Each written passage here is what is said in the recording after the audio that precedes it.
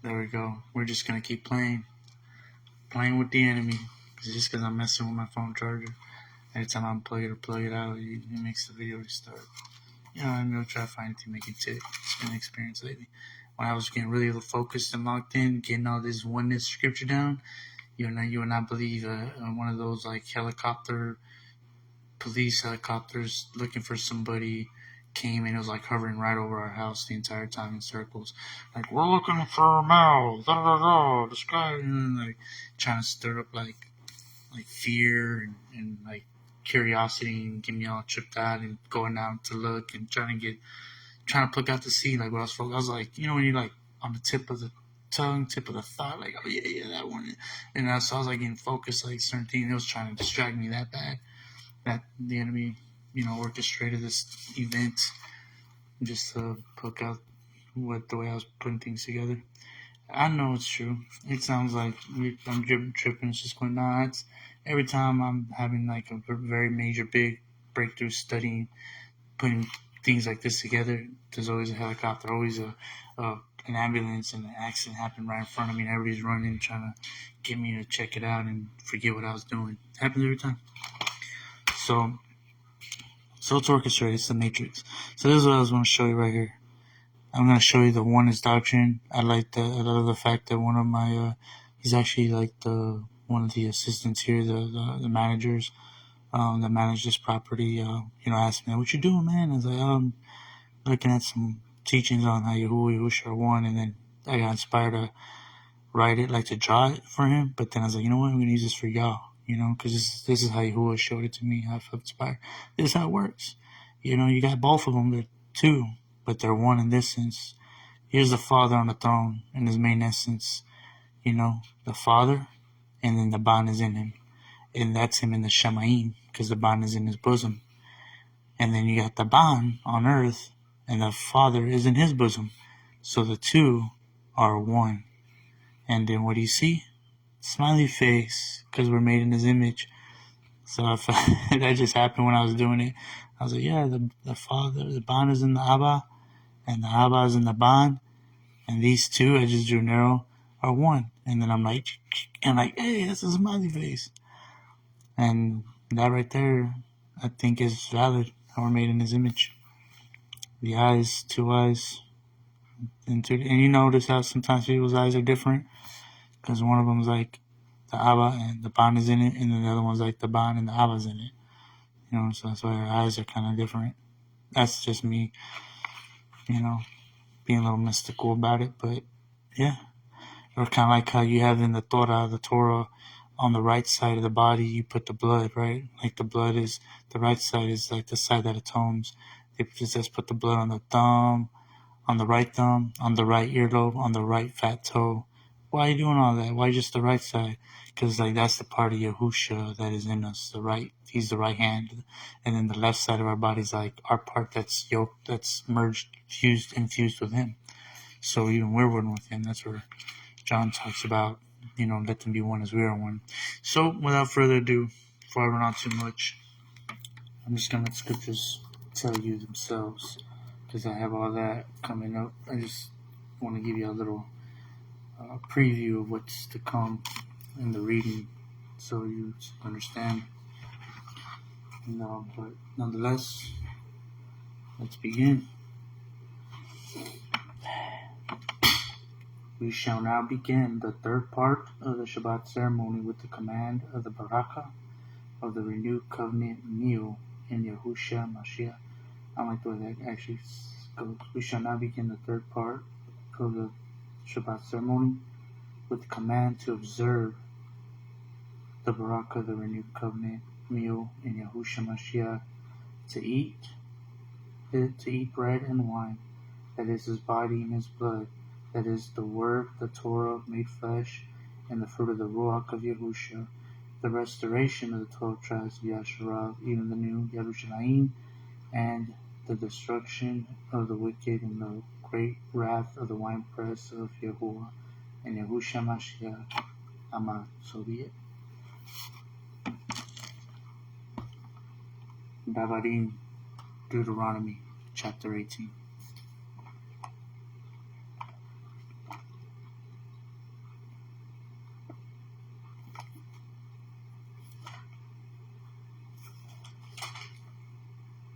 Verse 17. And YAHUAH said to me, this is Masha talking, and YAHUAH said to me, what they have spoken is stub. This is YAHUAH talking to Masha. And I shall raise up for them a knob like you, talking about Masha, out of the midst of their brothers, and I shall put my words in his mouth, and he shall speak to them all that I command him. And it shall be the man who does not listen to my words, that he speaks in my name, I shall require it of him. YAHUAH, John 12:44.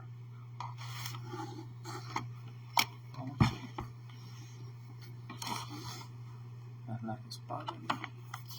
Alright, YAHUAH, John 12:44.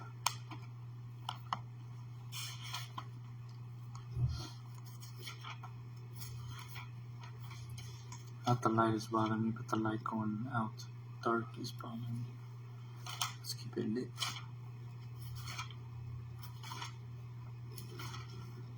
YAHUAH, John chapter 12, verse 44. Then YAHUSHA cried out and said, he who believes, trusts, and obeys me, believes not in me only, but in him who sent me.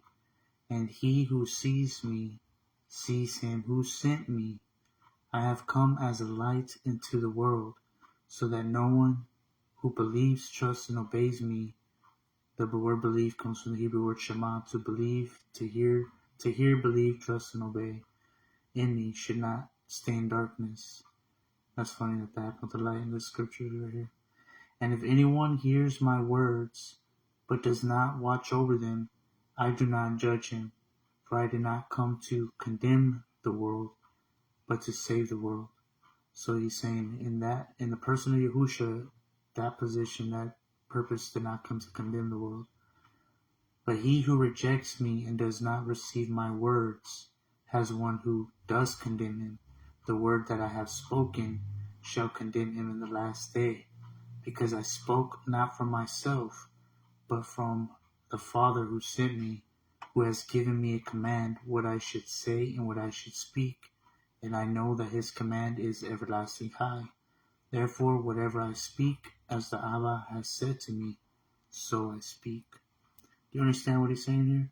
He's saying, my purpose in this coming is not to condemn. This flesh suit, this purpose in this coming is to save.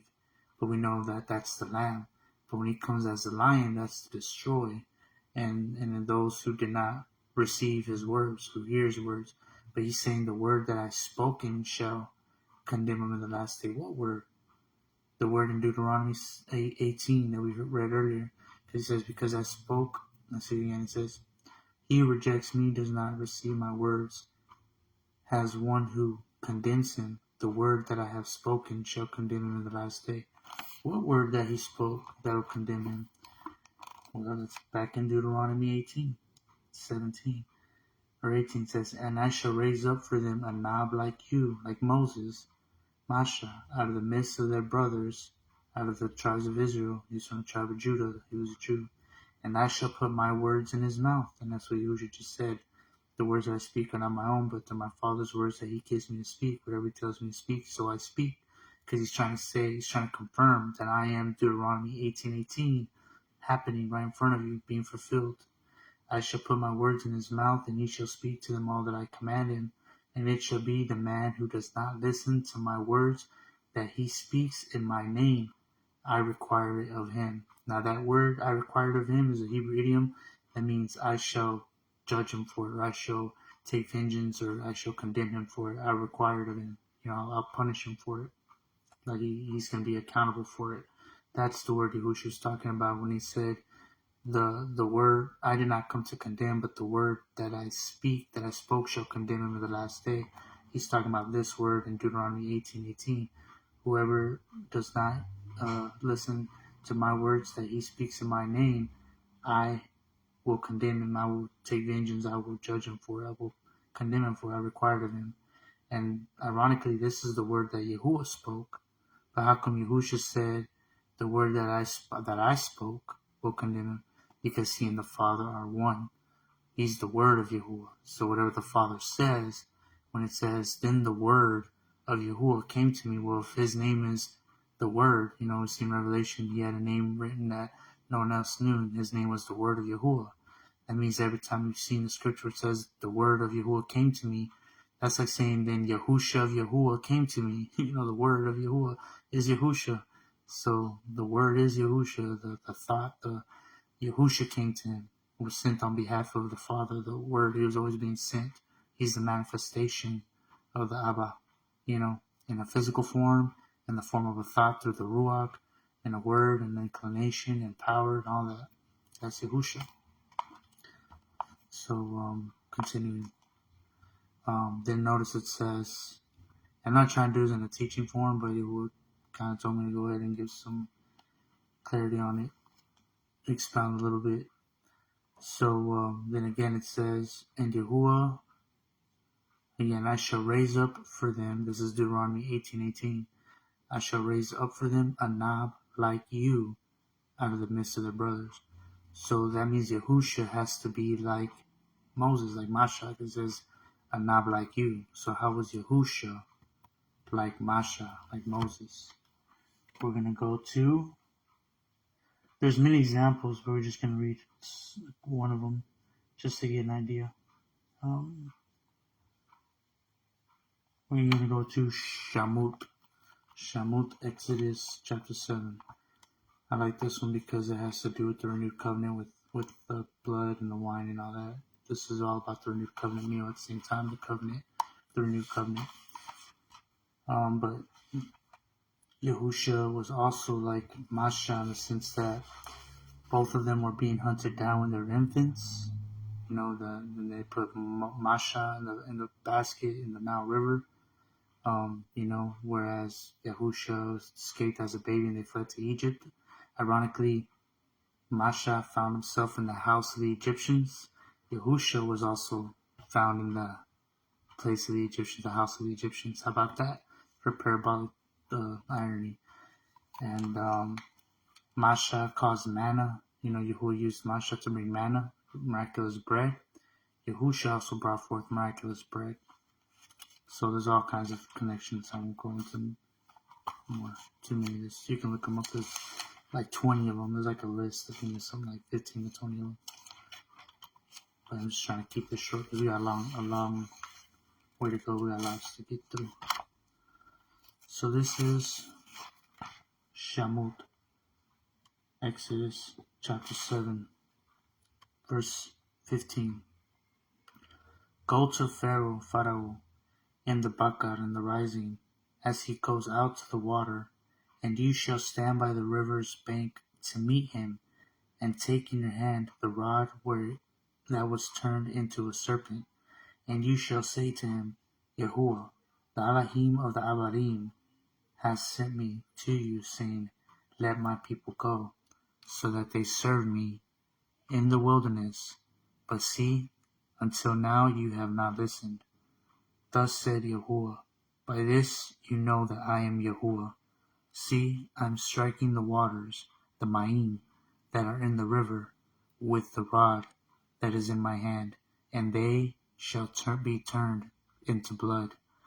And the fish in the river shall die, and the river shall stink, and the Natsarym shall find it impossible to drink the water of the river, the Ma'im of the rivers.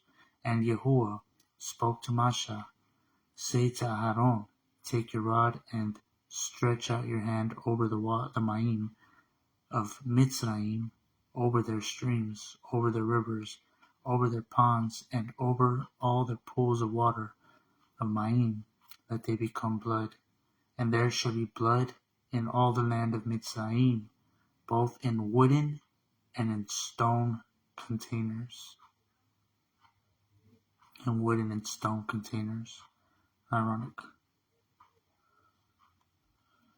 And Masha and Aaron did as Yahuwah commanded, and he lifted up the rod and struck the Ma'im that were in the rivers, and the eyes of Pharaoh, and the eyes of his servants, and all the waters The Ma'im that were in the river were turned into blood, and the fish that were in the rivers died, and the river stank, and the Mitzrayim were unable to drink the Ma'im of the river, and the blood was in all the land of Mitzrayim.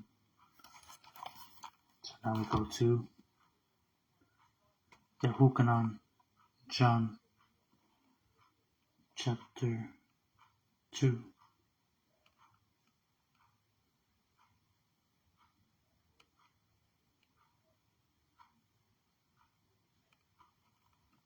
YAHUSHA, John chapter 2.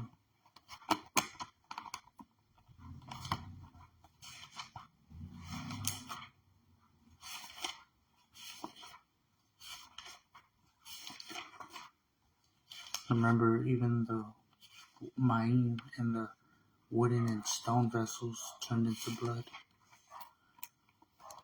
YAHUSHA, John chapter 2. And on the third Yom there was a wedding in Cana of Galilee, and the Amma of YAHUSHA was there. And both YAHUSHA and his Talmudim were invited to the wedding feast of the Lamb, treading down the winepress, spoiler alert, telling the end from the beginning. And when they were short on wine, the Amma of YAHUSHA said to him, They have no wine. YAHUSHA said to her, Woman, what is that to me and to you? My hour has not yet come. His Amma said to the servants, Do whatever he says to you.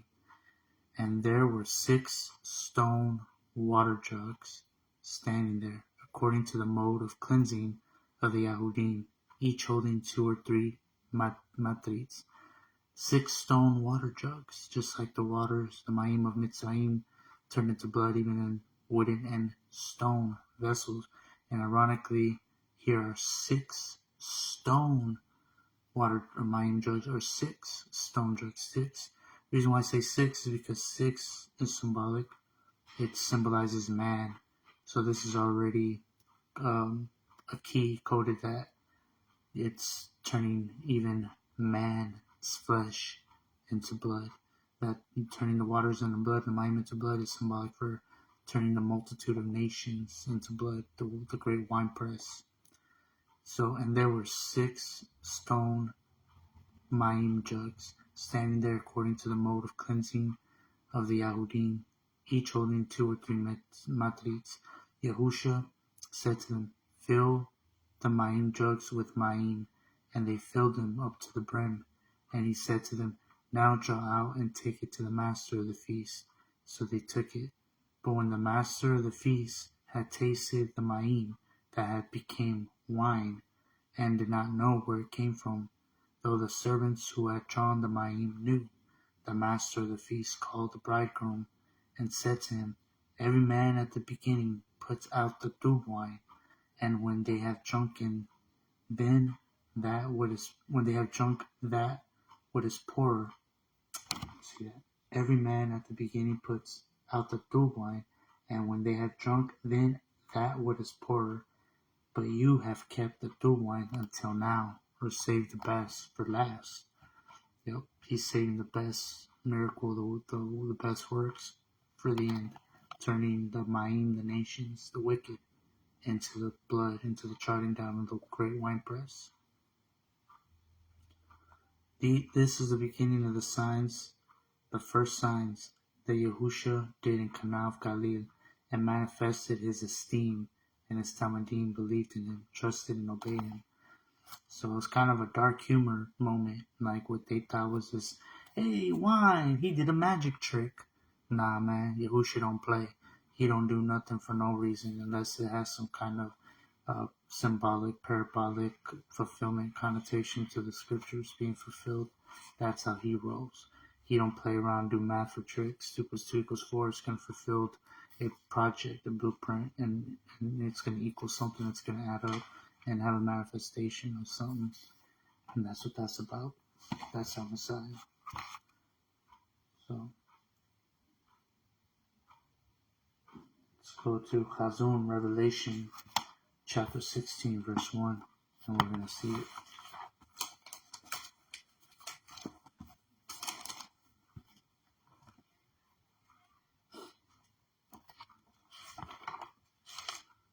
come with me to Chazon, Revelation, chapter 16. And I heard a loud voice from the Mashkan, the dwelling of YAHUAH, saying to the 7 Malachim of the Shamayim above, Go and pour out the bowls of the wrath of YAHUAH on the earth.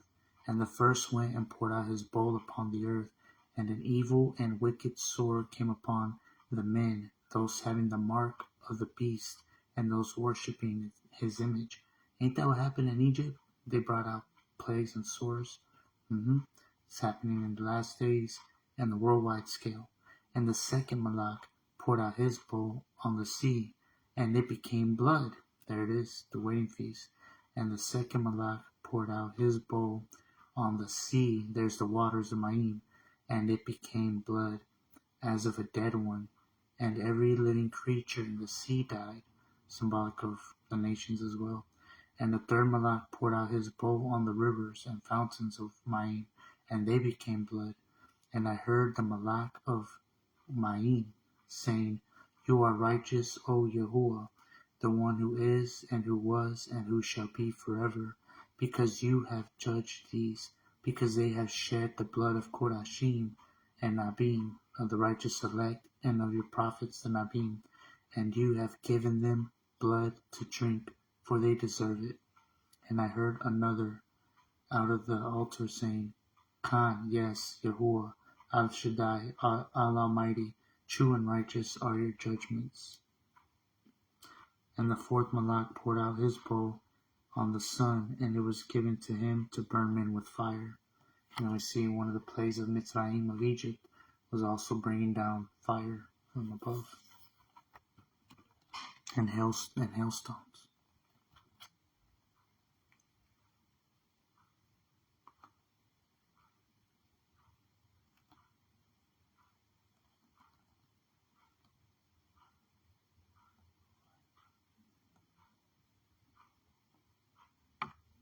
Let's go to Barakah, chapter 14. Take a little break from the blood. Come back to that.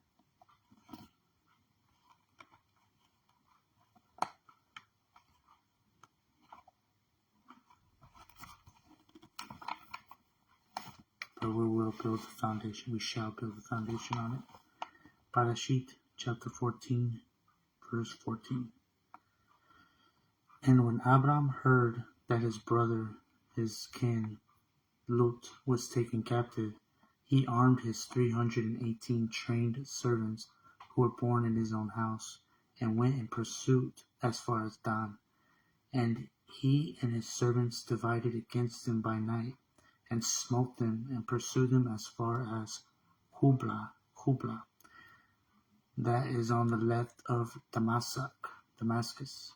So he brought back all the tubes, all the pleasantries, and the spoils, and also brought back his brother Lot and his troops, as well as the women and the people.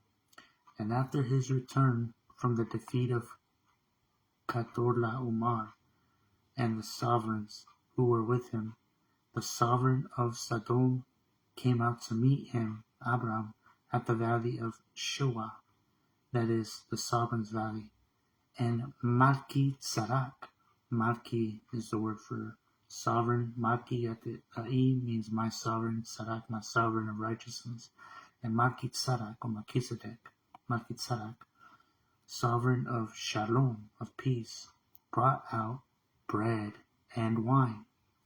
Now he was the Kahan, the minister of the Most High Al, and he Baruch Abram, and said, Baruch be Abram of the Most High Al, possessor of the Shamayim and Arats, and Baruch be the Most High Al, who has delivered your enemies into your hand, Salah. And he gave him a tenth of all. So, the order of Melchizedek has to do with bread, wine, being delivered from the enemies, and giving YAHUAH a tenth of all. Tithing, still a thing.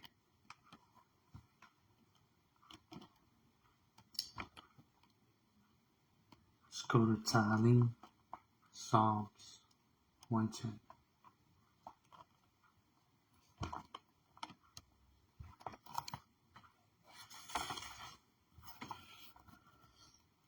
A Psalm of Dawood.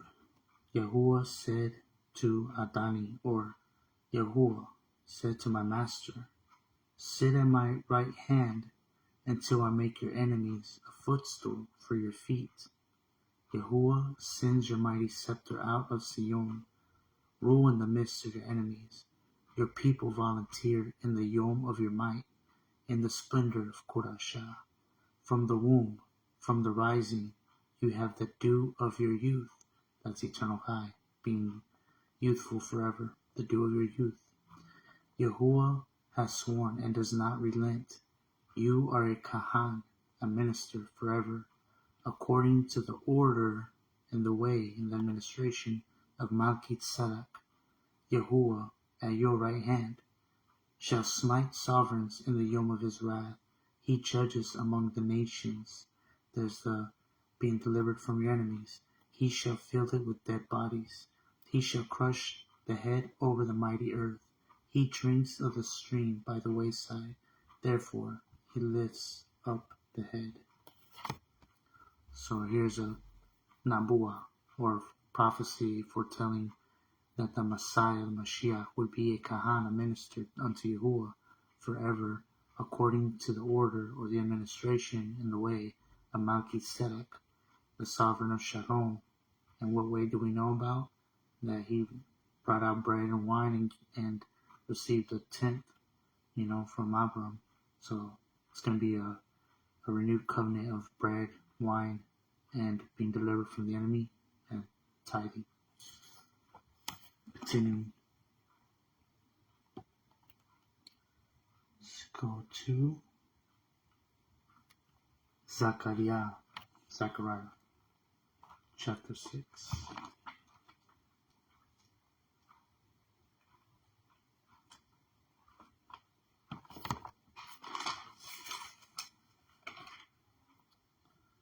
Continuing on the program, following that trail, that rabbit trail of YAHUAH or YAHUSHA being a Kahana minister after the order of Melchizedek, after administration of bread and wine minister.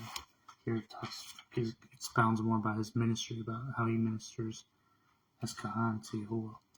Chapter 6, Zechariah chapter 6, verse 11. And we're going to go 11 through 15. And you shall take the silver and gold,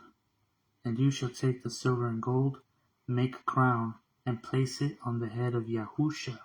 Ironically, that's the same name as Messiah, Mashiach. But this is the bond of Yahutzadak. And that's the name, like Melchizedek, my sovereign righteousness. Here's Yahutzadak. So it's like a pun, like it's a connection. Put on the head of YAHUSHA, but this is a different YAHUSHA, but he's being used as a parable. This is the YAHUSHA during the time that they came out of Babylon, and he's going to be like a ruler over the exiles that came out of Babylon. Put the crown on the head of YAHUSHA, the bond of Yahutzadak, and again you got the word Yahu, which is short for YAHUAH, our Creator. So YAHUAH is Sadak, righteousness. YAHUAH is our righteousness. But that's also a parable connection to Melchizedek. My sovereign is righteousness. YAHUAH is righteousness. Melchizedek, Yahutzadak.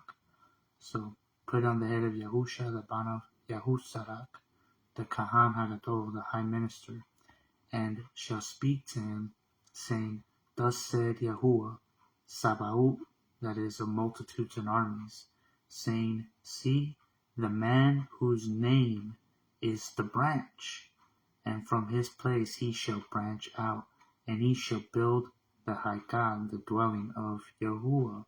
So stop right there. He's called the branch, and the branch in the Hebrew is the word Natsar.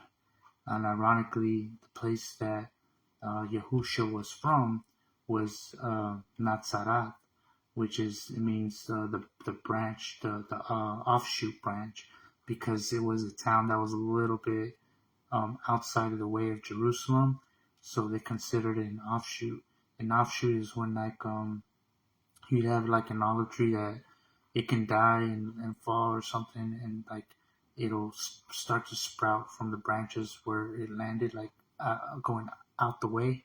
It starts to spring up a new tree from a distance, or it happens even when the roots, that tree can still be standing, but the roots that go underground tend to curl back right up above the earth, and it starts to spring forth and create an offshoot, from a distance away, springing up a new sprout of another olive tree branch, or another olive tree that starts to shoot up from a distance from the same olive tree, from the same roots.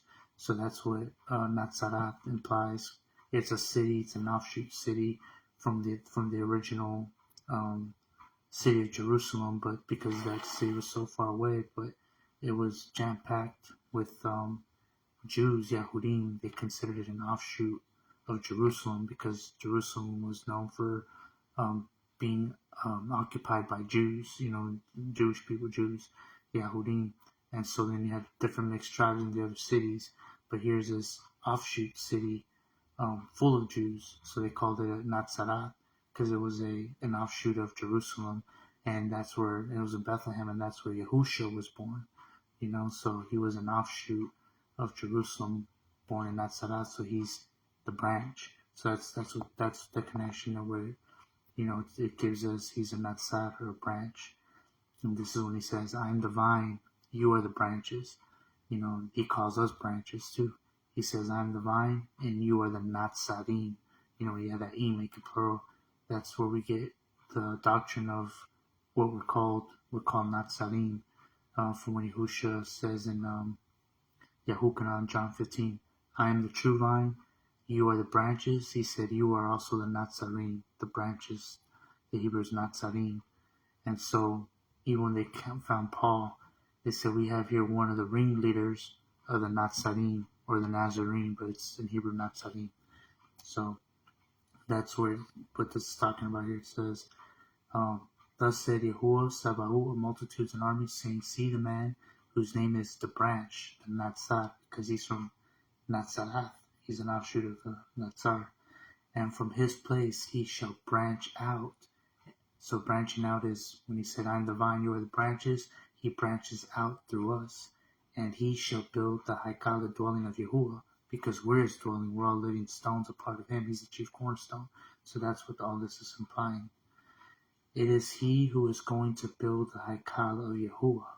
It is he who is going to bear the splendor, and he shall sit and rule on his throne, and he shall be a Kahan on his throne.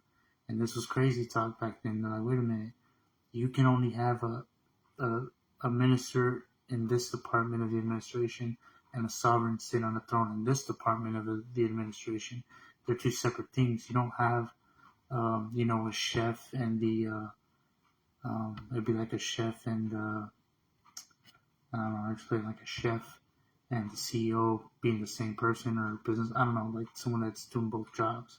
You have the chef and then you have the person as a server or something, but the chef is a server, he's like doing both jobs. That's what it was like. So it says, he is going to bear the splendor, and he shall sit and rule on his throne, so he's going to be a sovereign, and he shall be a Kahan, or a minister on his throne, so he's going to be both. And the counsel of Shalom shall be between them both, between both administrations shall bring eternal peace. While the crown is for a remembrance in the Haikal of Yahuwah, to Hanan, and to Tobiah, and to Yadayah, and to Han, that's the word for compassion and favor, Banav Safaniah. And so now he's getting to the literal context of who this is for. And those who are far away shall come and build the Haikal. So those who are far away is actually the Gentiles. Now it's getting parabolic.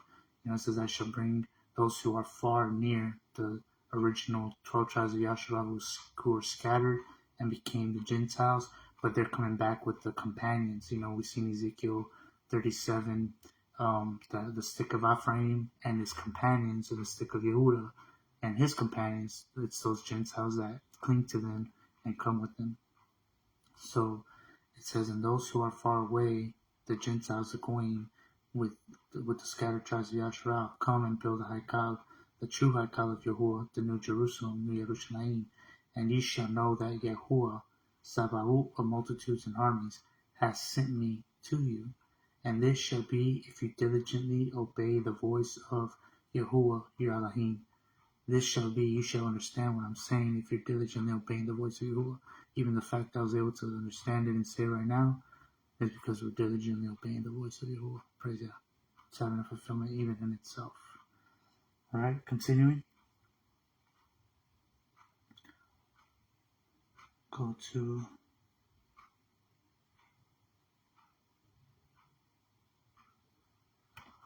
YAHUKANAN, John chapter 2.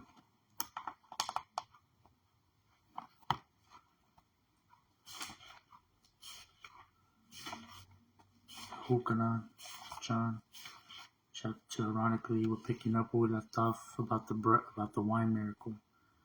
Verse 11 says, verse 10, and he said to him, every man at the beginning puts out the good wine, and when they have drunk, then that what is poorer. But you have kept the good wine until now. You have saved the best for last. This is the beginning of the signs of YAHUSHA, that YAHUSHA did in Cana of Galilee, and manifested his esteem. And his Talmudim believed and trusted in him. They shemad him. They heard, believed, and trusted and obeyed him. After this, he went down to Capharnaum, he and his Amma, and his Achim, his brothers, and his Talmudim. And there they stayed for not many Yomim. And the Passover, the Yahudim, was near. And YAHUSHA went up to Yerushalayim, and he found in the Makdash, the dwelling of YAHUAH, those who were selling oxen and sheep and doves, and the changers of finances, sitting. And having made a whip of cords, he drove them all out of the Mikdash, the dwelling of YAHUAH, with the sheep and the oxen, and poured out the funds changers' coins, and overturned the tables. And he said to those selling doves, take these away. Do not make the house of my Abba a house of merchandise. And his Talmudim remembered that it was written, the order for your house has eaten me up. And the Yahudim answered and said to him, what sign do you show to us, since you are doing these?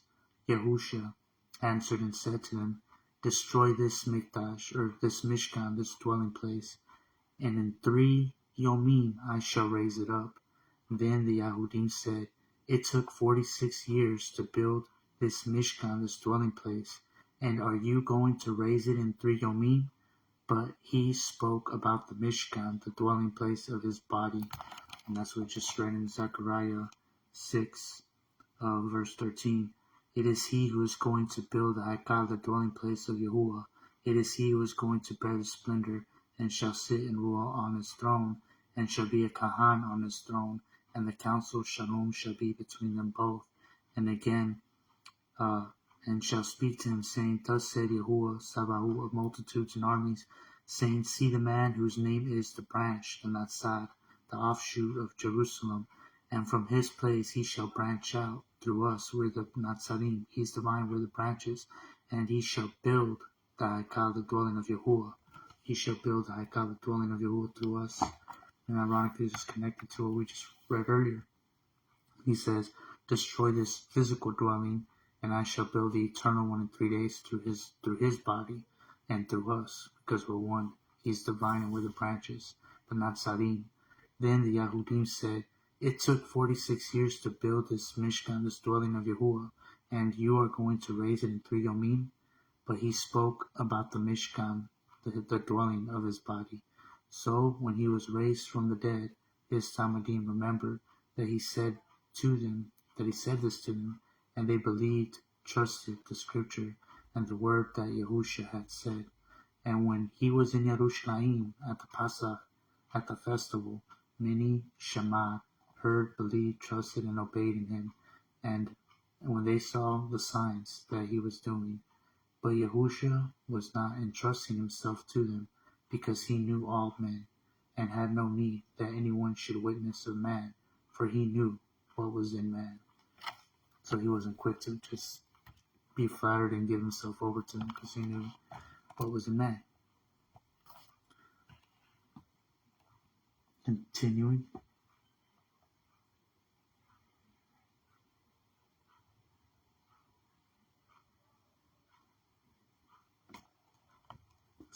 Zechariah chapter 12, verse 5. Going back to Zechariah, chapter 12, verse 5. And we're going to read through 14, which is the end of the chapter. In that Yom, and the leaders of Yehudah shall say in their lab, the inhabitants of Jerusalem are a strength to me, through YAHUAH, Sabaoth, of multitudes and armies, their Elohim. In that Yom I make the leaders of Yehudah like a fire pot among trees, and like a torch of fire in the sheaves, and they shall consume all the peoples all around, on the right and on the left. And Jerusalem shall dwell again in her own place in Jerusalem. Now that fire has a dual sense. In one sense, it's the fire of the Ruach. You know that they're going to consume the sheaves. They're going to ignite the world on fire with the Ruach HaKodesh, with the truth, the refining fire. And then in the end, the consuming fire. There's a duality sense to that fire. It's a refining fire for the righteous elect who receive his words, and a consuming fire to those who reject it. And they shall consume all the peoples all around, on the right hand and on the left. And Jerusalem shall dwell again in her own place in Jerusalem.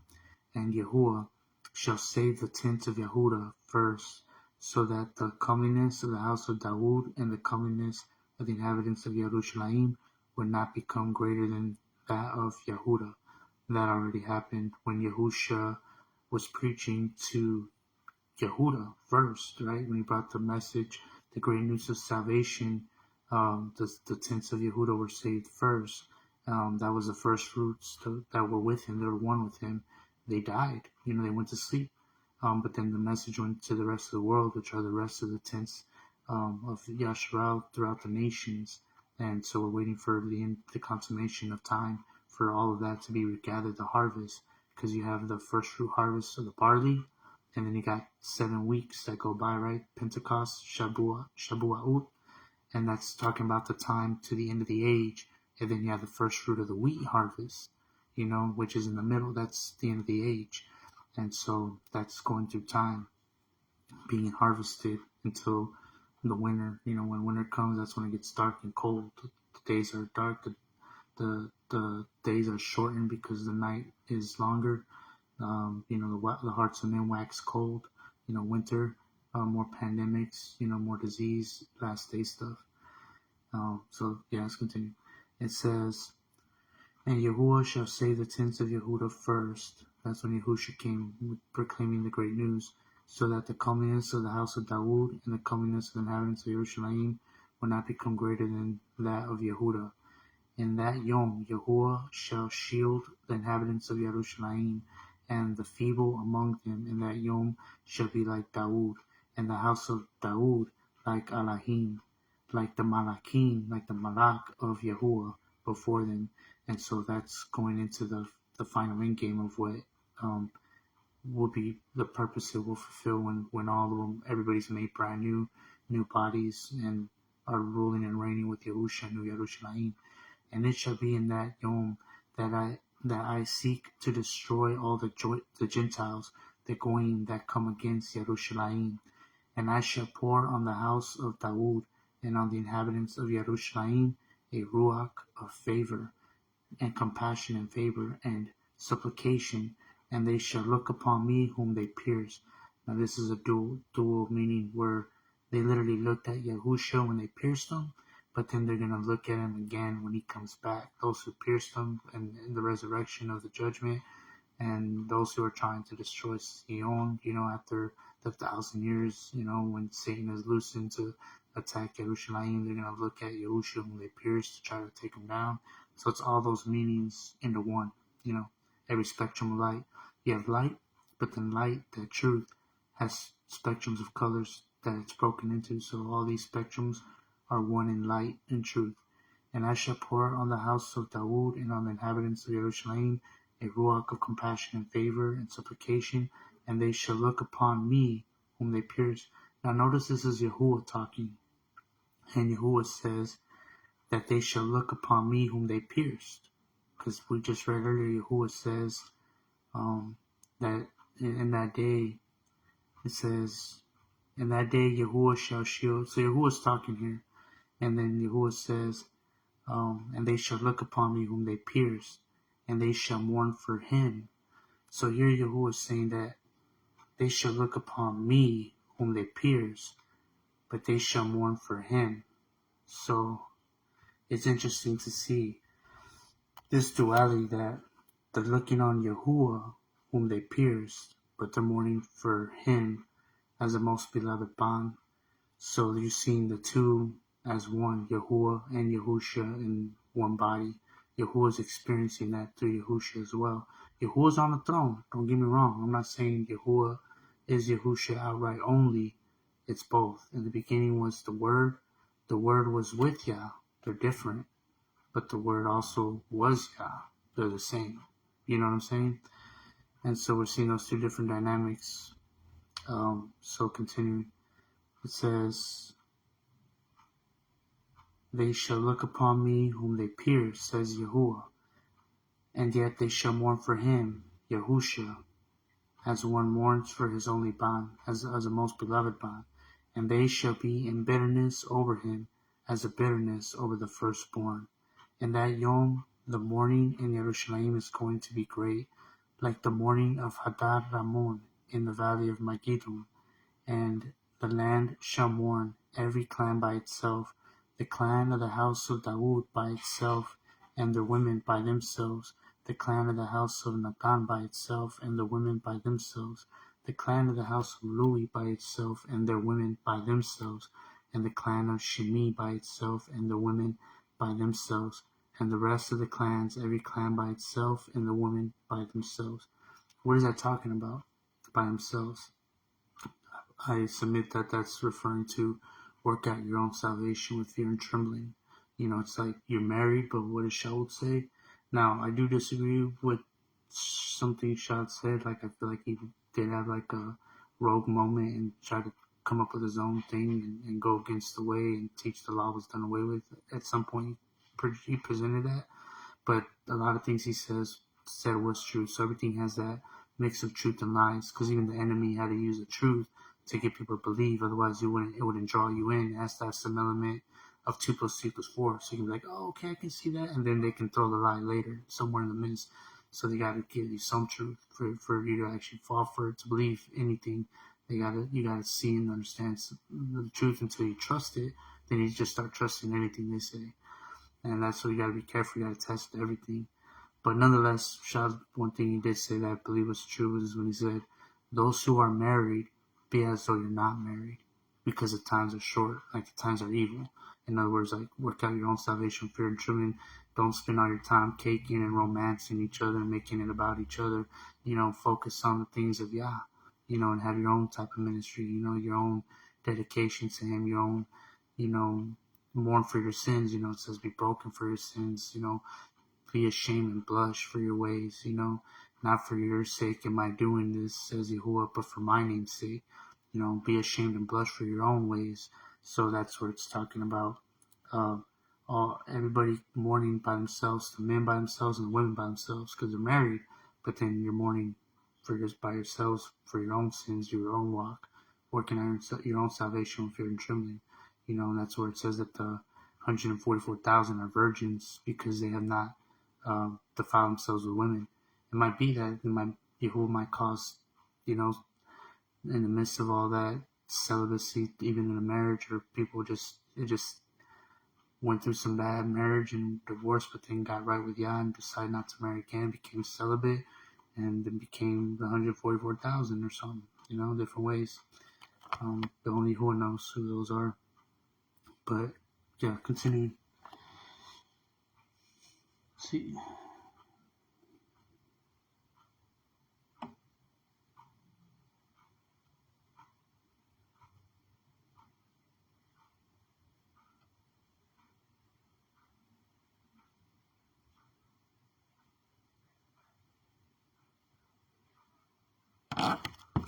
One second.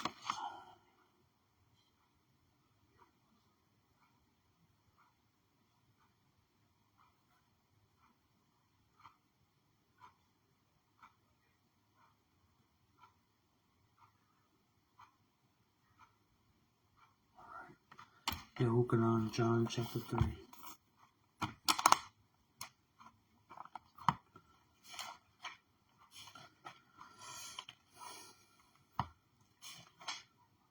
And ironically, we keep going back to John 2, 3 in order, so let's go. YAHUAH, John chapter 3. And there was a man of the Parashim, Nicodemus, of the Pharisees, was his name, a ruler of the Yahudim. This one came to YAHUSHA by night and said to him, Rabbi, we know that you are a teacher, come from Elohim, for no one is able to do these signs you do, if Elohim is not with him. YAHUSHA answered and said to him, Truly, truly, I say to you, unless one is born from above, he is unable to see the reign of Elohim. Natsarym said to him, How is a man able to be born when he is old? Is he able to enter into his Amma's womb a second time to be born? YAHUSHA answered, Truly, truly, I say to you, unless one is born of Ma'in and the Ruach, he is unable to enter into the reign of Elohim. That what is born of the flesh is flesh, and that what has been born of the Ruach is Ruach. Do not marvel that I say to you, you have to be born from above. The wind, the Ruach, breathes and blows wherever it wants, and you hear the sound of it, but do not know where it comes from and where it goes. So is everyone who has been born of the Ruach. Natsarym answered and said to him, How is it possible for this to take place? YAHUSHA answered and said to him, Are you the teacher of Yasharal, and do not know this? Truly, truly, I say to you, we speak what we know, and we witness what we have seen, and you do not receive our witness. Who's we? Think about it. Here YAHUSHA is saying something, conveying a mystery, something profound, and he says we. He says, Truly, truly, I say to you, we speak what we know. I don't know if you remember movies like, there's like parabolic, I like parables, but it just happens to be in the movie like Venom, like movies where there's a symbiotic relationship where the two people are one. And Venom, even the cartoon, Spider-Man villain, the black one, he used to say, we are Venom, and Venom, he says we are Venom because it was that symbiotic alien that poisoned his mind, that was possessing him as a parasite, but it was one with him, with Eric Brock, who's the one that was trying to go after Peter Parker, Spider-Man, but they became one. So Venom would speak to him, the alien parasite spirit, and say we are one, and he would say we are Venom. This is the same thing YAHUSHA is doing here in the duality side of light. It's duality, but you gotta eat the meat, spit the bones.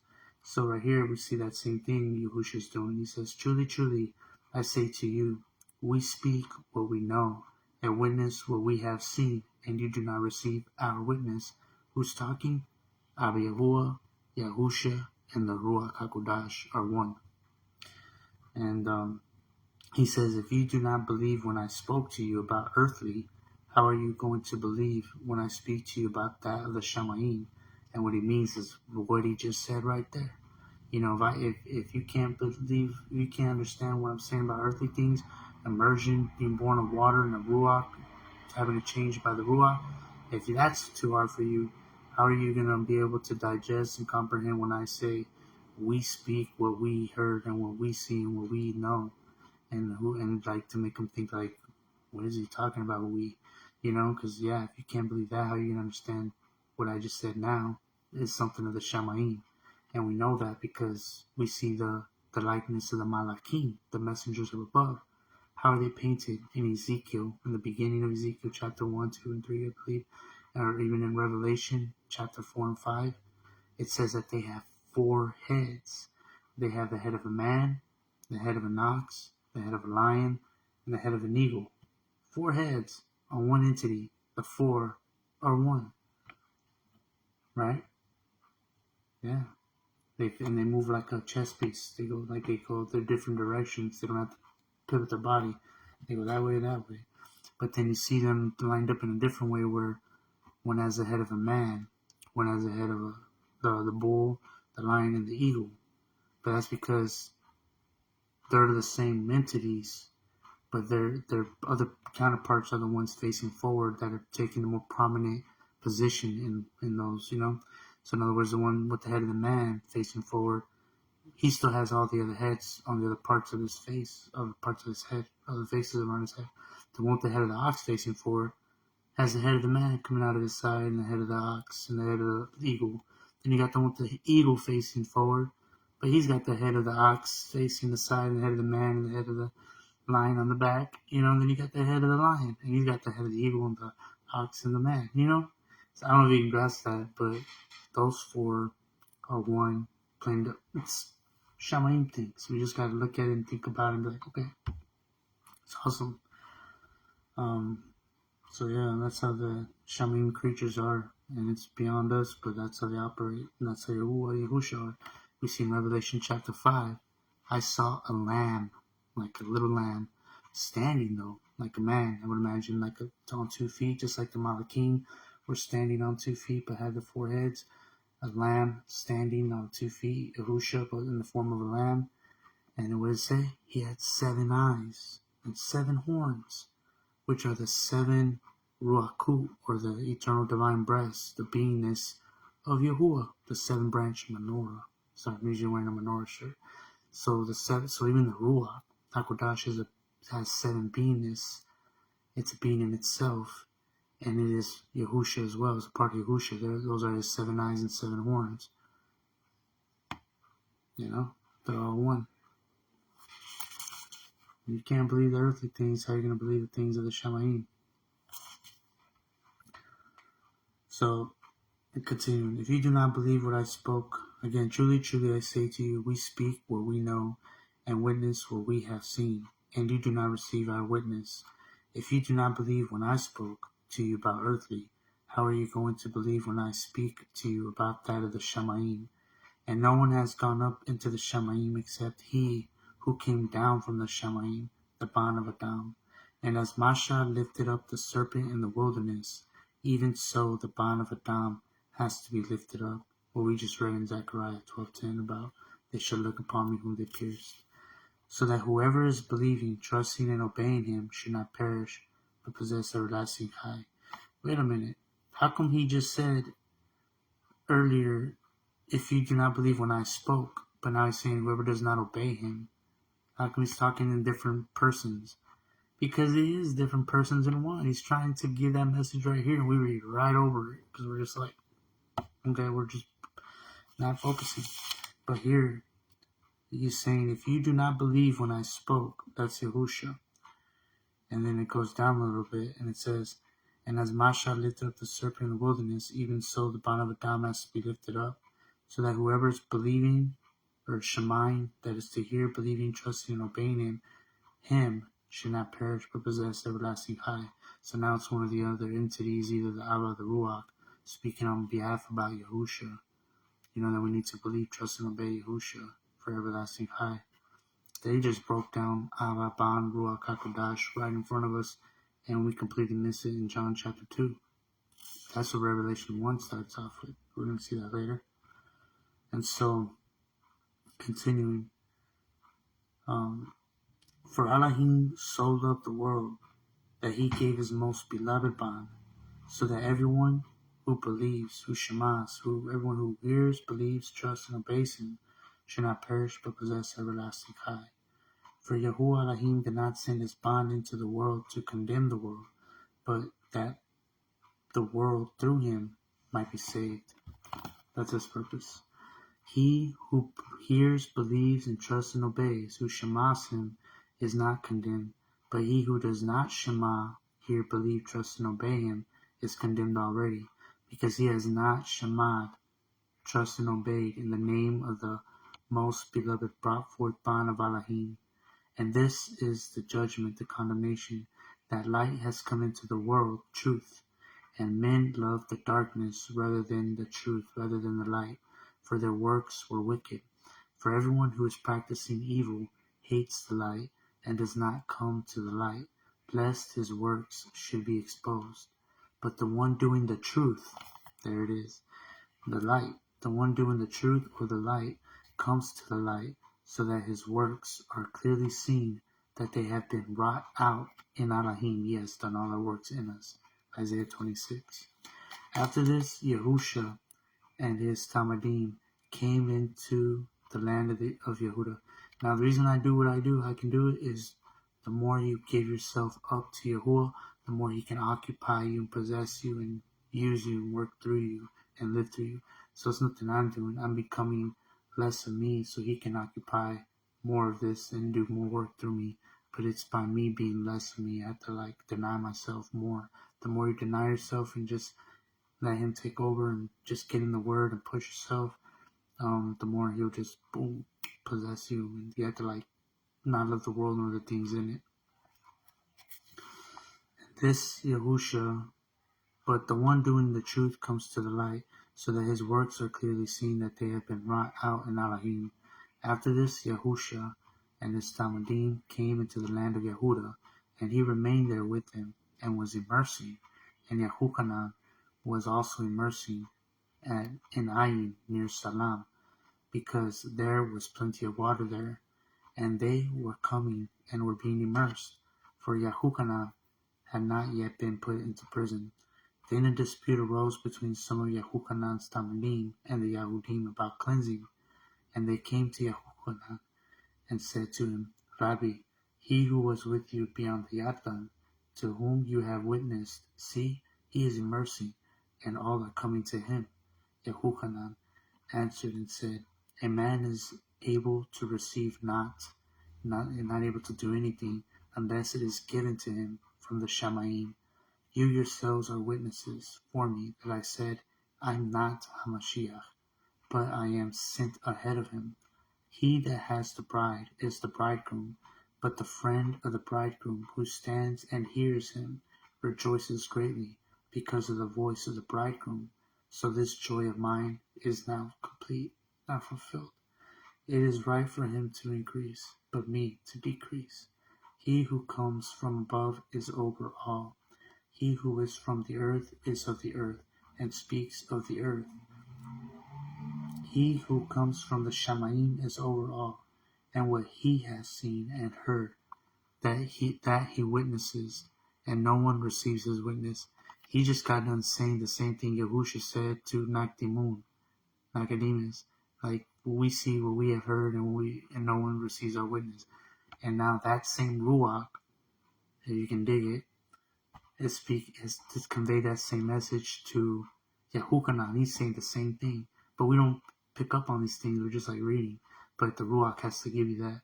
And so that's why sometimes in the body, I'll be saying something and you'll be hearing another teacher say the exact same thing, or you would just be thinking the exact same thing, and then somebody else will say the exact same thing, because we're one in the Ruach, where the Ruach is giving us all the same information to confirm the witness that we're Echad in the Ruach HaKodesh, in the true Ruach of YAHUAH, YAHUSHA, hallelujah.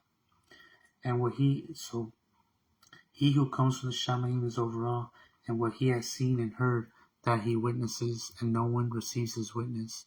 He who receives his witness has put his seal, that Elohim is true. For he whom Elohim Yahuwah has sent speaks the words of Elohim, for Elohim Yahuwah does not give the Ruach by measure. The Abba loves the bond, and has given all into his hand. He who believes, trusts, and obeys, Shemas the bond, possesses everlasting chai. But he who does not obey the bond, that's literally what it says, he who does not obey the bond, shall not see chai, but the wrath of Elohim remains on him. So if it was this idea of believing, how come that didn't say believe? He who believes the bond possesses everlasting chai. How come it say, but he who does not believe the bond? But it says, but he who does not obey the bond. Because to believe means to obey. They're synonymous.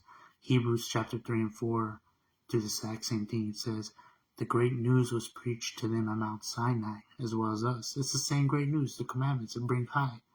But it did not benefit them, because it was not mixed with belief, trust, and obedience in those who heard it. So you see that they were unable to obey because of unbelief. They disobeyed because of unbelief. All they had to do is believe and trust this was real. This was really from Yahuwah, and it will really bring high if you keep the commandments. but they weren't able to believe it, to trust in it. Like, nah, I think it's kind of over generations. That's why YAHUSHA came. He came to show that it does bring eternal high when he lived out the Torah perfectly and rose from the dead to show that it made him eternal. He didn't rise from the dead just because he was the bond of Yahuwah. If he would have sinned and broken the commandments, he would not have risen from the dead. But because he was perfect, the grave came like a warden to him, a warden, and said, "Hey man, we gotta let you go. Like you're getting bailed out of jail, out of the grave, because you were perfect. We got nothing against you. You're innocent, so you're getting released. So that's why I got to get raised from the dead, and to show us, ta-da! Like, hey, see, told you, if you keep the Torah perfectly, you'll rise from the dead. But now I leave you my ruach, the helper, the renewed man, to give you the help, the guidance, the power, the strength, the desire to want to keep Torah, and the power to keep the Torah. As long as you remain in me, stay in me as much as you can, fight that fight in the flesh. You're going to win some, you lose some, but you win, you live to fight another day. And every time you get that chance, one of the days you're going to say, nah, not today, flesh. And you're going to get that extra stronghold, that extra, overcoming. And that's what brings the deliverance. Deliverance isn't just something he does for you. Oh, I got delivered, just poof, be gone. Your breath is very strong. I don't mean to be mean, but you need some Listerine. You know that? No. The overcoming is you putting in the work. Everything is you have to put in the work. So when you get attacked in your mind, you have to, as it says, hold every thought captive to the obedience of Mashiach. Choke it and be like, you're not producing the desire of Yah.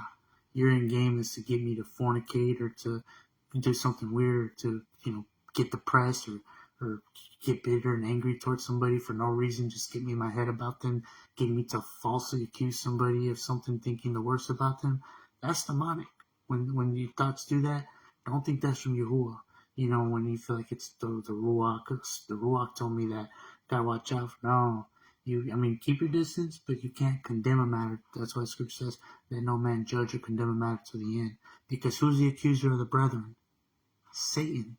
His job is to find fault with people and accuse people. Look at how wicked they are. Look at it. Look what he did. Look what he did. So when you have this spirit that's trying to find the worst in people, how they're wrong, that might not be the Ruach. That might be the enemy making you a partaker, a co-pilot in his reign of the accuser of the brethren. But it says love believes all things, trusts all things. So, it wants to see the best. The glass is half full, not half empty. You're always trying to find a way to give people the benefit of the doubt and have compassion on them and see things favorably. You don't want to believe, the worst. You rather believe the best. You want to see that. You want to see it. No, that maybe I'm misunderstanding that. King Dawood would say, I paid what I did not steal, what I did not take. I paid for the sake of your name, lest people should speak bad about you. So love covers a multitude of sins. So you see certain things people did wrong, you're not gonna judge them, break them down. You're gonna well, let's just move on, pretend it didn't happen, and just keep working and talking. I'm gonna just speak Chai, because when you speak the words of Chai, you speak love. That's gonna penetrate to people. Death and Chai in the power of the tongue. You can make someone a villain just by your energy. You're thinking the worst about them. They're feeling the energy. You might just feed them to become the words. You're just giving them material. They can feel your vibe. Now you're making them tense. You're stimulating them. Well, you're stimulating yourself, or they're stimulating you, but you have to be stronger and be light. You have to be YAHUSHA. You can't let nothing shake you. You have to walk through the fire, not let it burn you. Let it refine you. You got to become gold and be valuable for the people to be like, wow, and be like, yeah, touch it. I got you. Let me make you gold too. You want to be contagious for eternity, not outrageous in the infernity. I don't know, making stuff up. But you know what I'm saying. So, let's continue. Praise Yah. Ruach HaKodesh. So he who believes, trusts, and obeys the bond possesses everlasting high, but he who does not obey the bond shall not see high, but the wrath of Elohim YAHUAH remains on him, because he does not Shema, hear, believe, trust, and obey that's YAHUAH, that's coming from Yah. Simple as that. Continuing. Because if you can't accept me whom you've seen, how are you gonna trust Yahusha who you've not seen? If we're all made in His image, you can't even trust certain parts about people that are Yahusha coming through. That's what He wants you to see. He's peculiar that way. His ways are higher than our ways. He's gonna make people in the most outrageous ways that are gonna be the hardest thing for you to trust that Yahuwah can actually be in them, and that's his sense of humor. But then He's gonna code them with Himself in there. But if you're looking too busy at how they project themselves, or how they dress, or how their race, their skin color, certain ways they operate, you're missing Yahusha in them. And like, it might be right there in your face. Their love, their compassion, their wisdom, their helpfulness, all those things. Because everybody, if they have breath in them, if they're alive and breathing, that means they have a measure of Yahusha in them. He's in all flesh. We're all made in His image. Everybody has a measure of Yahusha dwelling in them, the Ruach HaKodesh. The key is not to find the bad and point it out. The key is to see the light in everybody, even if it's a little bit, and extract it out, encourage that. You want to speak high to that and bring it out. And that's our job, is to see Yahusha in everybody. You want to have a sickness, a mental illness, where you're like, doctor, I have a disease. What's going on? I can't help but see my Creator in everybody. That's the disease you want. That's New Jerusalem. That's when you're eternal. You're seeing things right. When you're seeing your Creator in everybody. You got to almost be careful because you don't want to accidentally blaspheme that you're seeing the Creator in everybody and bow down to the person, but you want to acknowledge that you can see Him in everybody. You're looking for the best of everybody. Weigh things favorably. That's the truth. And then you're loving Yahuwah, Yahusha, because He's in everybody. You're able to see Him. You're able to find Him in everybody. That's the name of the game. Now, if they're projecting evilness where it's like, okay, then you gotta do it. If it's just too negative, there's a difference. But if they're generally, composed and well ordered, and they're tolerable, then there's Yahusha in there. You gotta pull it out. It's crazy out. Alright, continue.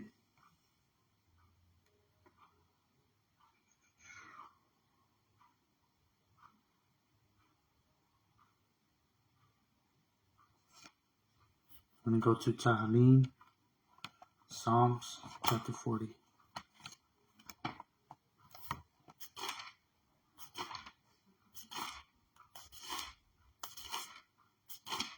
And I apologize for expounding because this is going to be long.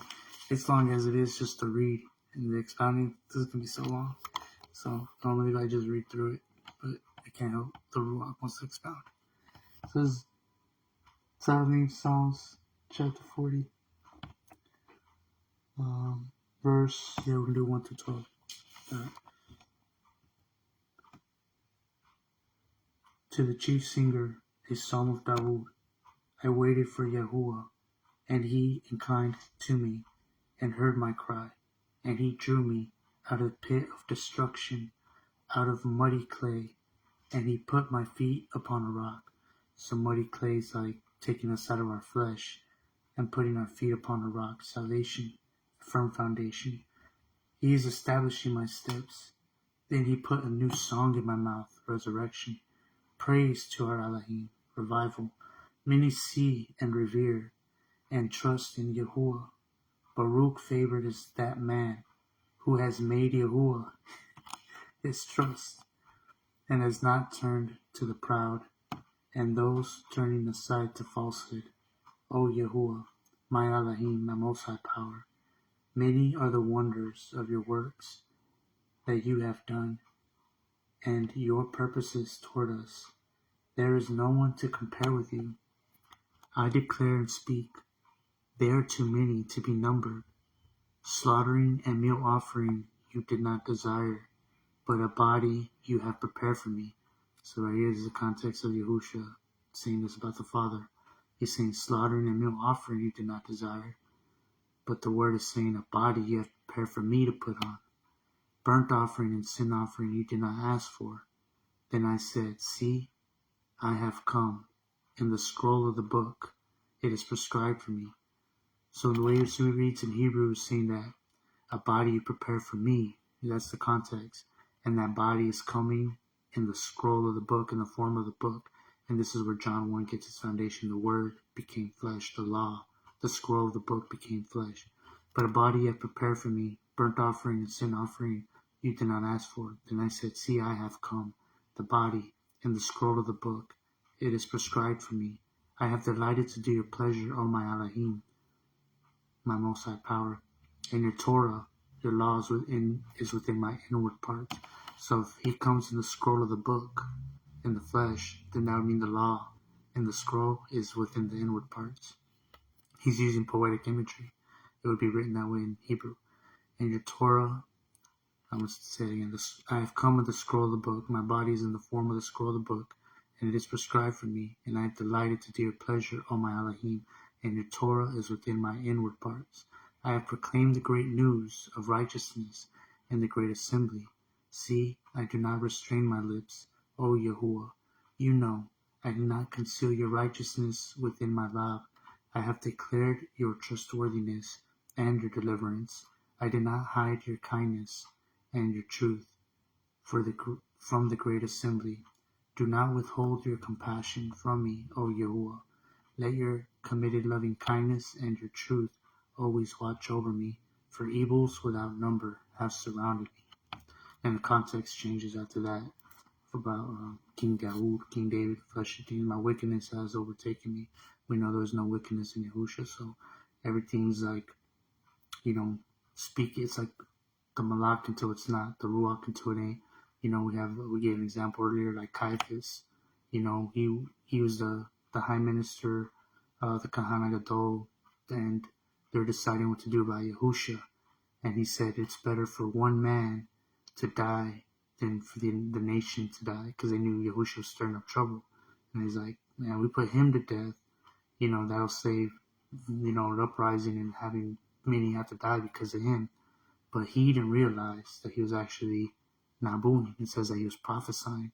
In his mind, he was just saying, hey, it's better for him to die than for the nation to die, But he was actually speaking by the Ruach, saying it's better for him to die for all the sins of the world, than for them to die, And so that's what we do all the time. Sometimes we're speaking and don't realize we have these moments interjecting in and out when the Ruach speaks through us, the word of Yah, but it's using our natural circumstance to speak, as like a parable.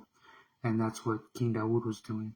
He'll be writing about his issues, something would tell him to write, but then the Ruach, YAHUSHA, would speak through him and make it about him, and then it go back to about Dawood. So it's all mysterious. It's all awesome. And this is why YAHUSHA said, we speak what we know. Who's we? Because the Father, the Ruach are all one in him. So that's why he was saying we. And we do that too. Praise God. Alright. So continuing. The main takeaway about this was how, again, slaughter and meal offering you did not desire, but a body you prepared for me. Look, I come in the scroll of the book. Your Torah is within my inward parts to proclaim the great news to the great assembly. That makes sense. That's where YAHUSHA, or Yahukanan gets his foundation, the Word becoming flesh. So,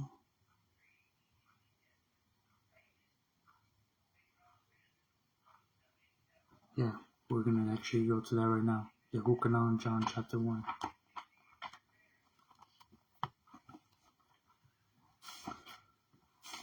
We're building a foundation on the identity of YAHUSHA. From the beginning to the end, the Aleph and the Ta. So we have it. The oneness doctrine.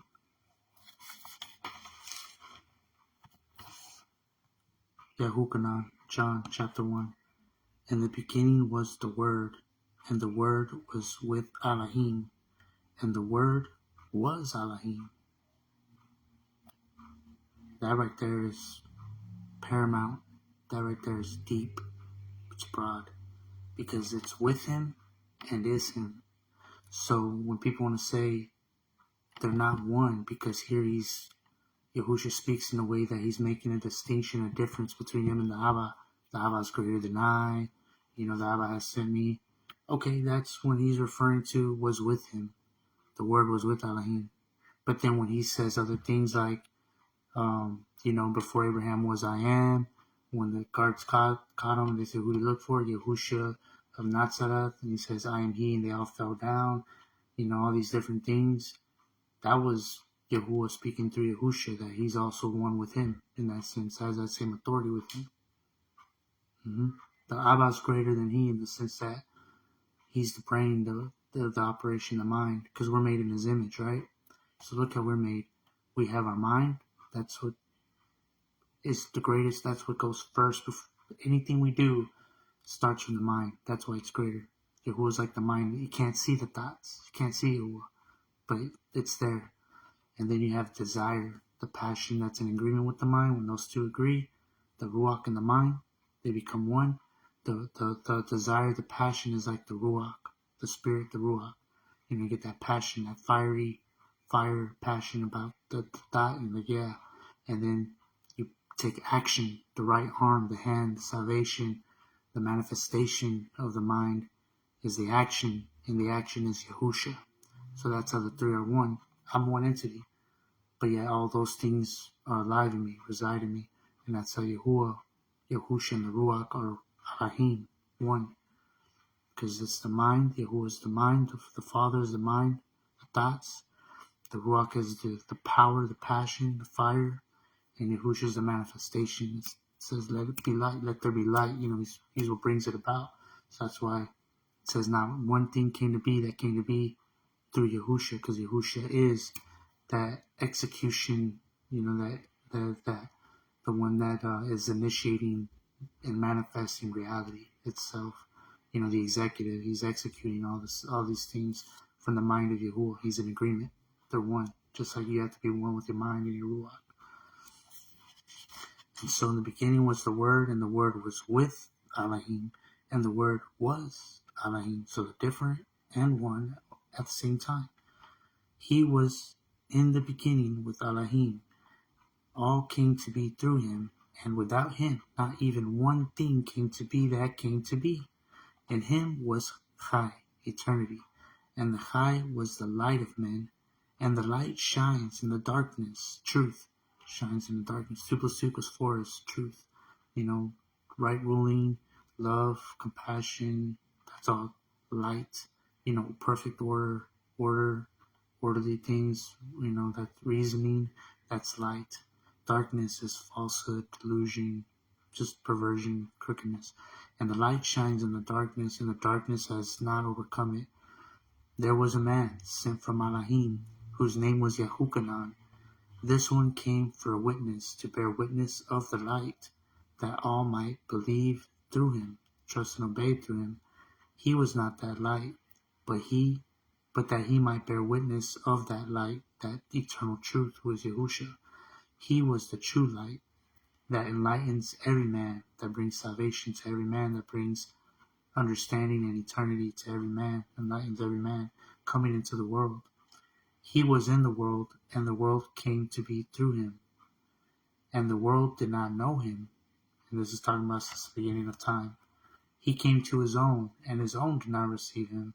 When the Israelites rejected him, even the Torah, because he's the Torah.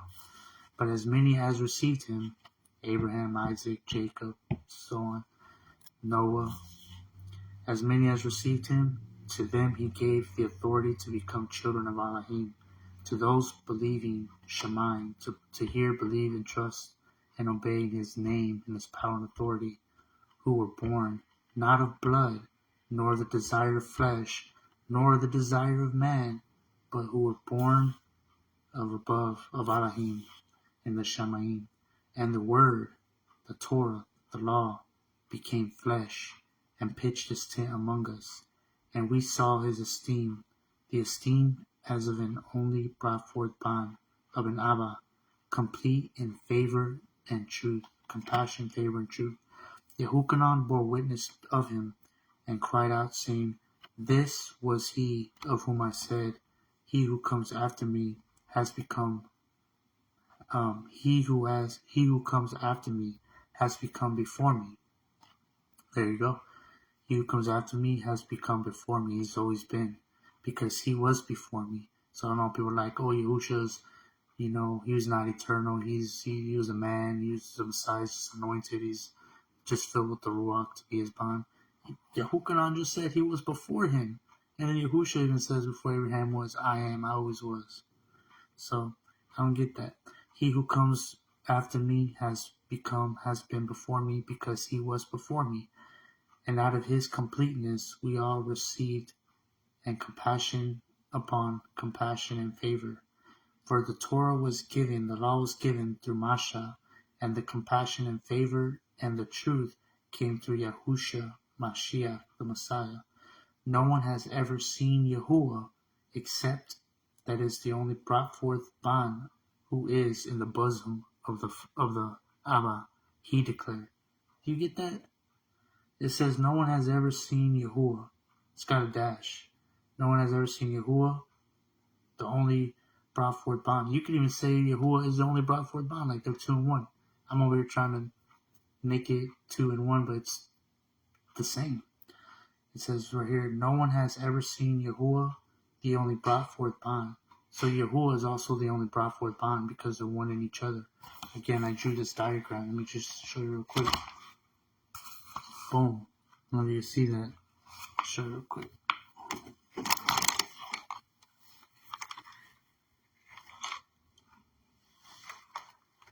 You got the Father, and the Ban is in him. You got the Ban, so the Father's in the Shamayim, but the Ban is in his bosom. That's what it just said, that the Ban was in his bosom. The Father and the Ban is in the bosom on the throne, and then you got the Ban who came to earth, but the Father is in him on the earth. And in that sense, those two are one, and that makes a face. They just so happen to make a face. and we're made in that image. Father, Ban and Father, those two are one. You know what I'm saying? That makes sense? And this is what it means when it says, the Ban who is in the bosom of the Father. It means he's in his nucleus.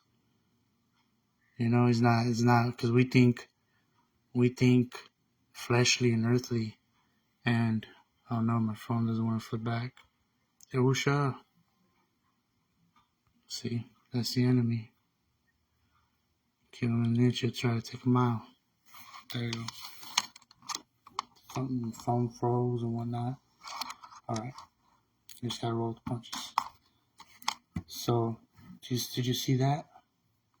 That diagram? That's how it works. That's how the two are. It's different places, but yeah, one. Because YAHUSHA is in his bosom, but then YAHUSHA on earth, the Abba's in his bosom. They're in his nucleus. And so this is what this says here in 1 Yahukanan, 1 John, or John chapter 1, verse 18. No one has ever seen YAHUAH, the most beloved brought forth Ban. No one has ever seen YAHUAH, the most beloved brought forth Ban. So it's even calling him like the beloved brought forth Ban is YAHUAH, because he's in him, who is in the bosom of the Abba, he declared. I'm not saying it's him outright, like, oh, YAHUSHA is YAHUAH, and that's it. No, it's saying in the context that because he's in him. Okay? That's what we're rocking with, the way the picture looked. The two but one. No one has ever seen YAHUAH. We can even say, except the only brought forth Ban, who is in the bosom of the Abba, he declared. Now this was the witness of Yahukanan, when the Yahudim sent from Yerushalayim, Kahanim, and Lewim to ask him, who are you? And he confessed and did not deny, but confessed, I am not the HaMashiach. Again, that's Yahukanan the Mercer. And that's as far as we're going to go with that part. Continue. Make sure that's as far as we go. Yeah. Alright, continue. Chapter 10, verse 14. So we're going to go to Yahukanan. Chapter 10, verse 14 through 33. It says, I am the true shepherd, and I know mine, and mine know me, even as the Abba knows me, and I know the Abba. And I lay down my hide for the sheep, and other sheep I have that are not of this fold. Again, that's in reflection to Isaiah 56, where he says, I have others that I need to get that are not of this fold. It's fulfillment. We're just going to look at that real quick. Isaiah 56, it says, also the banim of the foreigner who joins themselves to YAHUAH, to serve him and to love the name of YAHUAH, to be his servants, all who guard the Shabbat, the Sabbath, the foreigners who guard the Sabbath and love the name of YAHUAH, and not profane it, and hold fast to my covenant, my commandments. Them I shall bring to my Kadash mountain, and let them rejoice in my house of supplication and meditation. Their burnt offerings and their slaughterings are accepted on my altar. The bulls of their lips, their praise. For my house is called a house of supplication and meditation for all the peoples. The Adon, the Master YAHUAH, who gathers the outcasts of Yasharal, declares, I still gather to him besides those who are gathered to him. In other words, I got other people that are not of the sheepfold, the Gentiles, the other nations, that I'm intending to bring in, not just the outcasts of Israel, but there's people that got the kind of love I'm looking for, the kind of mind and being, Nafash, the heart, the love that I'm looking for. And so YAHUSHA references this, but it was YAHUAH who said this. YAHUAH said, the word of YAHUAH, I have other sheep that I must get. How was that? Isaiah again says, because that was a great point on the fact that it was the word of YAHUAH. He says, the word of YAHUAH says, the Adon YAHUAH, it even says right there, the Adon YAHUAH, who's saying this? YAHUAH, the Father, who gathers the outcasts of Yasharal, declares, I still gather to him, besides those who are gathered to him. Who's him? The Father is gathering them to YAHUSHA, because the Father, this we're going to see what YAHUSHA's talking about. So, because the Father says, I still gather to him, so the Father is gathering unto YAHUSHA, his bond, those who are gathered to him, others that are still gathered to him. But look what YAHUSHA says. He says, and other sheep I have that are not of this fold, I have to bring them as well, and they shall hear my voice, and there shall be one flock or one shepherd. Because of this, the Abba loves me, because I lay down my high in order to receive it again. Real quick. What he just said. Let me look at something real quick.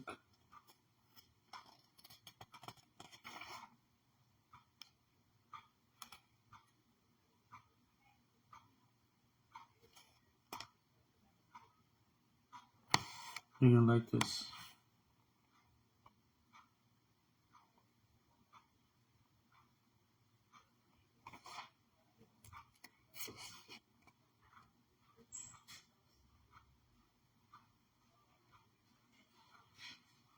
Alright, this is Yahukanan. I'm doing the interjection.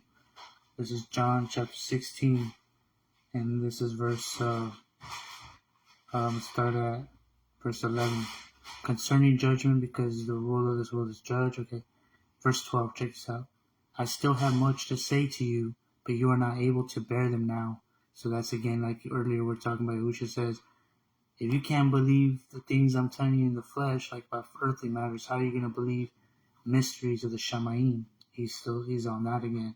He says, I still have much to say to you, but you are not able to bear them now. You wouldn't be able to comprehend and understand. But when he comes, the Ruach of the truth, that's who gives the mysteries, the Ruach of the truth gives us the downloads. He shall guide you into all the truth, for he shall not speak from himself, but whatever he hears, he shall speak, and he shall announce to you what is to come. Didn't Yahusha say that too to Nicodemus? He said, we announce, or we speak what we have heard, and you don't receive our witness. Yahusha is speaking as we, as a multitude, as a collective, being one. And he's saying the same thing about the Ruach is even in that same program. For he shall not speak from himself, but whatever he hears, he shall speak, and he shall announce it to you what is to come. So that you'll be one with YAHUAH and YAHUSHA through the Ruach speaking to you, the way the Ruach was speaking through YAHUSHA, speaking to YAHUSHA. And it says, for he shall not speak from himself, but whatever he hears, he shall speak, and he shall announce to you what is to come. He shall esteem me, for he shall take of what is mine and announce it to you. All that the Abba has is mine, and that is why I said that he takes from what is mine and announces it to you. Do you hear that? He says, all that the Abba has is mine. That is why I said that he takes from what is mine and announces it to you, because they're one. So all that the Abba has is even Yahusha's. And this is where we see this interesting dynamic where Yahusha loves to esteem the Abba, and the Abba loves to esteem Yahusha. And round they go. And they don't esteem themselves, they esteem one another. And that's the flow of love. Because Yahusha says, the Abba is greater than I. But Yahuwah says, listen to my most beloved bond with whom I am well pleased. So they're constantly pointing at each other like, no, you're the best. No, you're the best. No, you're awesome. No, you're awesome. That's love. That's the way that works. And so, again, we're going to see that one more time from Yeshayahu. Yeshayahu 56. Going back to that. How you doing? Yep. Praise Yah. Praise Yah. That's right. 2 minutes before breaking curfew. Oh, there you go. You made it. Praise Yah. Praise Yah. That's right. He keeps us on time. He's always on time. Huh? He's always on time. Yeah, that's right. Yes, sir. How was your day out there? Just praising the man. That's right. Praise Yah. Praising the man. That's all we can do. All right. So this is Isaiah Yeshayahu again 56. It says, the Adon Yahuwah who gathers the outcasts of Yasharah declares, I still gather to him. To him. He's Yahuwah, the Father, is gathering it for his bond because he loves him so much. I'm gonna gather your flock, your bride for you. I'm gonna gather your bride for you. I still gather to him besides those who are gathered to him. And then we see Yahusha talk about gathering those to himself also. So they speak in that dynamic. Check it out. It says, I am the true shepherd, and I know mine, and mine know me, even as the Abba knows me, and I know the Abba, and I lay down my hide for the sheep, and other sheep I have that are not of this fold. And I have others that I have to get them not. I love to just say that over and over. It says, then the Adon Yahuwah, who gathers the outcasts of Yasharah, declares, I still gather to him, besides those who are gathered to him. I have other sheep that are not of this fold. In other words, that's what it's fulfilling. Because the Abba loves me, because I laid down my thigh in order to receive it again. Alright? Let me just go back a bit. And other sheep I have that are not of this fold, I have to bring them as well. And they shall hear my voice, and they shall be one flock, one shepherd. Because of this, the Abba loves me, because I laid down my thigh in order to receive it again. You hear that? He says, because of this, the Abba loves me, because I laid down my thigh in order to receive it again. No one takes it from me, but I lay down of myself. I have authority to lay down, and I have authority to receive it again. This command I have received from my Abba. So he does receive it from his Abba, but he does have authority to raise his own chayil. He says, I have the authority to receive it again. So I have the authority to lay it down and the authority to receive it again. So it's in his power as well, because it's one. This command I have from my Abba. Again there came a division among the Yahudim because of these words. And many of them said, he has a demon and is mad. Why do you listen to him? So he started sounding crazy at this time. Sometimes we start sounding crazy ourselves. Others said, these are not the words of one possessed by a demon. Is a demon able to open the eyes of the blind or to give understanding? At that time, the Chanukah, the dedication came to be in Yerushalayim, and it was winter. And YAHUSHA was walking in the Mikdash, the dwelling in the porch of Shalamah. So the Yahudim surrounded him and said to him, How long do you keep us in suspense? If you are Hamashiach, say to us plainly. YAHUSHA answered them, I have told you, and you do not believe in Shema. You do not hear, believe, trust, and obey me. The works that I do in my Abba's name or power and authority, it says power and authority, they bear witness concerning me. They were one. But you do not hear Shema, believe, trust, and obey, because you are not of my sheep. As I said to you, my sheep hear my voice, and I know them, and they follow me. And I give them everlasting chai, and they shall by no means ever perish. YAHUSHA says he gives them everlasting chai. Do you hear that? He says, my sheep hear my voice, and I know them, and they follow me, and I, YAHUSHA, Messiah, give them everlasting chai, and they shall by no means ever perish, and no one shall snatch them out of my hand. Where's that coming from? That's actually from Isaiah. We're just going to look at that one more time. It's Isaiah 43. Isaiah 43 verse 12 says, I have declared and saved and made known, and there was no foreign mighty one among you, and you are my witnesses, declares YAHUAH. This is YAHUAH talking, that I am I. Even from the day, from the Yom, I am He, and no one delivers or no one snatches out of my hand. I work, and who turns it back? So this is what YAHUSHA was quoting from when he said, no one snatches out of my hand. He was quoting Isaiah 43 verse 13, when it says, even from the day I am He, from the Yom I am He, the Abba and the Ban are one, and the Ruach Elohim, and no one delivers or no one snatches out of my hand. I work, and who turns it back? So we go in John 10, where he's quoting that. He says, verse 20, or verse 29, or verse 28, and I give them everlasting chai, and they shall by no means ever perish, and no one shall deliver or snatch them out of my hand. Again, Isaiah 43, 13. Yeah. And no one shall deliver or snatch them out of my hand. But then look what he says here. He says, my Abba, who has given them to me, is greater than all, and no one is able to snatch them out of my Abba's hand. What's going on? I'm getting confused. Whose hand are they in?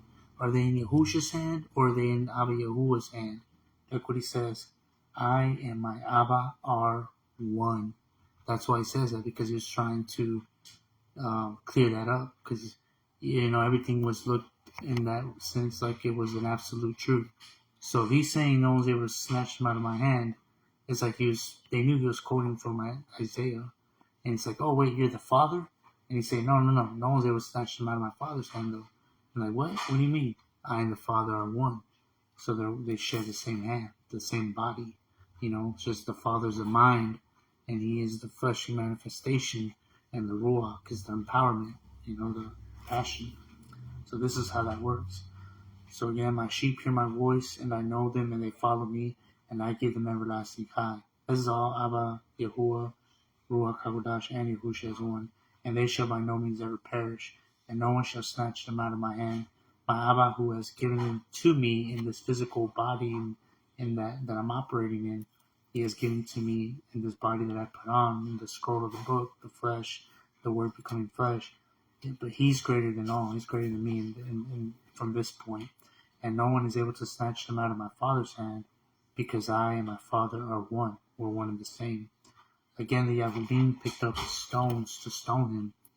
YAHUSHA answered them, many great works I have shown you from my Abba. From what of these works do you stone me?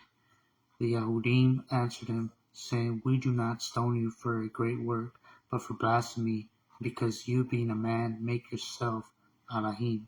YAHUSHA answered him, is it not written in your own Torah, I said to you, you are Elohim? If you call them Elohim, mighty ones, to whom the word of Elohim came, and it is impossible for the scripture to be broken, do you say of him whom the Abba made Kadash, dedicated to Yahuwah? and sent into the world. You are blaspheming because I said I am the Ban of Elohim. If I do not do the works of my Abba, do not believe me, do not trust and obey me. But if I do, though you do not hear, believe, trust, and obey me, believe the works, trust in the works, so that you know and hear and believe and trust and obey that the Abba is in me and I in him. Therefore they were seeking again to seize him, but he went forth out from their hands. Alright, just leave it at that for now. And that's a funny part, a funny moment right there when YAHUSHA said, "Is it not written? He called them Elohim, mighty ones, like a higher power to whom the word of Elohim came." He was actually like putting them down. YAHUSHA answered them, "Is it not written in your own Torah? I said to you, you are Elohim." So he was saying it to them. That isn't that written in your own Torah that you are Elohim, that you are also mighty ones?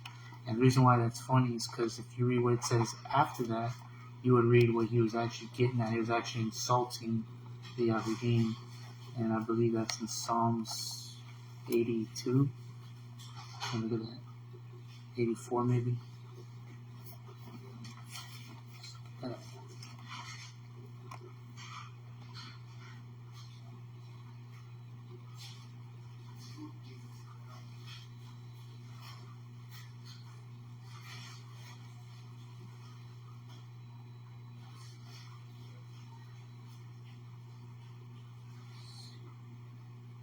Oh yeah, it's 82. Look what it says after that. It says, this is all, he was putting them down. Because Elohim means mighty ones, like a higher power, but it's also the same title they would use for like the elders, like the Pharisees would like consider that, but it's like coming from the fallen messengers of the higher powers of the fallen messengers. We're gonna see that right now. Psalm 82. It says, Elohim stands in the congregation of the mighty ones. He judges in the midst of the mighty ones. How long would you judge perversely? Talking about the fallen messengers, but then how those fallen messengers influence the men, the corrupt elite that they operate through. Because they're the corrupt elite, the world oppressors are pretty much doing the bidding of the fallen messengers of the enemy. So that's what he's getting at, and the Pharisees were doing that too. He says, how long would you judge perversely and show partiality to the wicked? Salah. Give right ruling to the poor and the fatherless. Do right to the afflicted and the needy. Rescue the poor and needy. So is Yahuwah talking to not just the world rulers, but the Pharisees at the time who were being influenced by their demonic counterparts, the higher powers of the demons. Rescue the poor and the needy. Deliver them from the hand of the wicked. They do not know, nor do they understand. They walk about in darkness. All the foundations of the earth are shaken. I said, you are Elohim, you are mighty ones, your higher powers. And all of you are children of the Most High. But as men, you die and fall as being made one of the heads. So being made one of the heads, you fall. Arise, O Elohim, judge the earth, for you shall possess the nations. So you see how he's putting them down, because he was implying, he was pinning it on them when he said, well, doesn't your own Torah scripture say that you are Elohim, that you're mighty ones as well? And by him saying that to them, he was sort of saying like, even what fault, but it says after that applies to you, and all of you are children of the Most High. But as men, he was telling the Pharisees, but as men you die and fall, being made one of the heads, or fall as one of the heads, which were the Pharisees. They were made heads, they were one of the heads, and they fall as men, they die. So he was saying like, you're gonna die. That's what YAHUSHA was telling them when he said that to them. But they probably didn't even know the Torah that well, like that. Like, oh yeah, it does say that, we're mighty ones. But he's like, yeah, and being and as men you die and fall as one of the heads. Arise, O Elohim, judge the earth, for you shall possess all the nations. That's again Talmud, Psalms 82. And so there's a book of Ezra, chapter 2. I don't mean to go into tangents, but it does the same thing. That's why I feel like you can trust some of the Apocrypha books, because a lot of times what YAHUSHA does is he'll quote something that sounds like a positive thing towards the the Israelites or the Pharisees or their leaders, but then like the thing right after that is sort of like a put down low key, like he's low key putting them down. He does the exact same thing. Book of Ezra. Let's see if I find it. Ezra chapter 2. Here it is. Chapter 1 or chapter 2?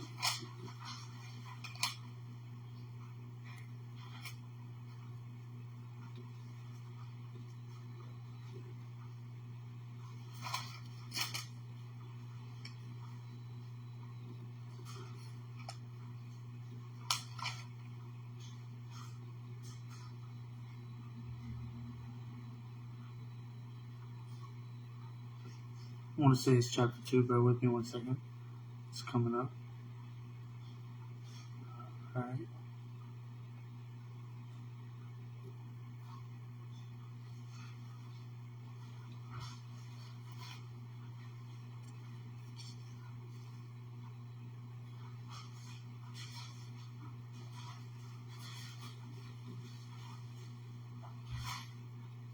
Alright, here it is. Here it is. Alright, so you remember there's a part where YAHUSHA says, he says, oh Yasharal, the woe to the prophets or woe to the Pharisees and leaders who kill my Nabim. And then he says, how I long to gather you under my wings the way chicken gathers her, how a hen gathers her chicks under her wings. Right? Now when he says that, Jerusalem, Jerusalem, who stones the Nabim, the prophets, how I wanted to gather you the way a hen gathers her chicks under her wings, but you would not. Well, when he quotes that, that was actually from one of the books that are taken out of the Bible, from the book of 2nd Ezra, and it's right here. And look, it's a put down after that. He says, he does the same thing he does like with the You Are Elohim thing from Psalms 82. Here it is. It says,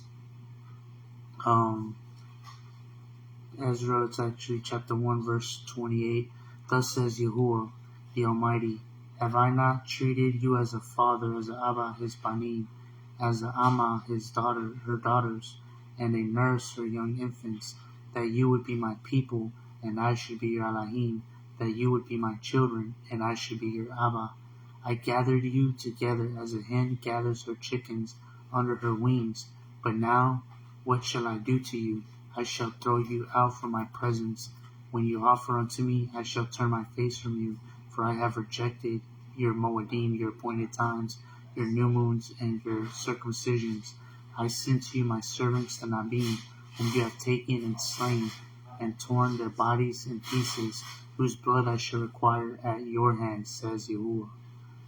And this is the book of Ezra. Like, there's a Apocrypha, and people think, oh, those books are made up. And did that sound made up to you? That was like perfectly in line with the context of what Yahusha said when he says, Jerusalem, Jerusalem, how I wanted to gather you like a hen gathers her chicks under her wings, but you wouldn't let me. And then when you read where he's quoting from, he says, is that like, what should I do with you? I shall reject you because you kill my prophets. Same thing he said, Jerusalem, Jerusalem, who kills the prophets. It brings that up. Right after he says, I want to gather you as a chicken gathers wings, he says right here. He says, I reject you because you killed my Nabim. It's the same thing that Yahusha was saying. So he was reading, this was fresh on his mind. So this book is valid, it's credible. Everything, a lot of things Yahusha said are from the Apocryphal books. He was even quoting from the book of Enoch. There's things that he said that are found in the book of Enoch, like Jude, Yehuda quotes from the book of Enoch. You know, the seven from Adam, Enoch not prophesying, Abu, how do you know he say that? Because it's in the book of Enoch. I see Yahuwah coming with the myriads, thousands and thousands of Malachim to judge the world, to bring their punishment against the wicked and to destroy them and all that. He was quoting it verbatim. If you go back and read that part in the book of Enoch, it's in the very first chapter. It says exactly the way Jude wrote it down, the way he quoted it. So, book of Enoch is true. Book of Ezra is true. The Apocryphal books. This is an Apocryphal book version from Hallelujah Scriptures. But I'm not going to go too far in that tangent. Going to get back on track. Let's continue. I'm going to go to... Let's see where we at.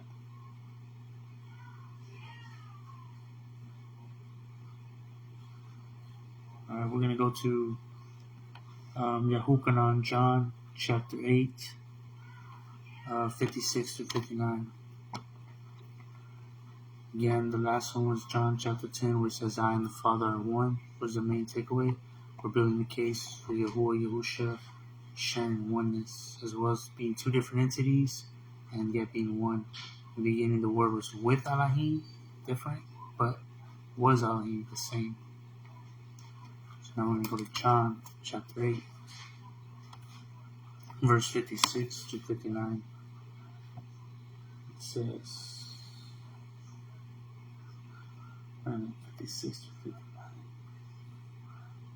I don't even have 56 verses. Oh, I'm in Acts, so with that. John chapter 8. Sorry, go with me, page. Thank you. Verse 56 to 59. It says, Your Abba Abraham was glad that he should see my day, my Yomim, and he saw it and rejoiced. The Yahudim therefore said to him, You are not yet 50 years old, and have you seen Abraham?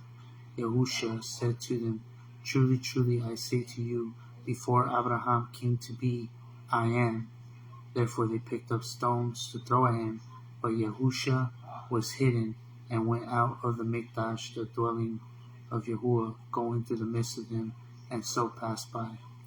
So there's another case where YAHUSHA says, I am, that he's YAHUAH.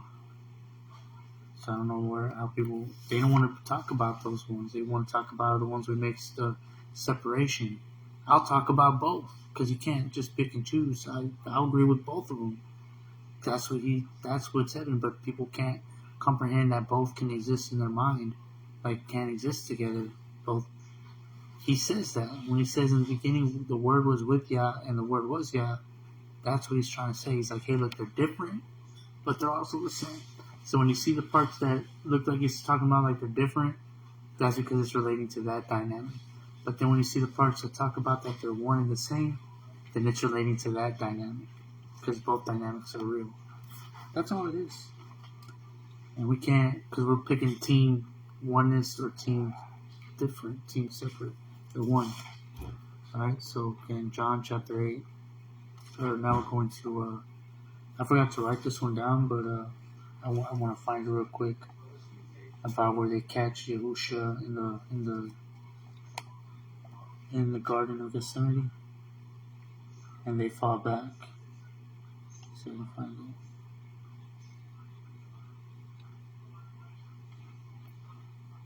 Okay, there it is.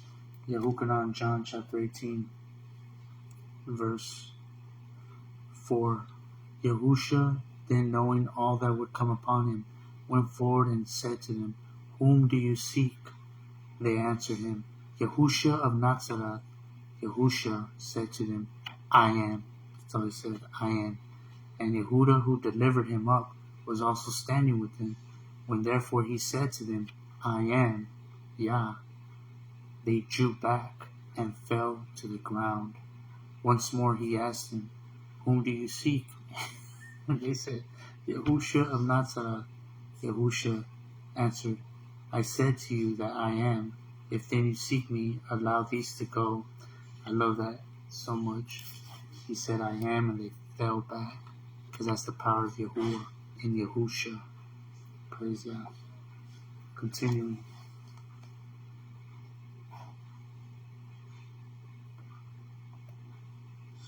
So we're going to read John 14 and 15. YAHUCANAN, John chapter 14. Let not your love be troubled. Believe in Yahuwah, trust in Yahuwah, obey him. Shema, hear, believe, and trust and obey also in me. In my Abba's house are many staying places, many realms. And if not, I would have told you. I go to prepare a realm for you, a reign in a realm. If I go and prepare a realm for you, a place for you, I shall come again and receive you to myself, that where I am, you might be also. And where I go, you know, and the way you know. Thomas said to him, Adani, my master, we do not know where you are going, and how are we able to know the way? YAHUSHA said to him, I am the way and the truth and the Chai. No one comes to the Abba except through me. What is the way, the truth, and the Chai? Real quick, we're going to look at Psalms 119 to see what the way, the truth, and the Chai is. Let's go to Psalms 119, chapter 1. And ironically, Psalms 119 is the chapter that has the Hebrew alphabets, the Aleph and the Ta, the Al and the Ta. So when YAHUSHA says, I am the Al and the Ta, the Alpha and Omega, he's really saying essentially, I am Psalms 119. And if you read what Psalms 119 is all about, it's all about the law. So he says, I'm that chapter right when you break the scripture, the Bible in the middle. I'm right there in the midst of it, in the middle. I'm the Al and the Ta, the Psalms 119 that just talks about the law. And look what the first verse says for the Al, the head of it. Baruch are the perfect in the way. That's the way it should be in Hebrew, how it's translated from the original Hebrew. Baruch are the perfect in the way. What did YAHUSHA say? I am the way. Baruch are the perfect in the way. What is the way? Who walk in the Torah, the law of YAHUAH. That's what it means to follow the way. Baruch are the perfect in the way. The definition of the way is who walk in the Torah of YAHUAH. That's YAHUSHA. He is those who walk in the Torah of YAHUAH. So that's the way, to walk in the Torah of YAHUAH. Now we go to Psalms 119. I'm going to go to verse 142. That's what it says, verse 142. Because we say, I'm the way and the truth. Well, what is the truth? Psalms 119, 142. Your righteousness is righteousness forever, and your Torah, your law, is truth. It should say truth, just like that. That's how it's from the Hebrew. So the way, the truth, is the law and the law. Your righteousness is righteousness forever, so it's eternal righteousness. That refers to the Torah, the law, and the Torah is truth. The law is truth. It's eternal righteousness as well. So the Baruch are those in the way who walk in the Torah of YAHUAH.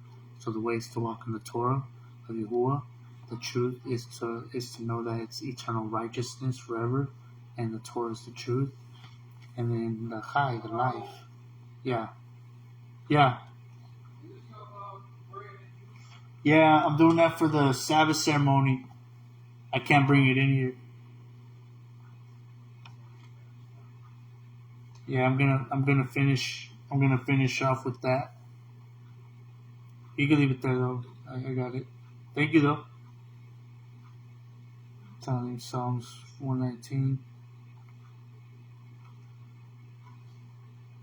verse 92. 119:92, the Lord says. It says, if your Torah, your law, had not been my delight, I would have perished in my affliction. Let me never forget your orders, your laws, your statutes, your instructions, for by them you have given me life. By them you have given me Chai. So here it's saying the definition of Chai, the way, the truth, and the Chai is the Torah. And it says the Torah has been my delight, so the Torah is our delight. And I would have perished without it in my affliction. Let me never forget your orders, your instructions, for by them you have given me Chai. I am yours, save me.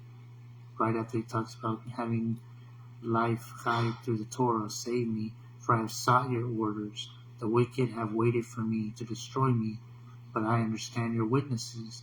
I have seen an end, or the conclusion of all perfection. Your command is exceedingly broad. Oh, how I love your Torah. It is my study all day long.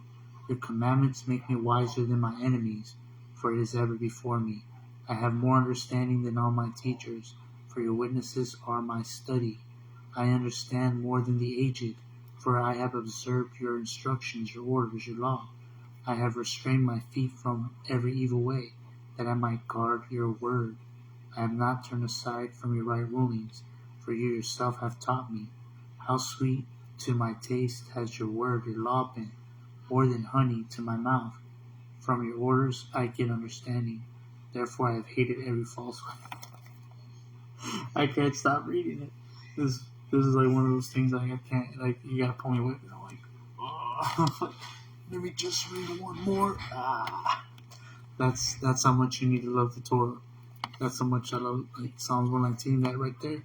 That's how bad that got me. I was supposed to stop already, but it was just so rich. I can't stop reading. That's how you want it to be. And it is. Psalms 119 will do that to you. Psalms 119. Alright, continue. I'm going to go to... Alright, we're on John 14. So we just define what the way, the truth, and the Chai is referring to Psalms 119, and that's also the Aleph, and the Ta, the Alpha and Omega. That's the chapter of the Alpha and Omega. The Aleph, the Ta, Psalms 119. 119, it's all about the Torah of the law. YAHUSHA said to him, I am the way, the truth, and the Chai. No one comes to the Abba except through me, except through understanding and living out Psalms 119, because he's Psalms 119 made flesh. If you had known me, you would have known my Abba too. From now on you know him and have seen. Philippus said to him, Adani, my master, show us the Abba, and it is enough for us. YAHUSHA said to him, have I been with you so long? This is the Abba speaking, by the way. YAHUSHA spoke, but it's the Abba speaking through him.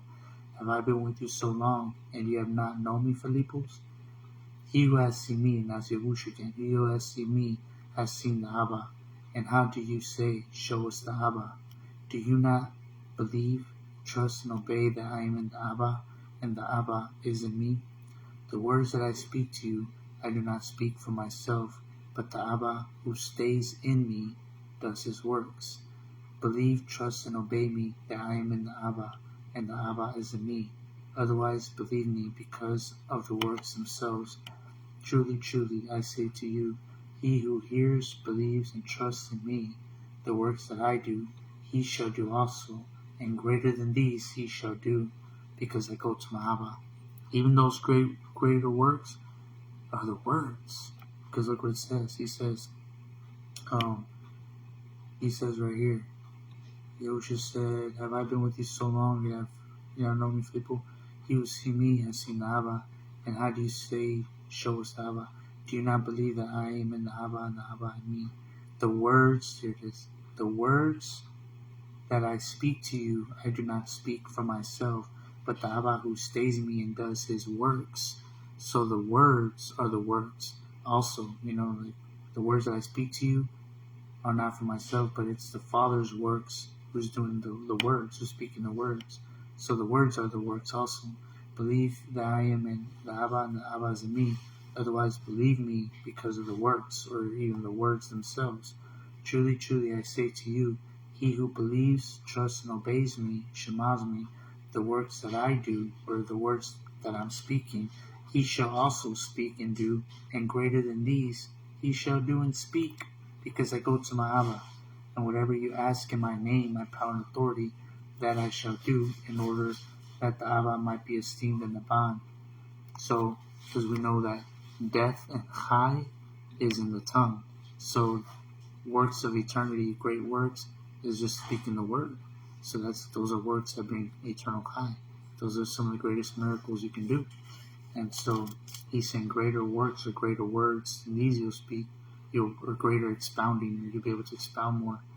This is even from the Ruach HaKodesh. I don't have to tell you that. I shouldn't have to tell you that. I don't say it to boast, but in case you want to know what I think everything I'm saying right now is I trust this from the Ruach, because I've been on meth and been where I'm far away from the word, and I can't talk like this. It takes, even when I try hard, it's like I have to get to the point where I'm not trying no more. I just have to surrender and just be humble and just go back into my little secret place with Yah, and then bam, it just lights me back on fire.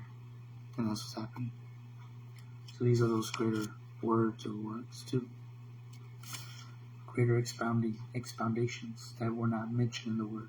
Truly, truly, I say to you, he who shamas, believe, trust, and obey me, the works and the words that I do, he shall do also, and greater than these he shall do and say, because I go to my Abba. And whatever you ask in my name, power, and authority, that I shall do, in order that the Abba might be esteemed in the bond. If you ask whatever in my name, power, and authority, I shall do it. If you love me, you shall guard my commandments. And I shall ask the Abba, and he shall give you another helper to stay with you forever. So you notice the order. It's if you love me, guard my commandments. You love him? Okay, so we're going to guard his commandments. That's even the Sabbath, eating clean, no idolatry, simple. Sabbath, feast. And I shall ask the Abba, and he shall give you another helper. We're going to need some help to keep these commandments, to empower us and strengthen us and give us insight and understanding, to stay with you forever. The Ruach of the truth. What did we say the truth was according to Psalm 119?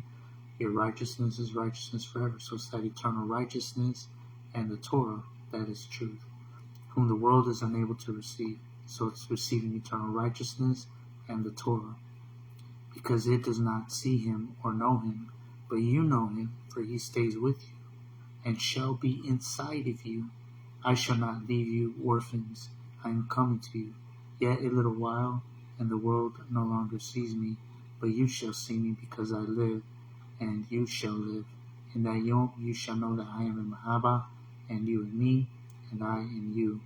He who possesses my commands and guards them, it is he who loves me, and he who loves me shall be loved by my Abba, and shall love him and manifest myself to him. So you hear that? You want YAHUSHA to manifest himself to you? This is how. He who possesses my commandments and guards them. That's how you do it. When you love him, you guard his commandments. It is he who loves me, and he who loves me shall be loved by my Abba, and I shall love him also, and manifest myself to him. So this is when you start to see people manifest YAHUSHA all around you. You see YAHUSHA in everybody and everything, because you love him so much and his commandments. It brings you into a realm where you're seeing him project through everybody in their reality, because you're seeing things through a Shamayim or Shamayim. Even people here, I just see YAHUSHA. They operate like it, Even that, even he spit the bones. See these little testimonies.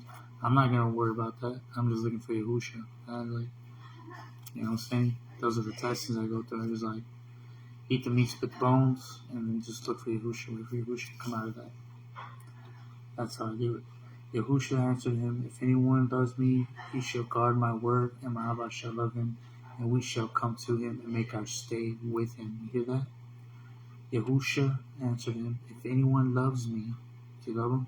He shall guard my word, my law, and my Abba shall love him, and we shall come to him and make our stay with him inside of him. He who does not love me does not guard my words, my commandments, and the word that you hear is not mine, but of the Abba who sent me. These I have spoken to you while still with you. But the Helper, the Ruach HaKodesh, whom the Abba shall send in my name, power, and authority, he shall teach you all and remind you of all that I said to you. Shalom I leave with you, my shalom I give to you. I do not give to you as the world gives. Do not let your lot be troubled, neither let it be afraid. You heard that I said to you, I am going away, and I am coming to you. If you love me, you would have rejoiced that I said, I am going to the Abba, for my Abba is greater than I. So see, YAHUSHA acknowledges him as greater. But YAHUSHA is also in that bosom. He's inside of that. And we're going to see that in a little bit. And now I have told you before it takes place, that when it does take place, you shall believe, trust, and obey. I shall no longer talk much with you, for the ruler of this world is coming, and he possesses not in me. But in order for the world to know that I love the Abba, and that as the Abba commanded me, so I am doing. So rise up. Let us go from here. Right. Real quick. I want to touch on something from, he says, whoever loves me, keep my commandments, and I'll ask the Abba to send you the helper. So what is he saying there? What is this, I'll send you the helper? This is in context of the renewed covenant, the fulfillment of the renewed covenant. So real quick, we'll go to Jeremiah 31:31, and this is going to give us a brief explanation of foretelling of Nabuah of what the renewed covenant, the New Testament is supposed to be. This is what you're supposed to look for in the New Testament. Because the only reason they were able to trust in it was because it was already foretold by the Nabim. So it's identified by their writings what the New Testament is supposed to be, the New Covenant. So here it is. Jeremiah 31:31, Yahmaya, Jeremiah 31:31. See the Yomim, the days are coming, declares Yahuwah, when I shall make a renewed covenant, a New Testament, with the house of Yasharal and with the house of Yehudah. Not like the covenant I made with their Abim and the Yom when I took them out by their hand to bring them, or not like the covenant, the first covenant I made with their Abim, their fathers, and the Yom when I took them by the hand to bring them out of the land of Mitzrayim. My covenant that they broke, though I was a husband to them, declares Yahuwah. For this is the covenant I shall make with the house of Yasharal after those who mean the New Testament, declares Yahuwah. I shall put my Torah, my laws, in their inward parts, and write it on their labim, their hearts. And I shall be their Elohim, and they shall be my people. And no longer shall they teach each one his neighbor, and each one his brother, as I say, know Yahuwah, for they shall all know me, from the least of them to the greatest of them, declares Yahuwah. For I shall forgive their wickedness, and remember their sin no more. There's a part about the forgiveness of sins, right? Because the reason why they understand the New Testament, the new covenant, the new contract, the new marriage arrangement, had to do with forgiveness of sins. They're waiting for that because it was written. Jeremiah 31, right here it says, verse 34. It says, and no longer shall they teach each one his neighbor and each one his brother, say, know Yahuwah, for they shall all know me, from the least of them to the greatest of them. And it hasn't fully manifested yet. It's in the process of like learning, knowing Yahuwah, but we're still teaching them because it hasn't been fully manifested. But this part of it has. It says, for they shall all know me, from the least of them to the greatest of them, declares Yahuwah. For I shall forgive their wickedness and remember their sin no more. So he shall forgive the renewed covenant. A part of the New Testament is that he shall forgive our wickedness and remember our sin no more. But the thing is, we still sin. So it hasn't been fully established yet. We're just going through the process of living it out until if he comes back, then he seals it up and completes it. And then we'll know him. But we won't have to teach each other because we'll know all. We'll see him as he is. 1 John 3. But right now we're still learning him. We're still trying, keeping the commandments. We love him. He's given us the help of the Ruach. He's writing. He's slowly downloading one app at a time, one program at a time, his commandments inside of us, and forgiving our sins as we rehabilitate ourselves to be made in his image, to be how he is. And so we're going to see that again in Ezekiel 36. But let's continue this. It says, Thus said Yahuwah,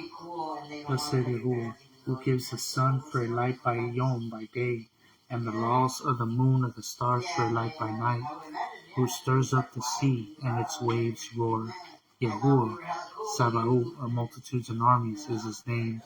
If these laws vanish from before me, the laws of the stars and the moon and the waters and whatnot, if these laws vanish from before me, declares Yahuwah, then the seed of Yasharal shall also cease from being a nation before me forever.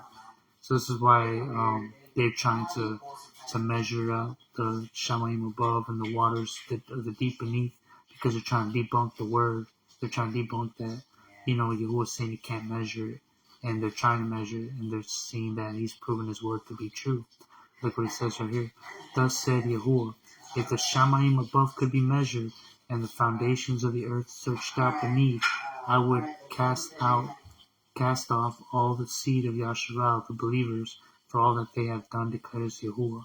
So he's saying, like, my name is going to remain forever, and I'm always going to have a people that believe and trust and obey me and to rule the world in the end, because you can never measure the Shamayim above or the ocean deep beneath. If you can measure it, then you debunk me, and then my people can be rid off the land. And so that's why the world, the powers that be, the demonic forces, are trying to get rid of the truth, and people that try to rise up as a nation to be his people. They don't care about religion. They don't care about, oh, I'm American and I'm a Christian, I believe in the Bible. You can believe what you want. What they're worried about is actually practicing it. They don't want you to. You can believe all day. They just don't want you to actually be practicing it to the point where you're proclaiming yourself to be a citizen of the nation, of the book, of New Jerusalem, an eternal thing. That's when they have a problem with you, and that's what keeps happening up. That seed starts to sprout and spring up throughout the earth, and they keep causing wars to cut it off. They use war as a guise to kill off believers around the world. They just don't let you know about that part, but they break out war where revival's happening. Like this thing with Ukraine. What do you think that was about? Russia and Ukraine? Did you know there was a revival happening in Ukraine? There was like believers, like Christianity, and people stirring up and all of that, becoming even claiming to be Israelites out there. That's why they brought the war out there. Like they send the wars wherever there's a revival going on. They don't want it to get worldwide, especially with Russia, because Ukraine's close to Russia. So if Ukraine spreads, they're afraid that that's gonna become contagious and spread Christianity in the Russian world. They're trying to keep it anti-Yah, keep it communist, but you can't stop it. But they're still gonna try. That's every communist nation. They're anti the word of Yah. So the real under the surface realm world war that's going on is really a religious war. They use all these political guises and fronts, but really they're just trying to kill believers off the world and trying to keep it in the name of science and AI and aliens and whatnot, all kinds of delusions, all kinds of falsehood. They don't want the word to rule, but they're in trouble. They got nothing coming when the Lamb comes back as a lion, the lion of the tribe of YAHUDA from above, to destroy the world and spank everybody trying to come against the word, trying to shut down its program, because that's the entire point. The Lamb came and shed his blood so that his blood can cause the root of eternity to sprout throughout the earth and make room, to prepare for the New Jerusalem and an eternal world for eternal people. But then this enemy keeps trying to arm wrestle that thing the other way. They're trying to arm wrestle what Yahuwah is trying to bring forth, the eternal reign on earth. And so in the end, he's going to have to come back and be like, you know what? Fire, destroy the earth. That's what's going to happen. Judgment Day. Let's continue. Ezekiel chapter 36, real quick. This is another second witness to what the New Testament or the New Covenant is supposed to be. YAHUSHA, Ezekiel chapter 36, verse 24. And I shall take you from among the Gentiles, the Goyim, the nations all over the world, and I shall gather you out of all the lands, and I shall bring you into your own land. Exactly what we're just talking about, when the world tries to persecute believers, well, he's going to save us from all that and gather us from all those persecutions. And I shall sprinkle clean water on you, the real fulfillment of immersion. Right now it's a promissory note, just a shadow glimpse of what we're anticipating for the real. And I shall sprinkle the true eternal clean water on you, and you shall be clean. From all your filthiness and from all your idols I cleanse you. And I shall give you a new love, a new heart, and put a new ruach, a new eternal divine breath within you. And I shall take the heart of stone out of your flesh. The heart of stone is the rebellious heart of flesh that doesn't want to obey the commandments. And I shall give you a love of flesh, that's the love of Messiah, YAHUSHA, that he came and said, I give you the helper to put on the renewed man, and put my ruach within you, and I shall cause you to walk in my laws, and guard my right rulings, and you shall do them. This is the point of the New Testament. This is explaining more in depth what the New Covenant, the Second Testament, the contract is supposed to be.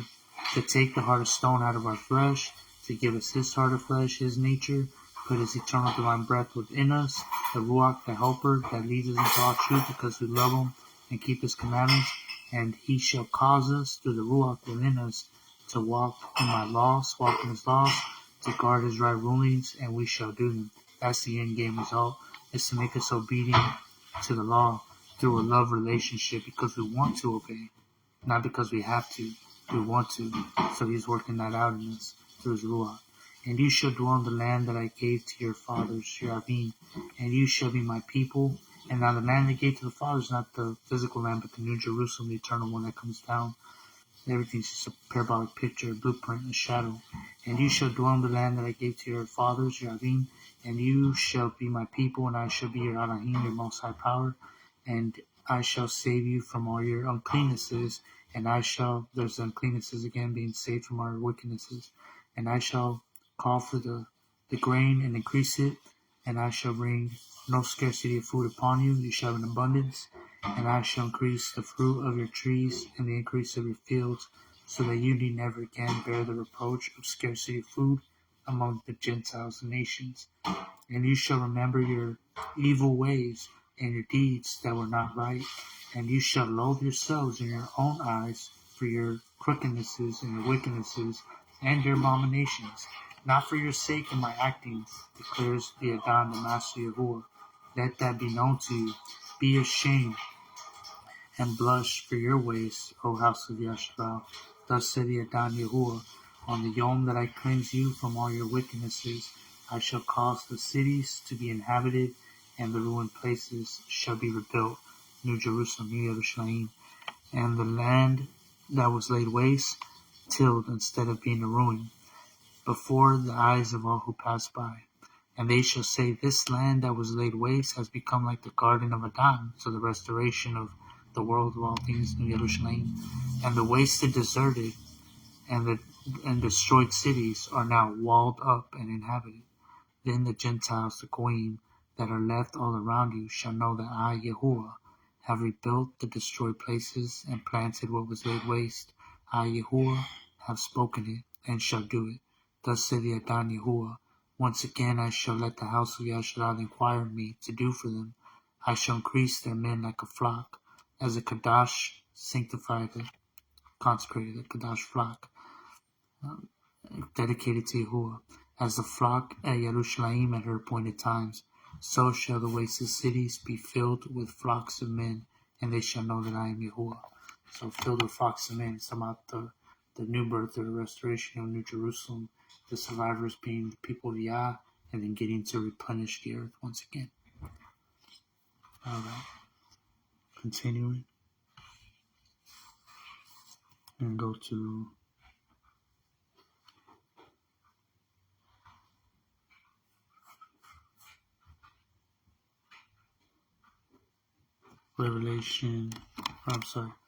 Yahuchanan, John chapter 15. I'm going to have to cut this one short because it's getting late and I still got a lot. Oh well, let's save for another time. I might have to skip some of these. But this is because I wanted to interject teaching the oneness doctrine, how they're one and the same and different at the same time. Which is something you don't hear taught because the truth is scarcely taught.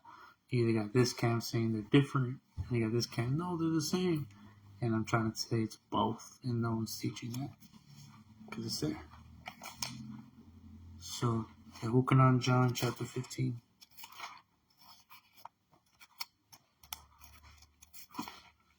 They're different and the same. In the beginning was the Word, and the Word was with Yah. That's different, and the Word was Yah. They're the same. John, Yahuchanan chapter 15. Yahuchanan, John chapter 15. I am the true vine, and my Abba is the gardener. Every branch in me that bears no fruit, he takes away, and every branch that bears fruit, he prunes, so that it bears more fruit. You are already clean because of the word that I have spoken to you. Stay in me, and I in you, as the branch is unable to bear fruit of itself, unless it stays in the vine. So neither you, unless you stay in me. I am the vine, you are the branches, you are the Natsarym, that's what we're called. The Natsarym in Hebrew means the branches. He who stays in me, and I in him, he bears much fruit, because without me, you are unable to do naught. So what is YAHUSHA saying here? Like, stay in me, the physical person, be like me? Like, love me and be like me? Well, in the context, if he was the law made flesh, the law is saying stay in the law, stay in the Torah, bear fruit, and we're going to see where that's written in the Psalms. Very first chapter, Psalms 1. I am the vine, you are the branches. He who stays in me and I in him, he bears much fruit, because without me you are unable to do nothing. If anyone does not stay in me, the law could speak. It would say, if anyone does not stay in me, says YAHUSHA the law, he is thrown away as a branch and dries up. And they gather them and throw them into the fire, and they are burned. If you stay in me, says the law YAHUSHA, and my words stay in you, you shall ask whatever you want, and it shall be done for you. In this my Father, my Abba, is esteemed, that you bear much fruit, and you shall be my Talmidim, my taught ones. And the Abba has loved me. As the Abba has loved me, I have also loved you. Stay in my love. If you guard my commandments, you shall stay in my love, even as I have guarded my Abba's commandments and stay in his love. Question: what commandments was YAHUSHA guarding to stay in his Abba's love? He was keeping all the commandments. He kept them perfect. They're not hard to do. It's just that he kept them. It's not about keeping them perfectly. It's just about keeping them. These I have spoken to you, so that my joy might be in you, and that your joy might be fulfilled or completed to the full. This is my command, that you love one another as I have loved you. We'll come right back to that. Now all this that I read about, stay in me and you'll bear much fruit. If you do not stay in me, you don't bear no fruit. You can do nothing apart from me. Whoever stays in me bears much fruit. I am the vine, you are the branches. What's all this coming from? Was this made up, or is there some foundation for this? Yes. We're going to go to Psalms, the very first chapter. Natsarym, Psalms chapter 1. Look what it says. Baruch, favored is the man who shall not walk in the counsel of the wicked. So don't walk in the counsel of the wicked. If you're talking about shenanigans, you don't partake in that. And shall not stand in the path of sinners. When people are doing shenanigans, you don't do it. And shall not sit in the seat of scoffers. People are sitting around talking about things they shouldn't. You don't sit with that. But his delight, let your delight be in the Torah, the law of YAHUAH. And he meditates in his Torah, the law, day and night. And when he does this, he shall be as a tree planted by the rivers of water, that yields its fruit in its season, and whose leaf does not wither, and whatever he does prospers. The wicked are not so. So this is what YAHUSHA was talking about. If you remain in me, you bear much fruit. But here he's talking about remaining in the law and bearing fruit, because he is the law. So if the law could speak, it would be YAHUSHA. And he's saying remain in him, who is also the law. And he meditates in his law day and night. And for he shall be, because of this, as a result of meditating on his law day and night, he shall be as a tree planted by the rivers of water, that yields its fruit in its season, whose leaf does not wither, and whatever he does prospers. The wicked are not so, but are like the chaff that the wind blows away.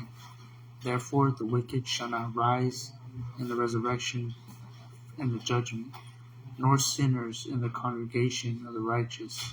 For YAHUAH knows the way of the righteous, but the way of the wicked comes to nothing. So this is what YAHUSHA was referring to in John chapter 15. I am the vine, you are the branches. Stay in me, and I in you, as the branch is unable to bear fruit of itself unless it stays in the vine. So neither you unless you stay in me. It's talking about staying in the law. I am the vine, because those who meditate on the law, stay in it, do it, bear their fruit in their season. They're like a tree planted by the rivers of water, like we read in Psalms. I am the vine, you are the branches. So we read all this. Continuing, it says, this is my command also, that you love one another as I have loved you. No one has greater love than this, that one should lay down his life for his friends. You are my friends if you do whatever I command you. No longer do I call you servants, for a servant does not know what his master is doing, but I have called you friends. For all that I heard from my Abba I have made known to you.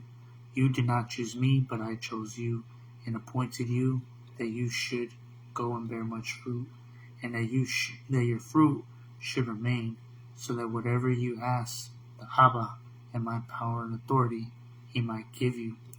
These I command you, so that you love one another. If the world hates you, know that it hated me before you. If you were of the world would love you as its own. But because you are not of the world, yet I chose you out of the world, for that reason the world hates you. Remember the word that I said to you, a servant is not above his master. If they persecuted me, they shall persecute you too. If they have guarded my word, they would have guarded yours too.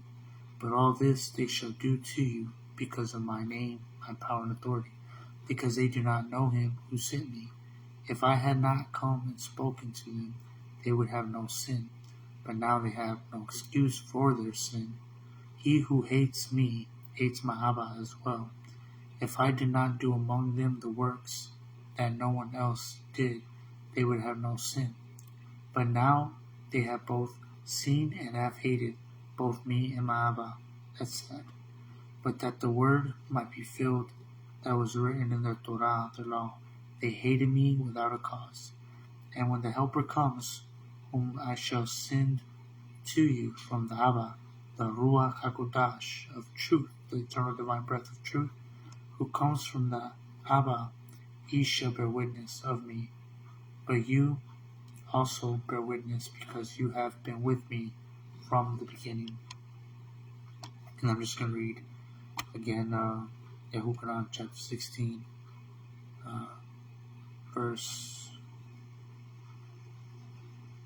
starting at verse 12.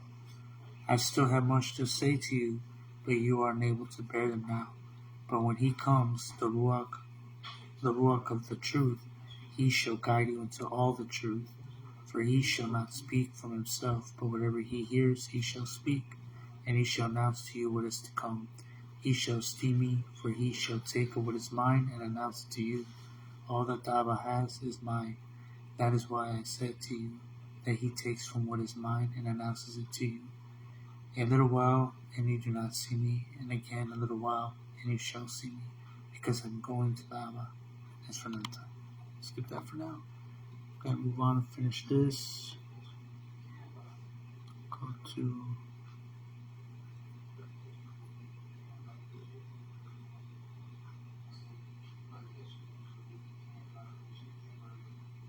it's one of my old verses. For those of you who know my old rap songs, that was one of my lyrics. So stuff like that I go through. See.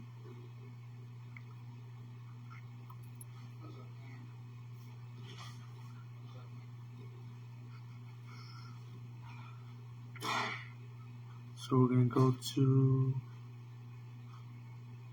Revelation, or I'm gonna skip over to YAHUAH John chapter 17.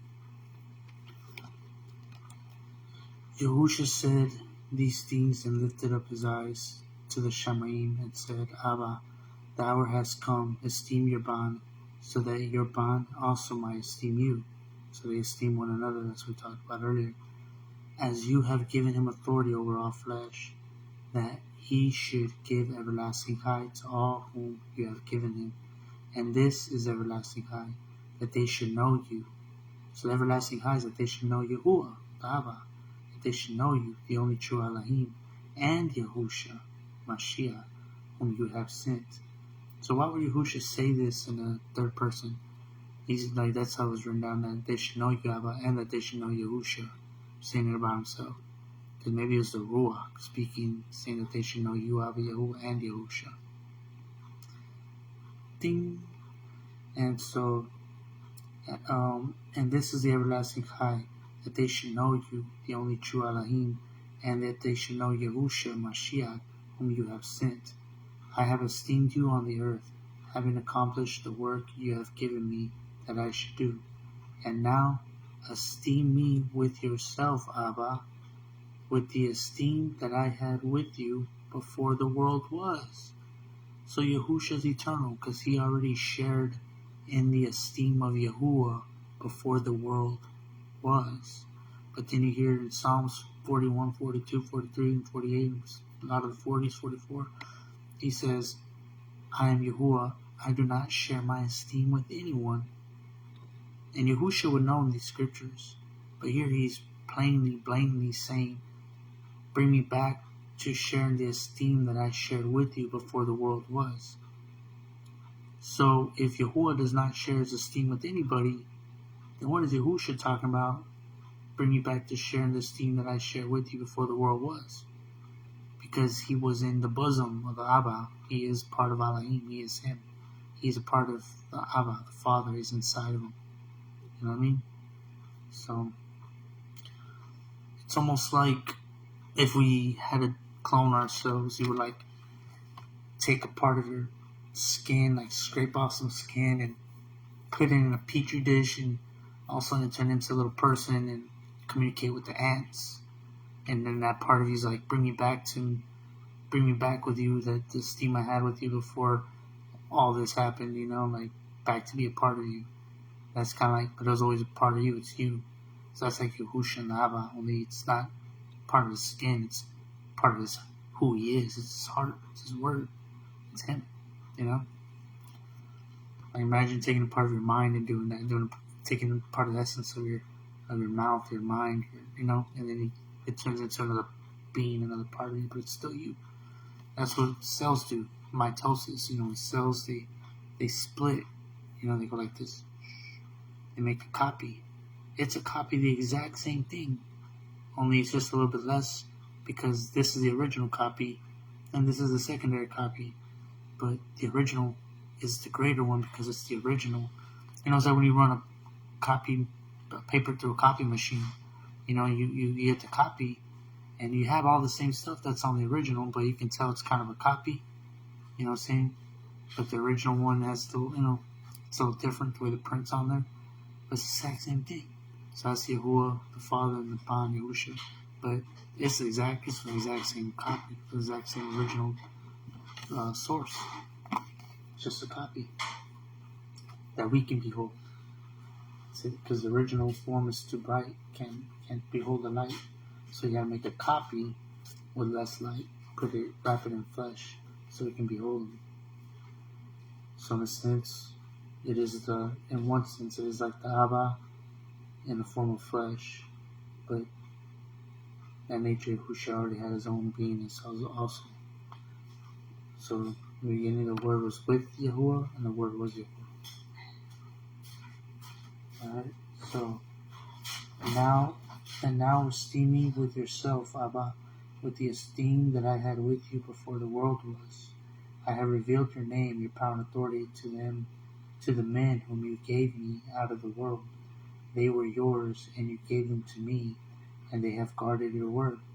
Now they have come to know that all you gave to me is from you, because the words that you gave to me I have given to them. So there you go again about the words. You know, the works are not just, you know, greater works than these, but it's the words. It says, because the words that you gave to me I have given to them, and they have received them, and have truly known that I came forth from you. And they've believed, trusted, and obeyed that you sent me. I petition for them. I do not petition for the world, but for those whom you have given me, for they are yours. And all mine are yours, and yours are mine. And I have been esteemed in them. So there's that oneness right there. Yours are mine, and mine are yours.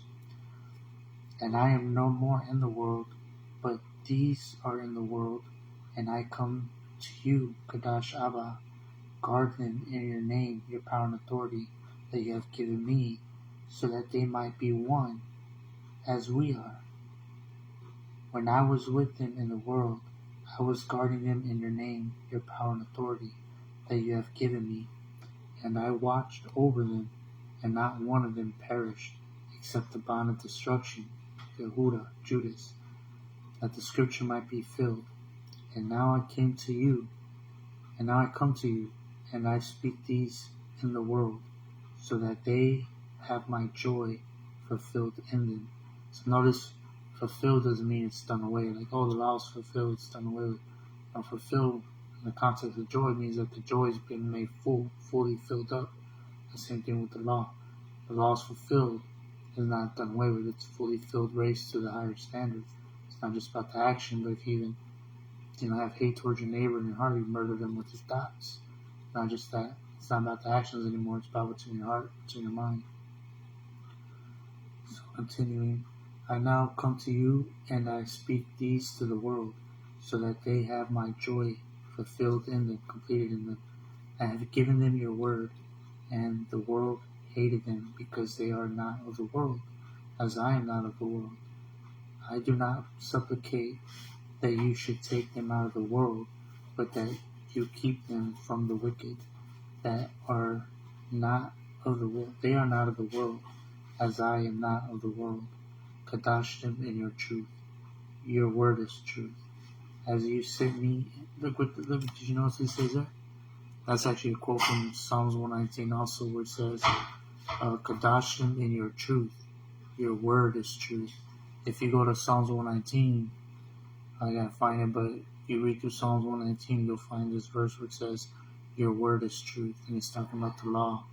Your law is truth. So here YAHUSHA is straight out plainly referencing and giving Psalms 119 credit to being the scripture that we should be following on his last speech. He's saying your word is truth. It says the sum of your word is truth. This is what it says in Psalm 119. This is what he's talking about. Kadashim in your truth, your word, your law is truth. And you send me into the world. As you sent me into the world, I also send them into the world. And for them I Kadash myself, so that they too might be Kadash in truth.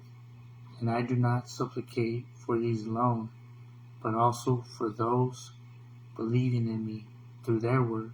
So even those the people of the world who shall end up trusting and obeying through their word, I do petition for them as well, also, so that they all might be one, as you, Abba, are in me, and I in you, so that they too might be one in us, so that the world might believe, trust, and obey that you have sent me, and the esteem that you gave me, I have given them, the words, so that they might be one as we are one.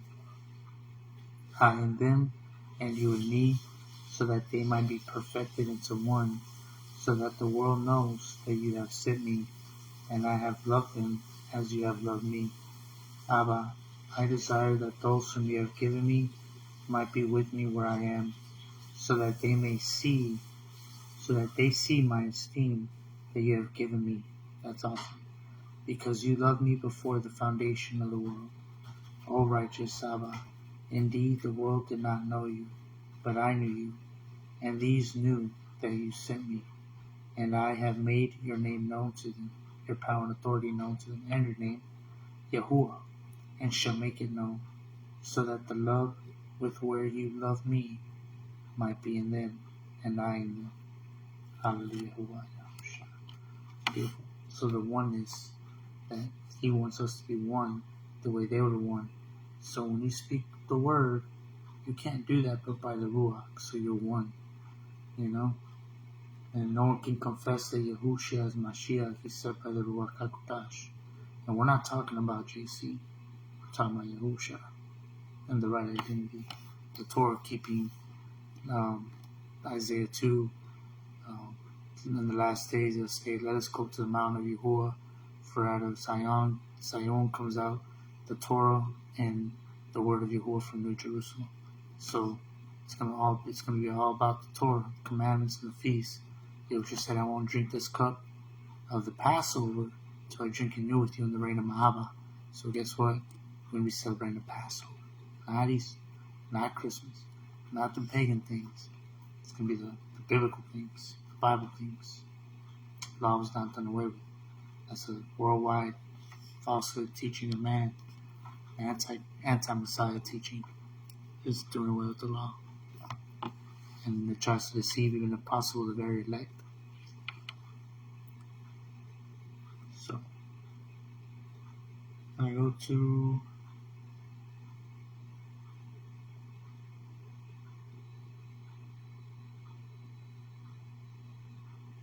Chazon. I should go back and I forgot to do Psalms 2. Let's do Psalms 2 real quick. What time is it, by the way?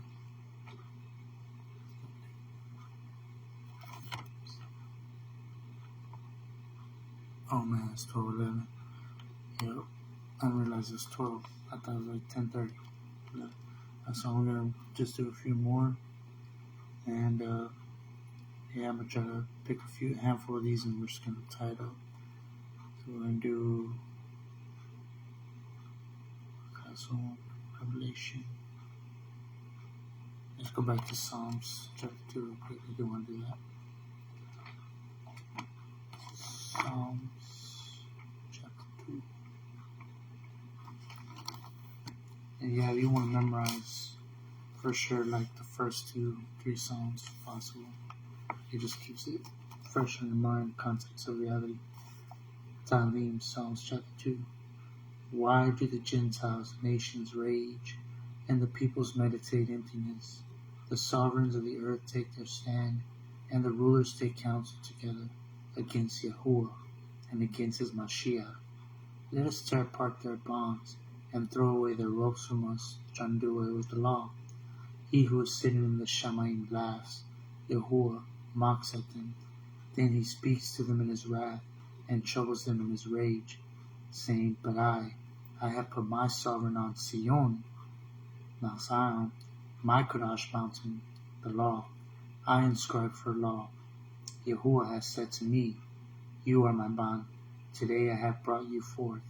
Ask of me, and I make the Goyim, the nations, the Gentiles, your inheritance, and the ends of the earth, your possession. Break them with the rod of iron, dash them to pieces like a potter's vessel. And now, be wise, O sovereigns of the earth, or be wise, O sovereigns. Be instructed, you rulers of the earth.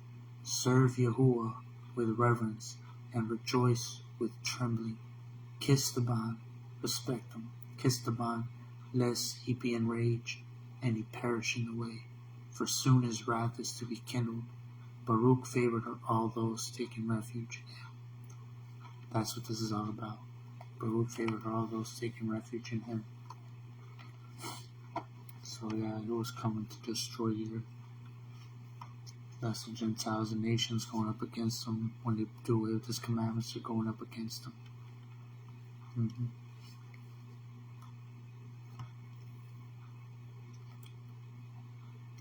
As we read yesterday in the Sabbath ceremony, Isaiah 24, the earth is plundered, laid waste, because the world has forsaken his instruction, the Torah, and the everlasting covenant. Change the laws. No, can't do that. Alright, let's go to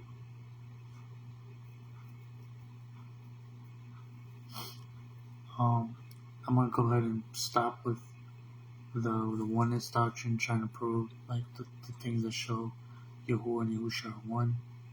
I want to pick up because that was actually supposed to be like a side teaching, and that's not really supposed to be part of the Sabbath ceremony. I was just adding that into it because I've been seeing so much about it. But if you wanna know the ones that kind of like I was gonna touch on, if you want to do a future little study on your own time that show those elements of YAHUSHA and YAHUAH being one, it's Revelation chapter 1.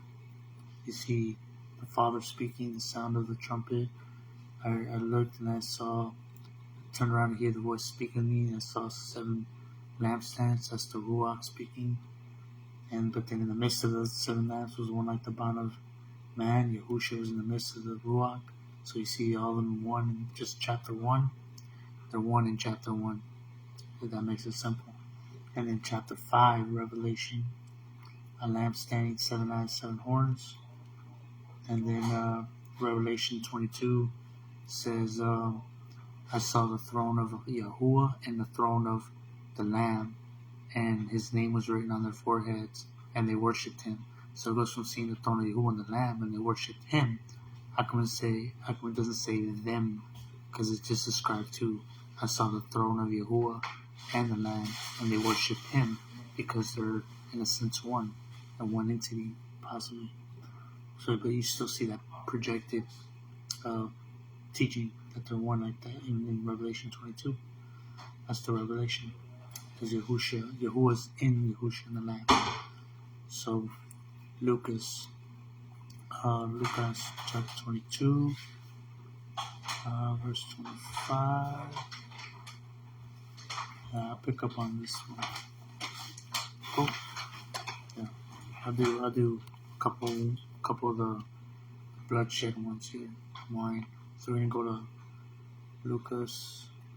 Luke chapter 22, verse 25, real quick.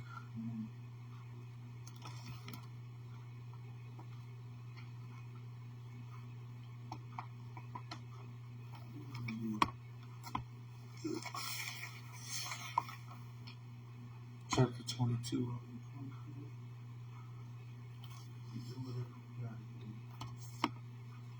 Verse 25.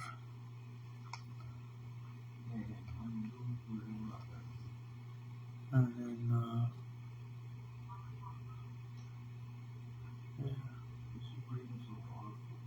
38. 25 to 38. It says, And he said to them, the sovereigns of the Goyim of the Gentile nations rule over them, and those who control them are called workers of righteousness. But not so with you, but let him who is greatest among you be as the youngest, and the leader as one who serves. For who is greater, the one who sits at the table, or the one who serves? Is not the one who sits at the table? But I am in your midst as the one who serves. But you are those who have remained with me in my trials, and I covenant for you, as the New Testament, I covenant for you, as my Abba covenanted for me, a realm, to eat and drink at my table, and in my reign. So I'm covenanting for you, as my Abba covenanted for me, a reign, to eat and drink at my table, in my reign, and to sit on thrones, judging the 12 tribes of Yasharal. And the Adon, the master, said, Shamaun, Shamaun, Shamaun. That's Kapha, Peter. See, Satan, the enemy, has asked for you to sift you as wheat, but I have supplicated for you, that your belief, your trust should not fail. Your empowerment, your belief, trust, and empowerment should not fail. And when you have turned, strengthen your Achim, your brothers. And he said to him, Adani, I am prepared to go with you both to prison and to death. And he said, I say to you, Kapha, the cock shall not crow at all this yom until you have denied 3 times that you knew me. And he said to them, when I sent you without purse and bag and sandals, did you lack anything? And they said, nothing at all, none at all. And he said to them, but now let him who has a purse take it, likewise also a bag, and let him who has no sword sell his garments and buy a sword, let him buy one. For I say to you, that what has been written has yet to be accomplished in me. And he was reckoned with the lawless ones. For that what refers to me has an end also. And they said, Adani, our master, look, here are 2 swords. But he said to them, that is enough. Praise God. So we see there's a day of vengeance. There's a day of selling your purse and buying swords. Sword of the Ruach, but the sword of just having that mind that's prepared for the vengeance, the wrath of Yahuwah. That's what it's talking about. The Ruach of vengeance is buying the swords. To understand it ain't just all kumbaya, peace-loving games. Peace-loving, it's also like get ready for vengeance. If you remember, quick mystery I'll give you, quick little brownie. No, that's not right. I don't say brownie point, but quick little nugget. That's what I'm looking for. In the 6-day account of creation, Yahuwah says it was Stu. The only one that he didn't say was Stu, even the 7th day was Stu, was the 7th day of rest. The only day that wasn't Stu was the 2nd day, and that day was when he separated light and darkness. He says and in the second Yom, YAHUAH separated the light from the darkness, and called the Yom day, and the Laila he called night, and there was day and there was night. There was night and there was day. But he doesn't say anything about it being Tub. Why was that day not Tub? Because the darkness and the light that were being separated was a parabolic manifestation of what had happened in their Shamayim cosmic realm, in that YAHUAH, the messengers of YAHUAH, the demons, Satan and the enemy, had just rebelled against YAHUAH at that time, is what it's pointing at. So it was not a Tub day, and that manifested physically by the separation of light and darkness, and it was not a Tub day because it was a day of rebellion, a day of YAHUAH having to make a separation from his creation that, he didn't want to do, but they made a choice. And so it was sort of like heartbreaking in one sense, but at the same time, it was like, you gotta like man up and put it to death, or else that destruction will manifest and take over the universe, if it's possible. So he's got to put it out. And this is why we see that parable play out. He shows it with Israel when they come out of the Exodus, with Yasharal. There's that pillar of smoke and fire that comes and makes a separation of light and darkness. It was light to the Yasharim, which are the elect. They sort of parable the Malakim and the Shamayim, and then darkness over the Natsarym, even in Goshen, because they're like, he was reminding them of the account of creation that really happened. And so Egypt, Mitzrayim, the Mitzrayim were sort of playing out the role of the fallen messengers, right? Because the fallen messengers were on their side, on the side of the Mitzrayim, of the Egyptians. So he was replaying, showing them who was on the team was the fallen demons on the sides of Mitzrayim. And Yasharal had the Korashim, the Malakim, the Shamayim above. And then we see that happen again a third time. Again, when they're crossing the Red Sea and there's a separation of light and darkness. But then even again, when they're in the wilderness, when he said, choose this day who you will serve, If you're for YAHUAH, stand here. If you're for Korah, the rebellion, stand there. And that was like a parabolic manifestation of what had happened on the second day. The light and darkness being separated. Those same inspirations, the same messengers that rebelled against YAHUAH were causing the Yasharim to be divided, to rebel against YAHUAH. They were possessed by them demons, inspired by them demons, to make show that same separation. And what had happened? The Yasharim had to run their own family through.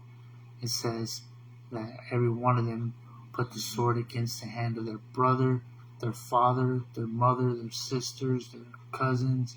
They had to slay and kill their own family members because they chose to rebel against YAHUAH. And that is what YAHUAH wanted to show, wanted to parable, to express what he felt like having to, cast away the fallen messengers into darkness, to put them away, to have them condemned for judgment, because they were like, that was like his family. It says that the bond of YAHUAH, bond of Elohim, presented themselves, and Satan presented himself too.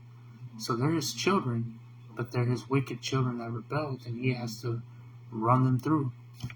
And he's not gonna accept children and people in his family that aren't willing to experience what he's experienced. So that's why the Yasharim had to run their family through, and to really show, the initiation that they're down to be with YAHUAH. Because he's like, hey, I had to do it, you had to do it, and I want to see you're serious. Like, you can't be with me if you can't be that mentally tough. Because this is eternity we're talking about. So I want you to see that you've done everything possible to fight for righteousness, because that's all that's going to exist, is righteousness and truth. And truth is righteousness. Your righteousness is forever, and your Torah is the truth. Your law is the truth. It's righteousness forever. So we have to be willing to do that. in the Ruach sense, not physically running our family members through, but if somebody's not fully on the side of Yah, the way the Yahuwah teaches in YAHUSHA, then they gotta be like dead to us. And you gotta be willing to leave everything behind and just like Kappa said, well, hey, we left everything, what should we get? And they didn't leave everything because their family were wrong or worshiping wrong. That was more initiation just to be his disciples, Talmudim. He was just calling them to go through something more private with the Redeemer himself, to be anointed, appointed to be his ambassadors of the great news. So they had to spend that intimate time alone. So that's different.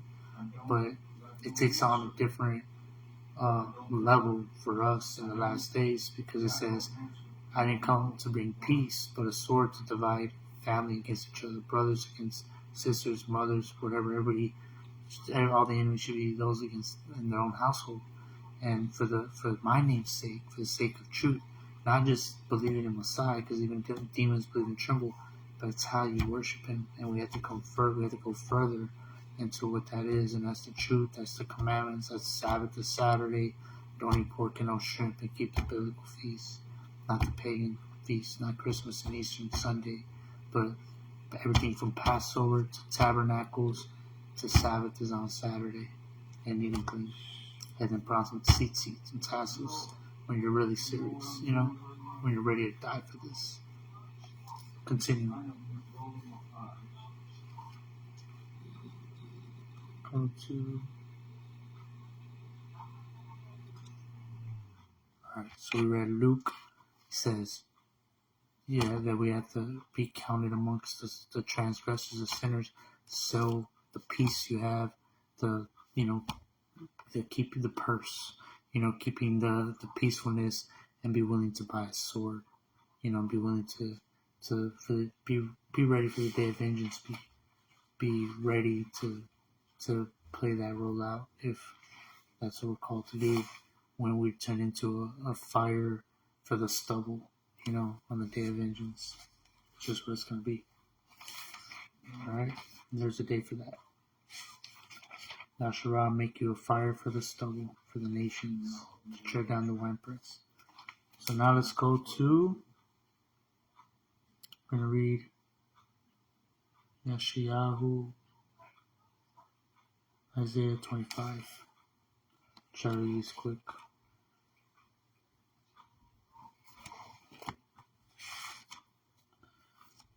My Messiah said, I won't drink this cup till I drink it new with you in my reign to come.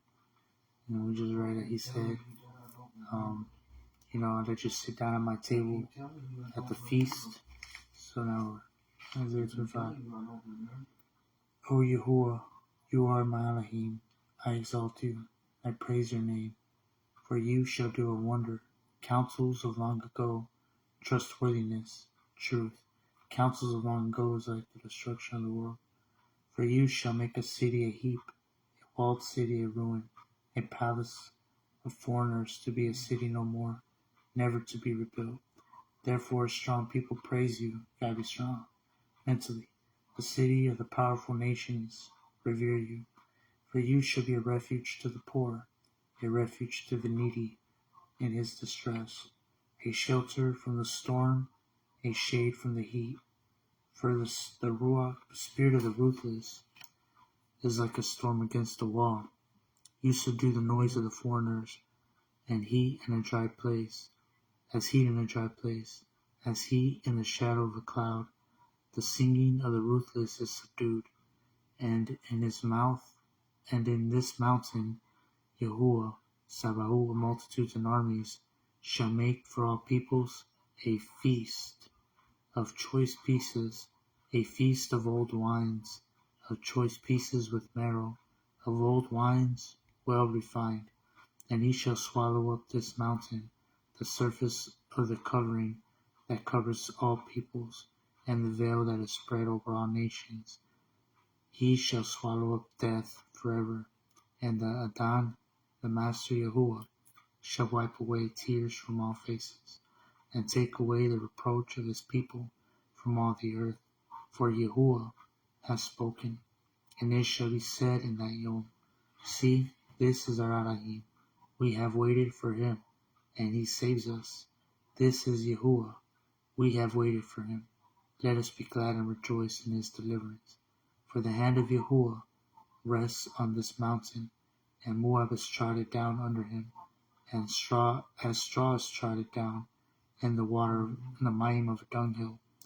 And he shall spread out his hands in the midst, as he who swims spreads out his hands to swim.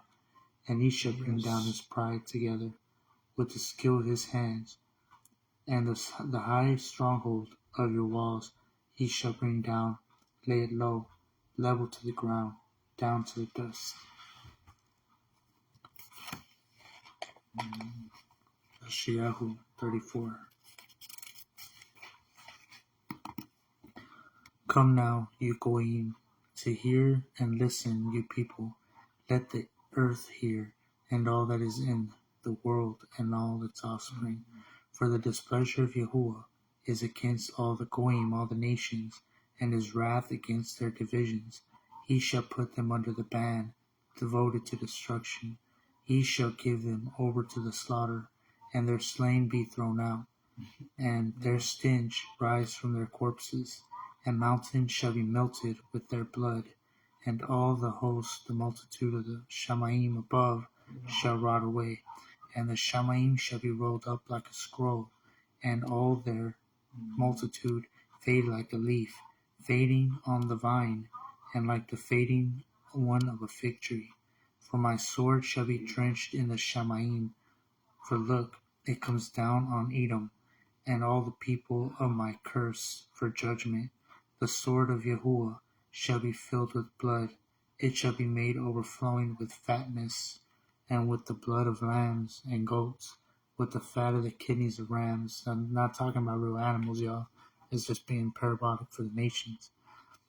For YAHUAH has a slaughtering in Botzrah, that's a nation of Edom, the city of Edom, and a great slaughter in the land of Edom.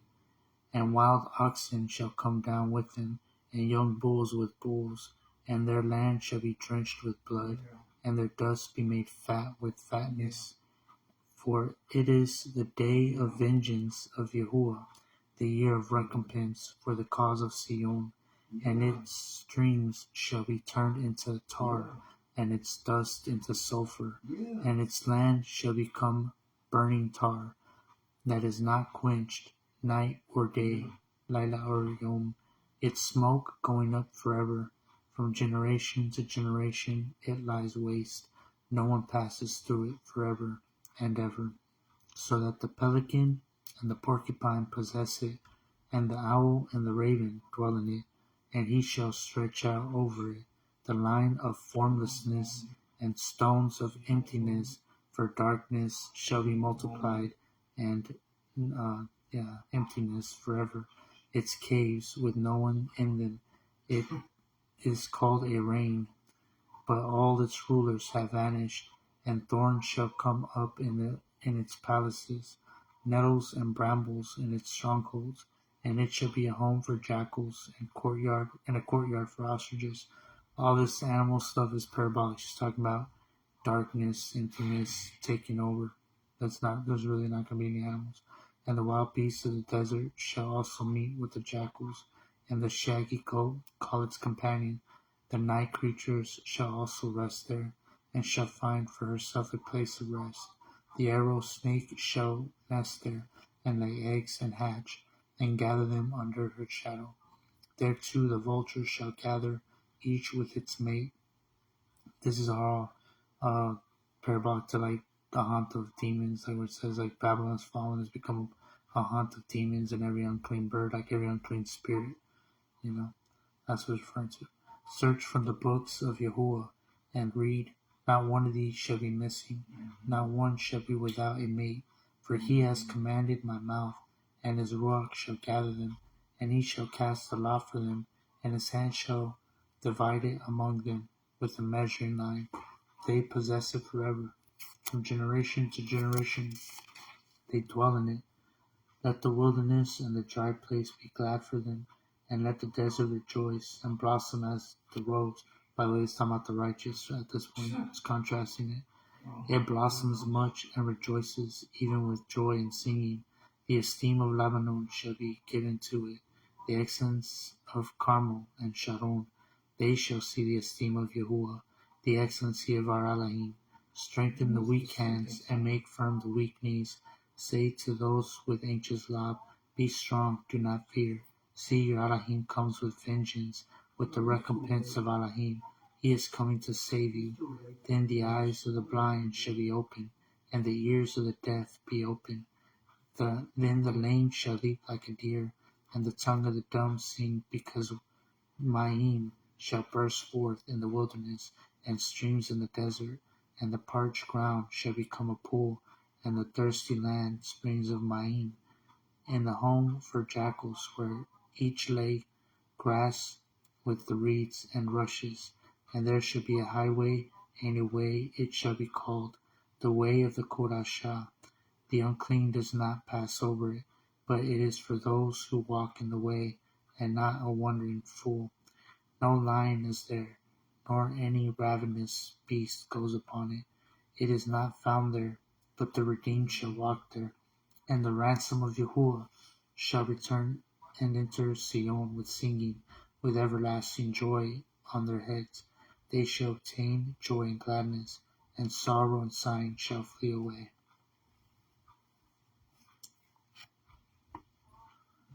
Let's go to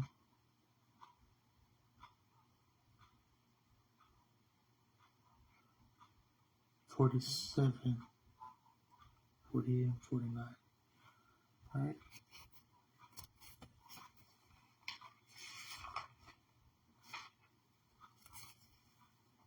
Yashayahu, Isaiah 47. Come down and sit in the dust, O maiden daughter of Babel. Sit on the ground without a throne, O daughter of the Casdim. For no more do they call you tender and delicate.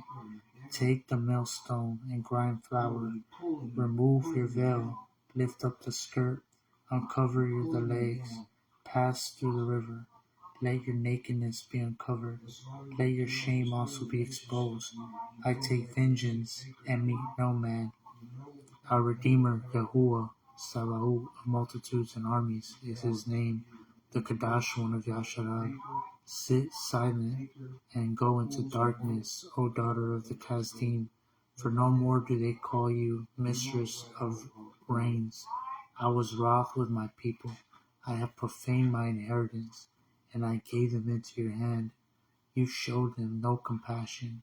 You made your yoke very heavy on the elderly, and you said, I am mistress forever, so that you did not take these to love, and did not remember the latter end of them. And now, hear this, you who are given to pleasures, who dwells in complacency, you who says in your love, I am, and there is none but me. I do not sit as a widow, nor do I know the loss of children. Both of these come to you suddenly in one yom, the loss of children and widowhood.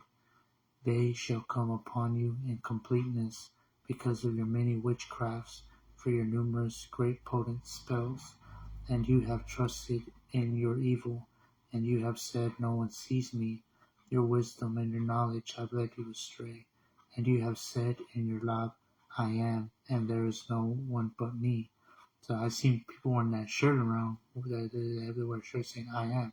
They're claiming to be the creator and stuff. Like they think they're like transcending to a higher power. That's what this is talking about too. And you have trusted in your own evil. You have said, no one sees me. Your wisdom and your knowledge have led you astray. And you have said in your love, your heart, I am, and there is none but me. But evil shall come upon you, not knowing from where it arises, and trouble fall upon you, being unable to put it off, and ruin come upon you suddenly where you know not. Stand now with your potent spells and your many witchcrafts, and where you have labored from your youth. It may be you are able to benefit, if maybe you find strength. You are exhausted by your many counsels. Let the astrologers, the stargazers, and those who prognosticate by the new moon stand up and save you from what is upon you, what is coming upon you. See, They shall be as stubble, fire shall burn them. They do not deliver themselves from the power of the flame. There is not a coal to be warmed by, nor a fire to sit before it. So they shall be to you with whom you have labored, your merchants from your youth. They shall wander, each one in his own way. There is none to save you. YAHUSHA, Isaiah chapter 48. Hear this, O house of Yaakov, who are called by my name, who are called by the name of Yasharal, and have come from the Maim, the waters of Yehuda, who swear by the name of YAHUAH, and profess the Elohim of Yasharal, but not in truth or in righteousness, for they call themselves after the Kadash city, and lean on the Elohim of Yasharal. YAHUAH, Sabaoth, of multitudes and armies, is his name. I have declared the former from the beginning, and they went forth from my mouth.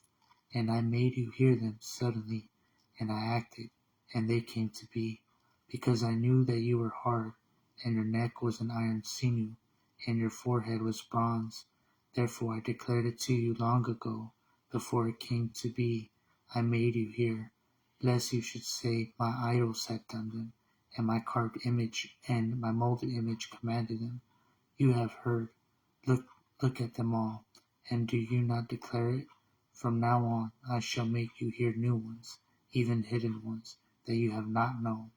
Now they shall be created, and not long ago, and before this Yom you have not heard of them, lest you should say, look, I knew them.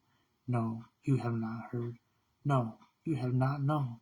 No, from of old your ears have not been opened, because I knew that you are indeed treacherous, and are called a transgressor from the womb.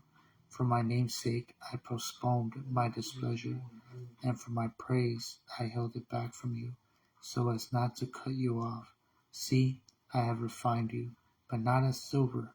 I have chosen you in the furnace of affliction. For my own sake I do it. For how is it profaned? And my esteem I do not give to another. Listen to me, O Yaakov and Yasharal, my called. I am he. I am the first, and I am also the last. Also my hand has laid the foundation of the earth, and my right hand has stretched out the Shemaim.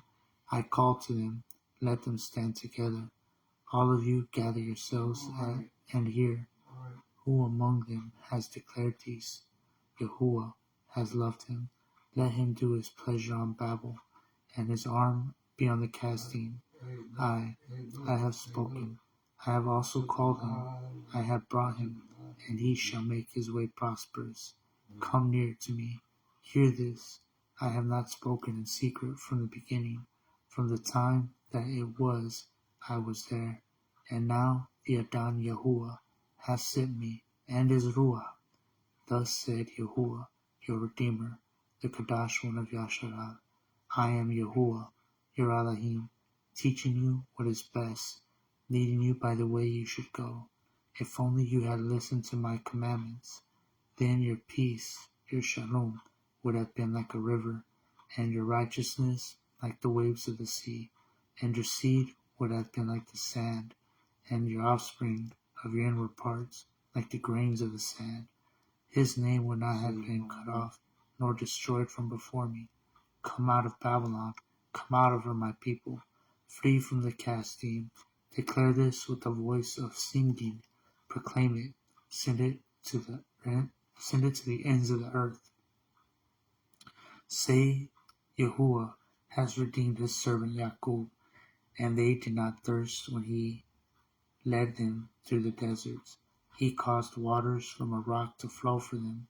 He split the rock, and waters Mayim gushed out. And there is no peace for the wicked, says YAHUAH. And that's a call to remember them in the wilderness, that he can provide miracles for you. Because it might be a call for us to have to return back to the wilderness one day when things go bad.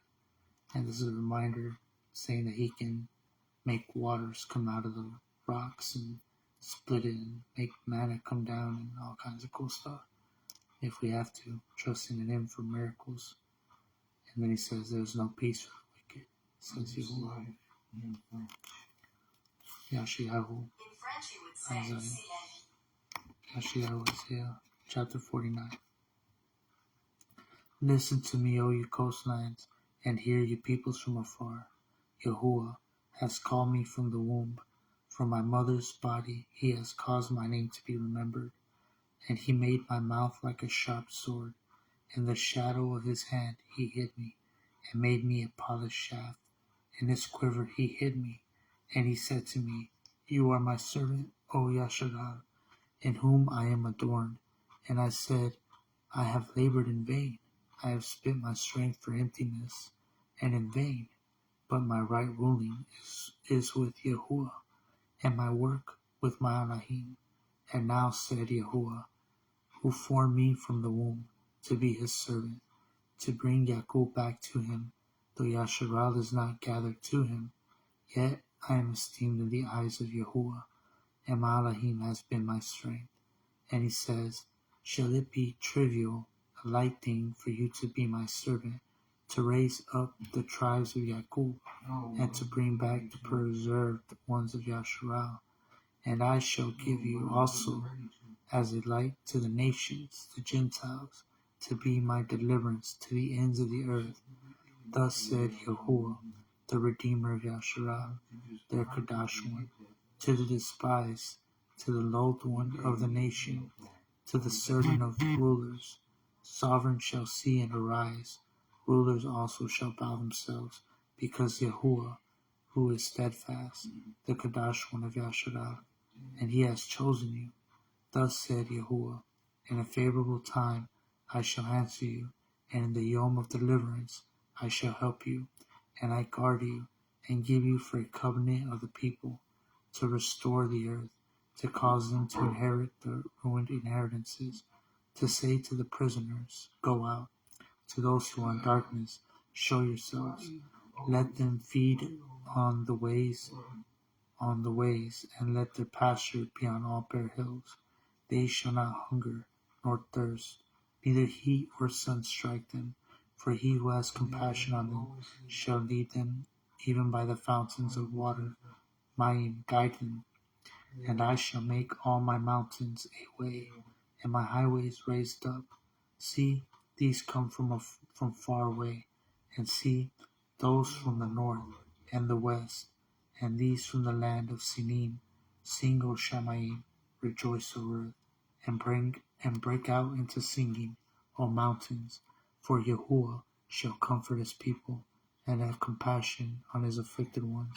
But Sion says, YAHUAH has forsaken me, and YAHUAH has forgotten me. Would a woman forget her nursing child, and not have compassion on the bond of her womb?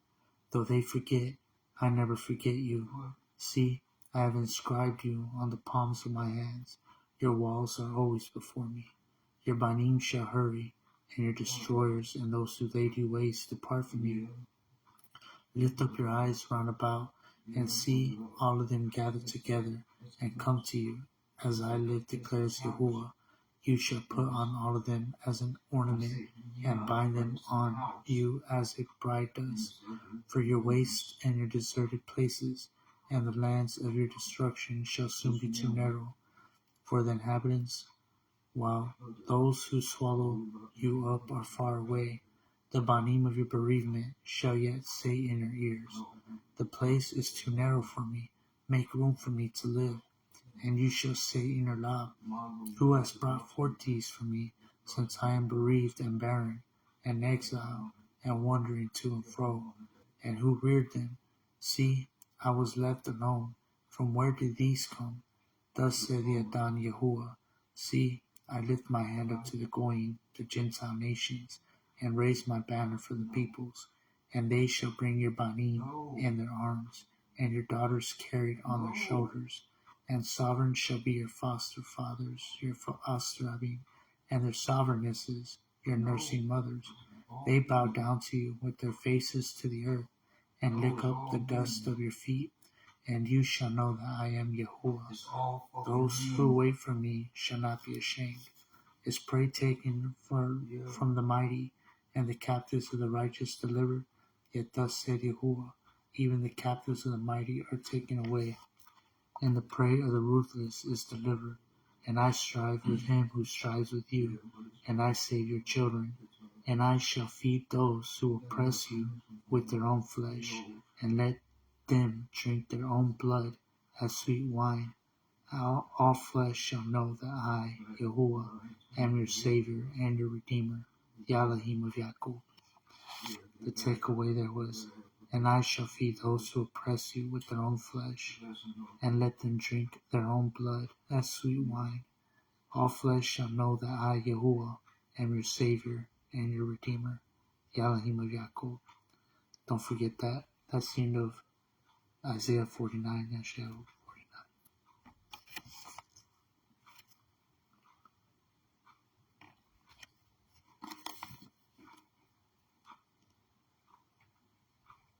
We go to Revelation, Chazon 18 and 19.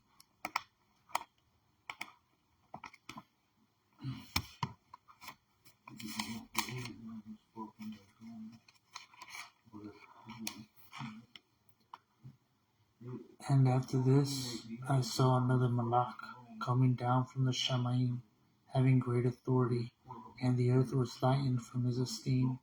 And he cried with a mighty voice, saying, Babel, the great is fallen, and has become a dwelling place of demons, a haunt for every unclean spirit, and a haunt for every unclean and hated bird, because all the nations have drunk of the wine of the wrath of her whoring, and the sovereigns of the earth have committed whoring with her, and the merchants of the earth have become rich through the power of her riotous living. And I heard another voice from the Shamayim saying, Come out of her, my people, lest you share in her sins, and lest you receive of her plagues, because her sins have piled up to reach the Shamayim, and Elohim has remembered her unrighteousnesses. Render to her as she indeed rendered, and repay her double according to her works. In the cup that she has mixed, makes for her double, as much as she esteemed herself and lived luxuriously. So much torture and grief give to her, because in her love she says, I sit as sovereigness, and I am not a widow, and I do not see mourning at all. Because of this, her plagues shall come in one yom, death and mourning and scarcity of food, and she shall be burned up with fire, because YAHUAH, Elohim who judges her, is mighty, and the sovereigns of the earth, who committed whoring and lived luxuriously with her, shall weep and mourn over her, when they see the smoke of her burning, standing at a distance for fear of her torture, saying, Woe, woe to the great city Babel, the mighty city, because your judgments has come in 1 hour. And the merchants of the earth weep and mourn over her, because no one buys her merchandise anymore, merchandise of gold and silver and many things. I'm going to skip a little bit. It says, For 1 hour such great riches was laid waste, and every shipmaster and every passenger and sailor, as many as worked the sea, stood at a distance and cried out when they saw the smoke of her burning, saying, What is like this great city? And they threw dust on their heads and cried out, weeping and mourning, saying, Woe, woe, the great city, and where all who had ships of the sea became rich by her wealth. For 1 hour she was laid waste.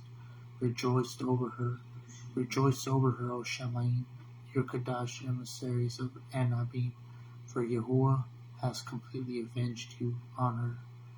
As one mighty messenger Malach picked up a stone like a great millstone, and one mighty Malach picked up a stone like a great millstone, and threw it into the sea, saying, With such a rush the great city Babel shall be thrown down, and shall not be found any more at all. And the sound of harpists and musicians and flutists and trumpeters shall not be heard any more at all. And continuing it says, And the light of a lamp shall not shine any more at all, and the voice of a bridegroom and a bride shall not be heard any more at all. For your merchants were the great ones of the earth, for by your drug sorcery all the nations were led astray. And in her was found the blood of Nabin and Kodashim, and of all who were slain on the earth. And drug sorcery is the word pharmakia, where you get the word pharmacy. So drug sorcery is pharmaceuticals. And in her was found all the blood of the Nabin and the Kodashim, and of all who were slain on the earth. Not saying they're all bad, but for the most part, you all got some kind of side effect. Drugs, medicine should not have a side effect like may make you want to commit suicide and have thoughts and hear voices and make you want to kill yourself. Those aren't side effects, those are demons. When you have side effects like that, causing irritability and agitation, suicidal tendencies, and want to do something crazy, those are demons' side effects, demonic side effects, demons in the pharmaceutical. It's drug sorcery. It'll heal one thing, but you got a demon in you. Chazon chapter 19. And after this I heard a loud voice of a great crowd in the Shamayim saying, Hallelujah! Deliverance and esteem and respect and power to YAHUAH our Elohim, because true and righteous are his judgments, because he has judged the great whore who corrupted the earth with her whoring, and he has avenged on her the blood of his servants shed by her. And a second time they said, Hallelujah! And her smoke rises up forever and ever. And the 24 elders and the 4 living creatures fell down and worshipped Elohim who sat on the throne, saying, Amen, Hallelujah. And a voice came down from the throne, saying, Praise our Elohim, all you his servants and those who revere him, both small and great. And I heard as the voice of a great crowd, and the sound of many waters, Ma'im, and as the sound of mighty thunders, saying, Hallelujah, for YAHUAH Al Shaddai Almighty reigns. Let us be glad and rejoice and give him praise. For the marriage of the Lamb has come, and his wife prepared herself, and to her was given to be dressed in linen, and fine linen, clean and bright. For the fine linen is the righteousness of the Kodashim, the righteous elect.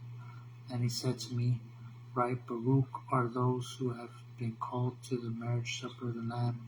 And he said to me, These are the true words of Elohim.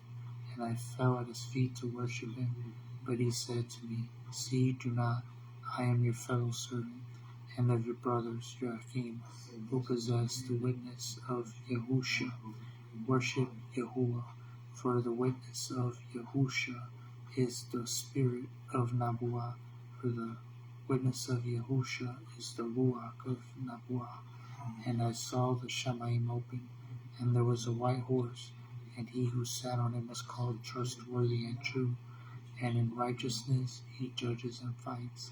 And his eyes were as a flame of fire, and on his head were many crowns, having a name that had been written, that no one had perceived except himself, and having been dressed in a robe dipped in blood, and his name is called the Word of YAHUAH.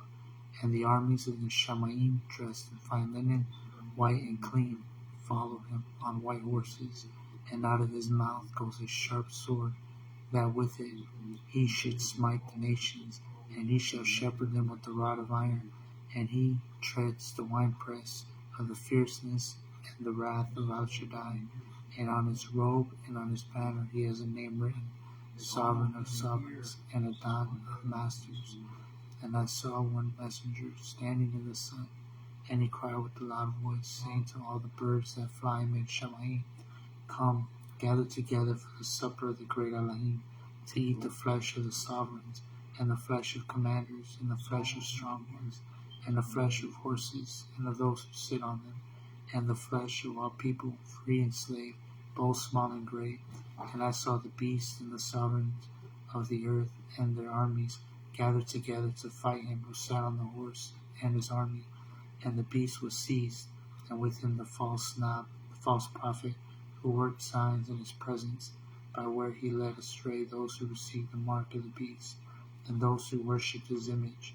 The 2 were thrown alive into the lake of fire burning with sulfur, and the rest were killed with the sword that came from the mouth of him who sat on the horse, and all the birds were filled with their flesh.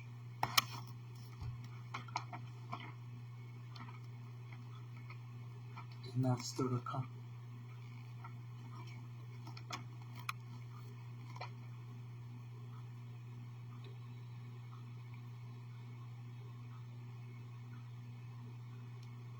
Something about the rope dipped in blood.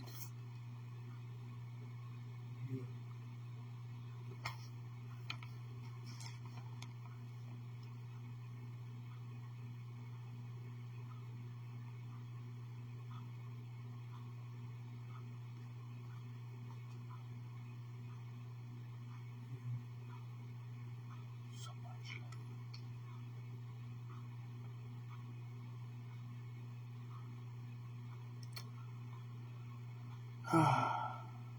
So much left.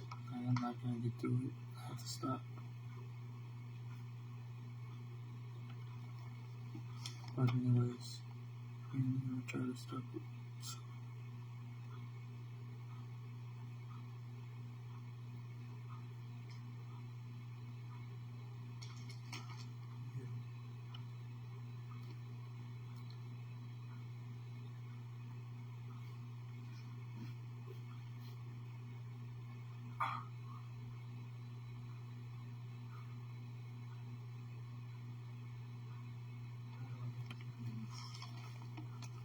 I'm just gonna skim through the main takeaway parts of some of the chapters. This is the best I can do. So, I'm gonna touch on the world crypto.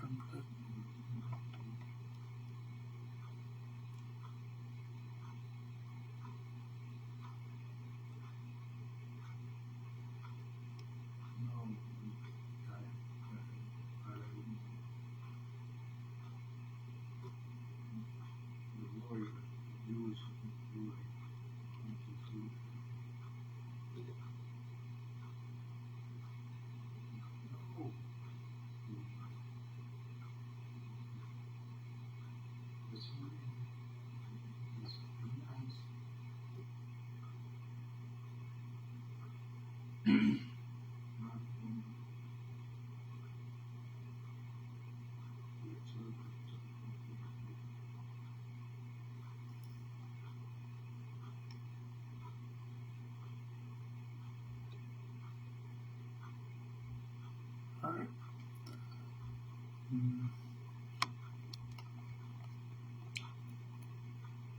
Get this one quick.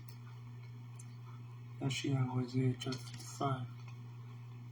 O everyone who thirsts, come to the waters, the Ma'im, and you who have no silver, come and buy and eat. Come buy wine and milk without silver and without price. Why do you weigh out silver for what is not bread, and you labor for what does not satisfy? Listen to me, and eat what is due, and let your being delight in fatness. Incline your ear and come to me. Hear so that your being lives, and let me make an everlasting covenant with you, the trustworthy kindness of Dawood. See, I have given him as a witness to the people, a leader and a commander for the people. See, a nation you do not know, you shall call, and a nation who does not know you runs to you, because of YAHUAH, your Elohim, and the Kadash one of Yashra, for he has adorned you. Seek YAHUAH while he is to be found. Call on his name, call on him while he is near. Let the wicked forsake his way, and the unrighteous man his thoughts. Let him return to YAHUAH, who has compassion on him, and to our Elohim, for he pardons much. For my thoughts are not your thoughts, neither are your ways my ways, declares YAHUAH. For as the Shamaim are higher than the earth, so are my ways higher than your ways, and my thoughts than your thoughts. For as the rain comes down and the snow from the Shamaim, and do not return there, but water the earth, and make it bring forth and bud, and give seed to the sower, and bread to the eater, so is my word that goes forth from my mouth. It does not return to me empty, but shall do what I please, and shall certainly accomplish what I sent it for. For with joy you go out, with shalom you are brought in. The mountains and the hills break forth into singing before you, and all the trees of the field clap their hands. Instead of thorn, the cypress comes up, and instead of the nettle, the myrtle comes up, and it shall be to YAHUAH for a name, for an everlasting sign that is not cut off.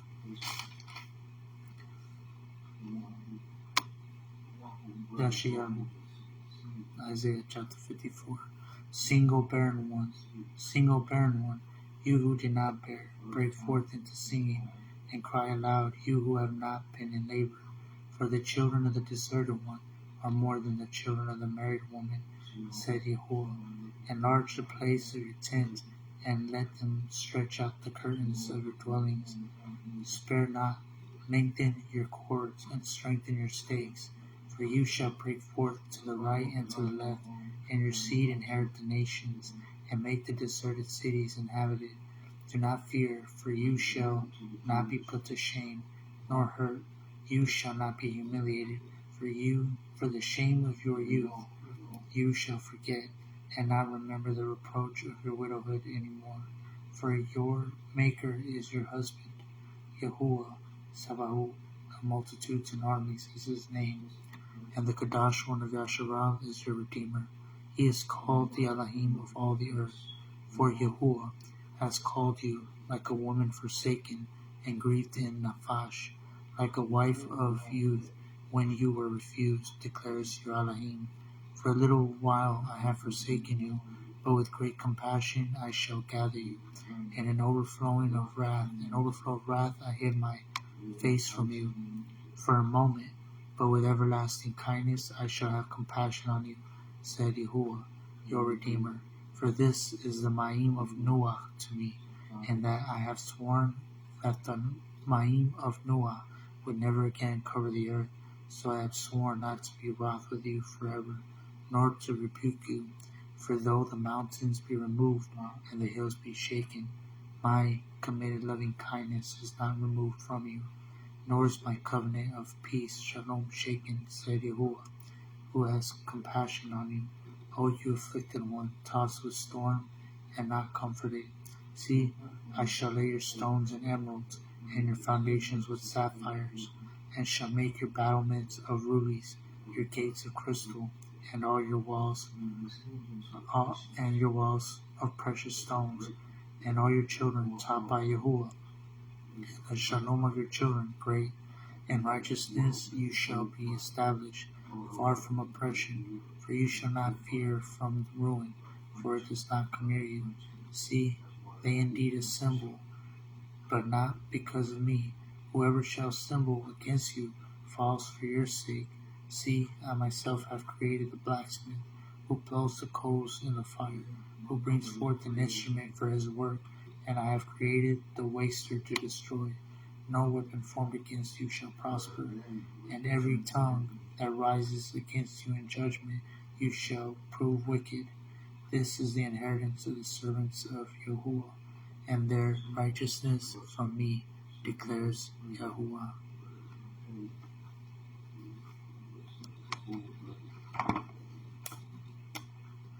Chazon, Revelation, chapter 20.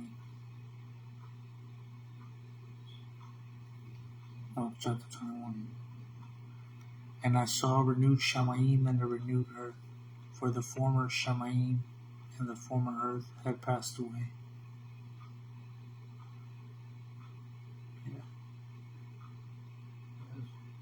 And the sea is no more. And I, Yehochanan, saw the Kadash city, renewed Yerushalayim, coming down out of the Shamayim from Elohim, prepared as a bride, adorned for her husband. And I heard a loud voice from the Shamayim saying, See, the booth of Elohim is with men, and he shall dwell with them, and they shall be his people, and Elohim himself shall be with them, and be their Elohim. And Elohim shall wipe away every tear from their eyes, and there shall be no more death, nor mourning, nor crying, and there shall be no more pain, for the former have passed away. And he who was sitting on the throne said, See, I make all new. And he said to me, Write, for these words are trustworthy and true. And he said to me, It is done. I am the Av and the Ta, the beginning and the end. To the one who thirsts I shall give of the fountain of the water of the Ma'im of Chai without payment. The one who overcomes shall inherit all this, and I shall be his Elohim, and he shall be my God. But as for the cowardly, and the untrustworthy, and the abominable, and the murderers, and those who horror, and the sorcerers, and idolaters, and all the false, their part is in the lake that burns with fire and sulfur. That is the second death. And the 7 Malachim, who held the 7 bowls filled with the 7 last plague, came to me and spoke with me, saying, Come, I shall show you the bride of the Lamb. I shall show you the bride, the Lamb's wife. And he carried me away in the Ruach to a great and high mountain, and showed me the great city, the Kadash, Yerushalayim, descending out of the Shamayim from Malachim, having the esteem of Malachim, and the light was like a most precious stone, like a jasper stone, clear as crystal, and having a great and high wall, having 12 gates, and at the gates 12 Malachim, the names written on them that are of the 12 tribes of the children of Yasharal. 3 gates on the east, 3 gates on the north, 3 gates on the south, and 3 gates on the west. And the wall of the city had 12 foundations. On them were the names of the 12 emissaries of the Lamb. And he who spoke with me had a golden measuring rod to measure the city and the gates and its wall. And the city is like 4-cornered, and its length is as great as its breadth. And he measured the city with the rod, 12,000 stadium. The length and the breadth and the height are all equal. And he measured the wall, 144 amah, according to the measure of a man, that is also a malach. And the structure of its walls was jasper, and the city was clean gold, like clear glass. And the foundations of the wall of the city were adorned with all kinds of precious stones. The first foundation was jasper, the second sapphire, the third agate, the fourth emerald, the fifth sardonyx, the sixth ruby, and the 7th chrysolite, the 8th beryl, the 9th topaz, the 10th crystal praise, the 11th jacinth, and the 12th amethyst. And the 12 gates were 12 pearls. Each one of the gates was a single pearl, and the street of the city was clean gold, like transparent glass. And I saw no Mishkan in it, for YAHUAH Al Shaddai is its Mishkan, its dwelling, and the Lamb. And the city had no need of the sun, nor of the moon, to shine in it, for the esteem of Elohim lightened it, and the Lamb is its lamp. And the nations of those who are saved shall walk in its light, and the sovereign of the earth bring their esteem into it. And its gates shall not be shut at all by Yom, for Laila shall not be there. And they shall bring the esteem and the appreciation of the nations into it. And there shall by no means enter into whatever is unclean, neither anyone doing abomination and falsehood, but only those who are written in the Lamb's book of Chai.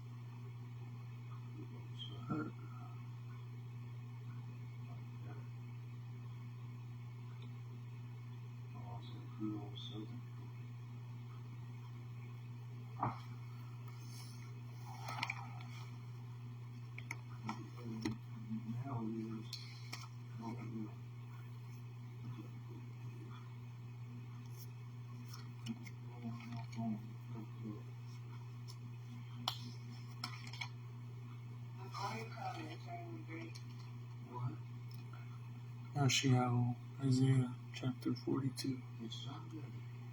See my servant whom I uphold, my chosen one, my being has delighted in. I have put my ruach upon him. He brings forth right ruling to the nations. He does not cry out, nor lift up, nor cause his voice to be heard in the street. A crushed reed he does not break, and smoking flax he does not quench. He brings forth right ruling in accordance with truth. He does not become weak or crushed until he has established right ruling in the earth, and the coastlands wait for his Torah. Thus said YAHUAH, who created the Shamayim and stretched them out, who spread forth the earth and that what comes from it, who gives breath to the people on it, and ruach to those who walk on it. I, YAHUAH, have called you in righteousness, and I take hold of your hand, and guard you, and give you for a covenant to the people, for a light to the nations, the Gentiles, going to open blind eyes, to bring out prisoners from the prison, those who sit in darkness from the prison house. I am YAHUAH, that is my name, and my esteem I do not give to another, nor my praise to idols. See, the formers have come, and new ones I am declaring. Before they spring forth, I let you hear them. Sing to YAHUAH a new song, his praise from the ends of the earth. You who go down to the sea, and all that is in it, you coastlands and you inhabitants of them. Let the wilderness and its cities lift up their voice, the villages where Kedar dwells. Let the inhabitants of Salah sing. Let them shout from the top of the mountains. Let them give esteem to YAHUAH, and declare his praise in the coastlands. YAHUAH goes forth like a mighty man. He stirs up ardor like a fighter. He cries out, and also shouts aloud. Over his enemies he shows himself mighty. I have kept silent from of old. I have been still and held myself back. Like a woman in labor I cry out. I pant and gasp at once. I lay waste mountains and hills, and I dry up all their plants, and shall make rivers become coastlands, and dry up pools. And I shall lead the blind by a way that they have not known, and paths they have not known I lead them. I make darkness light before them, and crooked places straight. These matters I shall do for them, and I shall not forsake them. Those who trust in idols, who say to the molten images, you are our mighty one, shall be turned back, utterly ashamed. Hear, you deaf, and look, you blind ones, and see. Who is blind but my servant, or deaf as my malach whom I sent? Who is blind as he who is at Shalom, and blind as my servant, as a servant of YAHUAH? You see much, but do not observe. Ears are open, but do not hear. It has delighted YAHUAH, for the sake of his righteousness, to make the Torah great again, and esteemed. But this is a people robbed and plundered. All of them are snared in holes, and they are hidden in prison houses. They have become a prey, with no one to deliver. For plunder, no one to say, restore. Who among you gives ear to this? Pay attention and hear, for the time to come. Who gave Yaqub for plunder, and Yasharal to the robbers? Was it not YAHUAH, who he against whom we sinned? For they would not walk in his ways, and they did not obey his Torah. So he has poured on him his burning displeasure, and the strength of battle, and it lit him on fire all around.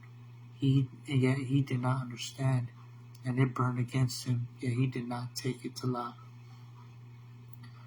Yashayahu, Isaiah chapter 43. But now thus said YAHUAH, your creator, O Yaqub, and he who formed you, O Yasharal. Do not fear, for I have redeemed you. I have called you by your name. You are mine. When you pass through the waters, I am with you, and through rivers, they do not overflow you. When you walk through fire, you are not scorched, and a flame does not burn you. For I am YAHUAH, your Alahi, you the Kadash one of Yasharal, your Savior. I give Mitzrayim for your ransom, Cush and Sabah in your place. Since you are precious in my eyes, you have been esteemed. You have been esteemed, and I have loved you. And I give men in your place, and peoples for your high. Do not fear, for I am with you. I shall bring your seed from the east, and gather you from the west. I shall say to the north, give them up, and to the south, do not keep them back. Bring my banim from afar, and my daughters from the ends of the earth. All those who are called by my name, whom I have created, formed, even made for my esteem.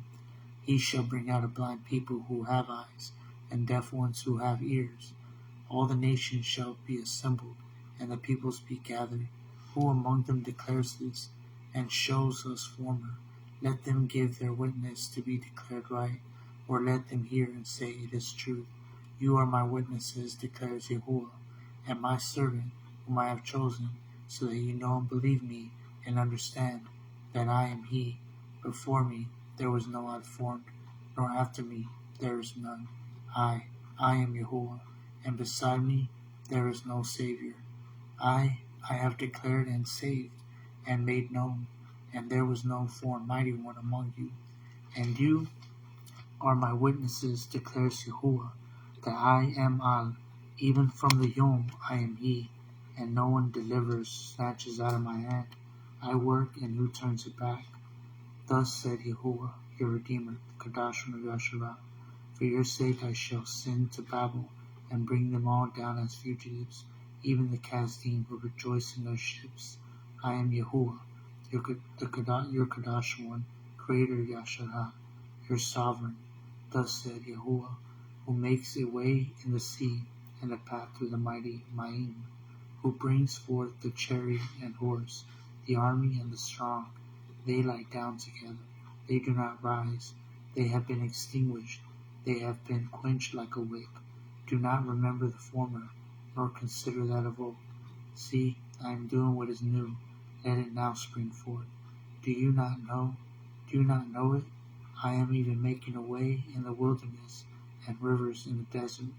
The beasts of the field esteem me, the jackals and the ostriches, because I have given Ma'im in the wilderness, and rivers in the desert, to give drink to my people, my chosen.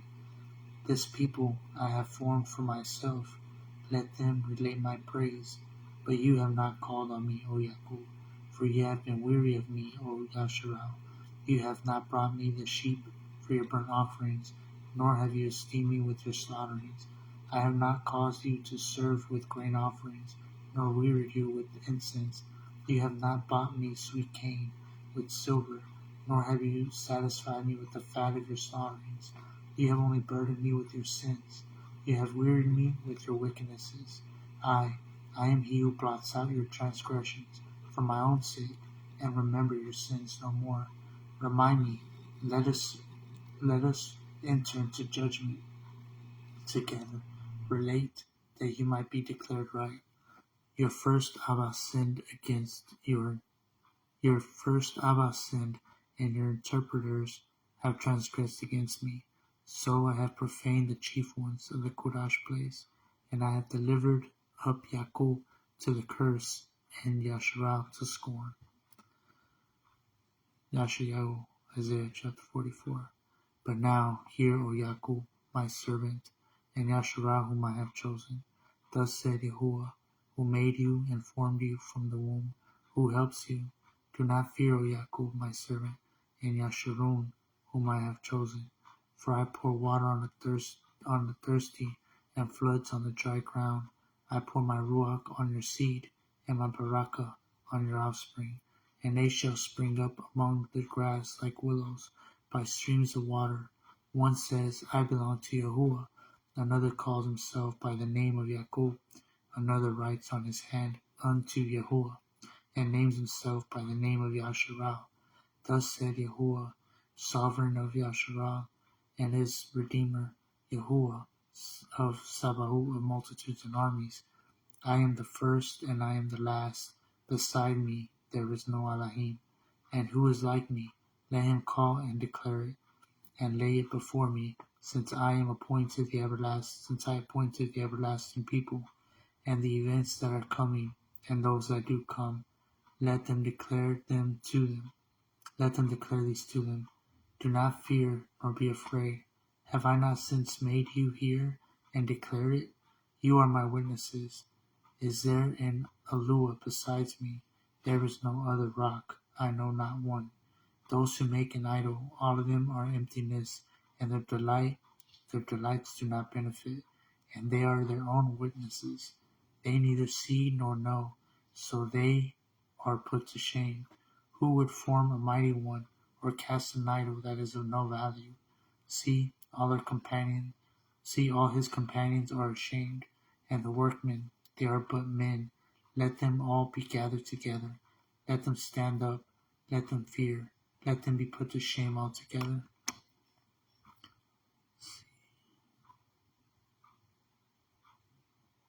Yeah, I'm not going to read the rest of that.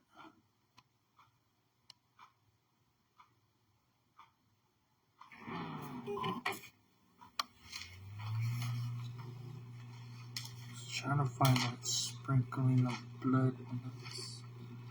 It's a nice one.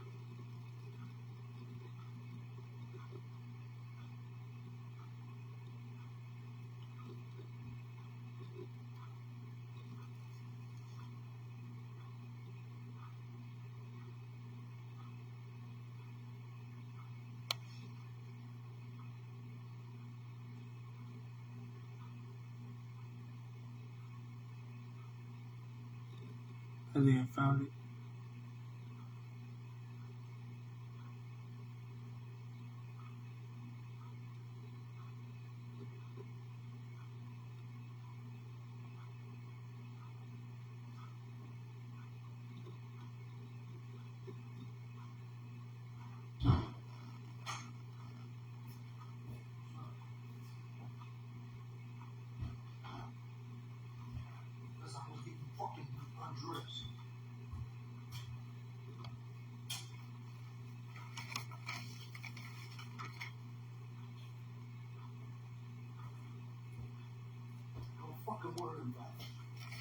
I'm just going to read 51. Yeshayahu Isaiah chapter 51. Listen to me, you who pursue righteousness, seeking Yahuwah. Look to the rock you were hewn from, and to the hole of the pit you were dug from. Look to Abraham, your Abba, the origins, and to Sarah, who bore you. For he was alone when I called him, and I baruch him and increased him. For Yahuwah shall comfort Zion, he shall comfort all her waste places. For he makes her wilderness like Adam, and her desert like the garden of Yahuwah. Joy and gladness are found in it, thankfulness and the voice of song. Listen to me, my people, and give ear to me, O my nation, for the Torah goes forth from me, and my right ruling I place as a light to peoples. My righteousness is near, my deliverance shall go forth. And notice the Torah and the righteousness is the light that goes before the nations. My righteousness is near, and my deliverance shall go forth, and my arm judges peoples. Coastlands wait upon me, and for my arm they wait expectantly. Lift up your eyes to the Shamayim, and look on the earth beneath, for the Shamayim shall vanish like smoke, and the earth wear out like a garment, and those who dwell in it die as gnats. But my deliverance is forever, and my righteousness is not broken. Listen to me, you who know righteousness, a people in whose law is my Torah, my law. Do not fear the reproach of men, nor be afraid of their revilings. For a moth eats them like a garment, and a worm eats them like wool. But my righteousness is forever, and my deliverance to all generations. Awake, awake, put on strength, O arm of Yahuwah. Awake as in Yomim of old, everlasting generations. Was it not you who cut pride apart and pierced the dragon? Was it not you who dried up the sea, the Ma'im of the great deep, who made the depths of the sea a way for the redeemed to pass over, and let the ransom of YAHUAH return, and they shall come to Sion with singing, with everlasting joy on their heads. Let them attain joy and gladness, sorrow and sighing shall flee away. I am he who comforts you. Who are you that you should be afraid of man that dies, and the bond of Adam, the bond of man who is made like grass? And you have forgotten YAHUAH, your Maker, who stretched out the Shamayim and laid the foundations of the earth, and you continually fear all the Yom because of the rage of the oppressor, and he has prepared to destroy. And where is the rage of the oppressor now? Bowed he hastens to be loosened, that he should not die in the pit, and that his bread should not fail. But I am YAHUAH, your Elohim, stirring up the sea, and its waves roar. YAHUAH, Sabaoth of multitudes and armies is his name, and I have put my words in your mouth, and with the shadow of my hand I have covered you, to plant the Shamayim and lay the foundations of the earth, and to say to Sion, you are my people. Awake, awake yourselves, rise up, awake yourself, rise up, O Yerushalayim, you who have drunk at the hand of YAHUAH the cup of his wrath. You have drunk the dregs of the cup of reeling and drained it out. Of all the banim she bore, she has none to guide her, and of all the banim she has brought up, no one strengthens her hand. Both these are coming upon you. Who is sorry for you? Ruin and destruction, scarcity of food and sword. How shall I comfort you? Your banim have fainted. They lie at the head of all the streets, like a gazelle in a net. They are filled with the wrath of YAHUAH, the rebuke of your Elohim. Therefore, please, hear this, you afflicted and drunk, but not with wine, drunk with delusion, sin. Thus said your Adon, your master, YAHUAH, and your Elohim, who pleads the cause of his people. See, I shall take out of your hand the cup of reeling, the dregs of the cup of my wrath. Never again shall you drink it, and I shall put it into the hand of those who afflict you, who have said to you, to your Nafash, your being, bow down, and we pass like the ground, and as the street to walk over. Who said to your being, bow down, and we pass over you, and you made your back like the ground, and as the street for them to walk over.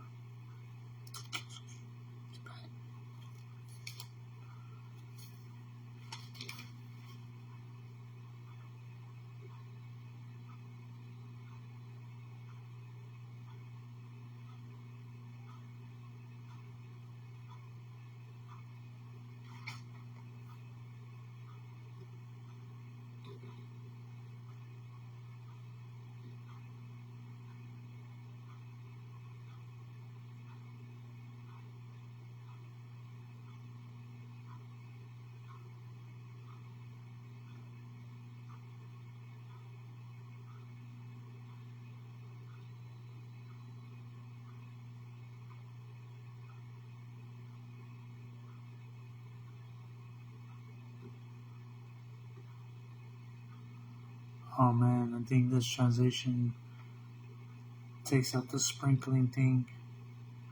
I think that's why I couldn't find it. 'Cause I just realized, I think it's Isaiah 52:15 says, he shall likewise startle many nations. But I think it's saying, I think in other translations it says, he shall also sprinkle many nations. Sovereign shall shut their mouths at him. For what had not been recounted to them they shall see, and what they had not heard they shall understand. So I'm going to have to look that up in another translation, because I think that's why I couldn't find it. But I think translations, other one says, he shall sprinkle the nations. Talking about like a rope, he shall have a rope dipped in blood, because a lot of it's tied in here. But yeah, I guess I'll do these last couple, and then head down another few couple, and try to finish. Let's do this one. Yeshayahu, Isaiah 52. Awake, awake, put on your strength, O Sion. Put on your garments of splendor, O Yerushalayim, the Kadash city. For no more do the uncircumcised and the unclean come into you. Shake yourself from the dust. Arise and sit down, O Yerushalayim. Loose yourself from the bonds of your neck, O captive daughter of Sion. For thus said Yahuwah, you have been sold for naught, and you are redeemed not with silver. For thus said the Adon Yahuwah, at first my people went down into Mizraim to sojourn there, and Ashur oppressed them without cause. And now what have I here, declares Yahuwah, that my people are taken away for naught? Those who rule over them make them well, declares Yahuwah, and my name is despised all yom continually. Therefore my people shall know my name in that yom, Yahuwah, for I am the one who is speaking. See, it is I. How pleasant upon the mountains are the feet of him who brings great news, who proclaims shalom, who brings great news, who proclaims deliverance, who says to Sion, your Elohim reigns. The voice of your watchmen, they shall lift up their voices together, they shout for joy, because eye to eye they see the return of Yahuwah. To Sion, break forth into joy, sing together, you waste places of Yerushalayim, for Yahuwah shall comfort his people. He shall redeem Yerushalayim. He shall redeem Yerushalayim. Yahuwah shall lay bare his Kodash arm in the eyes of all the nations, and all the ends of the earth shall see the deliverance of our Elohim. Turn aside, come out from there. Touch not the unclean thing. Come out of her midst, be clean, you who bear the vessels of Yahuwah. For you shall not come out in haste, nor go in flight. For Yahuwah is going before you, and the Elohim of Yasharal is your rear guard. See, my servant shall work wisely. He shall be exalted and lifted up, and very high. As many were astonished at you, so the disfigurement beyond any man's, and his form beyond the banim of man. He shall likewise sprinkle or startle and sprinkle many nations. Sovereigns shall shut their mouths at him, for what had not been recounted to them they shall see, and what they had not heard they shall understand. Yeshayahu, Isaiah chapter 53. Who has believed thy report, and to whom was the arm of Yahuwah revealed? For he grew up before him as a tender plant, and as a root out of dry ground. He has no form or splendor that we should look upon him, nor appearance that we should desire him. Despised and rejected by men, a man of pains and knowing sickness, and as one from whom the face is hidden, being despised, and we did not consider him. Truly he has borne our wickednesses and carried our pains, yet we reckon him stricken, smitten by Elohim, and afflicted. But he was pierced for our transgressions, he was crushed for our wickednesses. The chastisement of our shalom was upon him, and by his stripes we are healed. We all like sheep went astray, each one of us has turned to his own way, and Yahuwah has laid on him the wickedness of us all. He was oppressed and he was afflicted, but he did not open his mouth. He was led as a lamb to the slaughter, and as a sheep before his shearers is silent, but he did not open his mouth. He was taken from prison and from judgment, and as for his generation, who considered that he shall be cut off from the land of the living? For the transgression of my people he was stricken, and he was appointed a grave with the wicked, and with the rich at his death, because he had done no violence, nor was deceit in his mouth. But Yahuwah was pleased to crush him. He laid sickness on him, that when he made himself an offering for guilt, he would see a seed, and he would prolong his yamin, and the pleasure of YAHUAH prospers in his hand. From the suffering of his eye he would see light and be satisfied. Through his knowledge my righteous servant makes many righteous, and he bears their wickednesses. Therefore I give him a portion among the great, and he divides the spoil with the strong, because he poured out his being unto death, and he was counted with the transgressors, and he bore the sin of many, and made intercession for the transgressors. Word of YAHUAH. Hallelujah. YAHUSHA.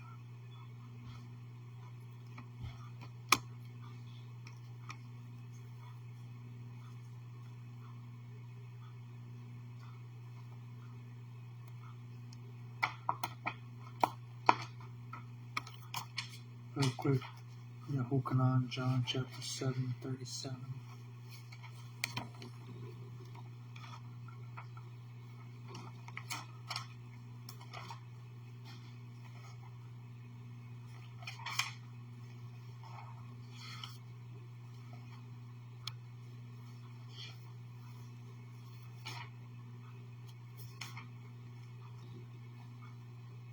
John chapter 7:37.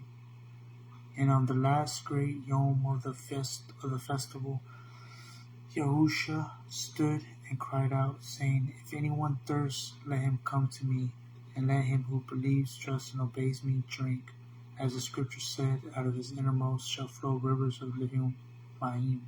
And this he said concerning the Ruach, that those believing, trusting, and obeying him were about to receive, for the Ruach HaKodesh was not yet, because YAHUSHA was not yet esteemed.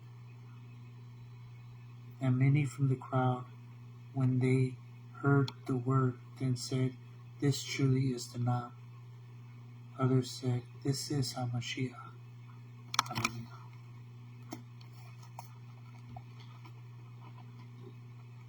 Shamut, Exodus chapter 16.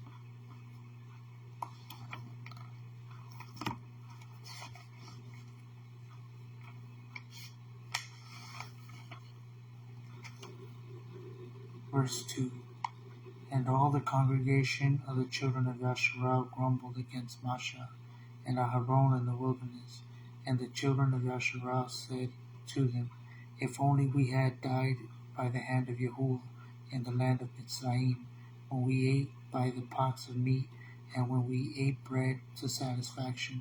For you have brought us out into this wilderness to put all this assembly to death with hunger. And YAHUAH said to Masha, See, I am raining bread from the Shamayim for you, and the people shall go out and gather a Yom's portion every Yom, in order to try them whether they walk in my Torah or not. And it shall be on the 6th Yom that they shall prepare what they bring in, and it shall be twice as much as they gather Yomly. And Masha and Aharon said to all the children of Yasharah, At evening you shall know that YAHUAH has brought you out of the land of Mitzrayim, and in the Barakah, in the rising, you shall see the esteem of YAHUAH, for he hears your grumblings against YAHUAH. And what are we that you grumble against us? And Masha said, In that YAHUAH gives you meat to eat in the evening, and in the Barakah, in the rising, bread to satisfaction. For YAHUAH hears your grumblings that you make against him. And what are we? Your grumblings are not against us, but against YAHUAH. And Masha again said to Aharon, Say to all the congregation of the children of Yasharah, Come near before YAHUAH, for he has heard your grumblings.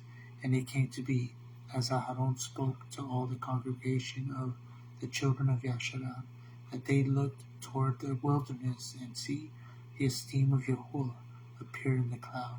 And YAHUAH spoke to Masha, saying, I have heard the grumblings of the children of Yasharah. Speak to them, saying, Between the evenings you are to eat meat, and in the Barakah, in the rising, you are to be satisfied with bread, and you shall know that I am YAHUAH, your Elohim. And it came to be that quails came up at evening and covered the camp, and in the Barakah, in the rising, the dew lay all around the camp. And the layer of dew went up, and see, on the surface of the wilderness was a small round substance, as fine as frost on the ground. And the children of Yasharal saw it, and they said to each other, Manna, what is it? For they did not know what it was. And Masha said to them, It is the bread that YAHUAH has given you to eat. This is the word that YAHUAH has commanded, that every man gather it according to each one's need, and umar for each being, according to the number of beings. Let every man take for those who are in his tent. And the children of Yasharal did so, and gathered some more and some less, and they measured it by umars. And he who gathered much did not have too much, and he who gathered little did not have too little. Each one gathered according to his need. And Masha said, Let no one leave any of it until Barakah, the rising. And they did not listen to Masha. And some of them left part of it until the Barakah, the rising, and it bred worms and it stank. And Masha was wroth with them. And they gathered it every Barakah, every rising, each one according to his need. And when the sun became hot, it melted. And it came to be on the 6th Yom that they gathered twice as much bread, 2 umars for each one. And all the rulers of the congregation came and told Masha. And he said to them, This is what YAHUAH has said. Tomorrow is a rest, a Shabat Kadash to YAHUAH. That what you bake, bake, and that what you cook, cook, and lay up for yourselves all that is left over, to keep it until the Barakah, the rising. And they laid it up until Barakah, the rising, as Masha commanded. And it did not stink, and no worm was in it. And Masha said, Eat it this Yom, for this Yom is a Shabbat to YAHUAH. This Yom you do not find it in the field. Gather it 6 Yomim, but on the 7th Yom, that is a Shabbat, there is none. And it came to be that some of the people went out on the 7th Yom to gather, but they found none. And YAHUAH said to Masha, How long shall you refuse to guard my commandments and my turut?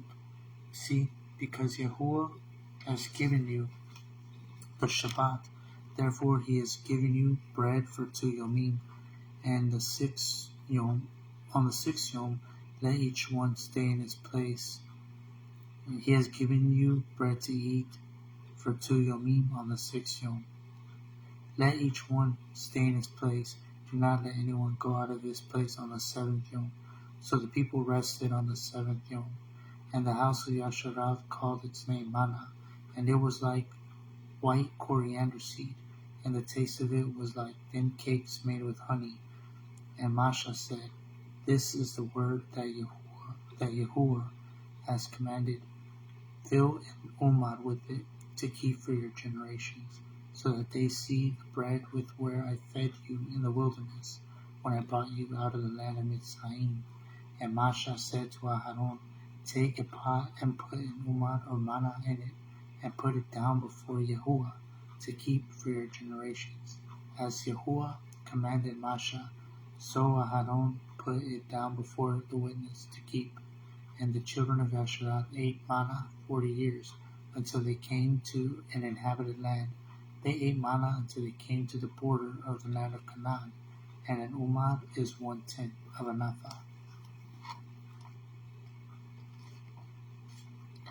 Tabarim, Deuteronomy, chapter 8.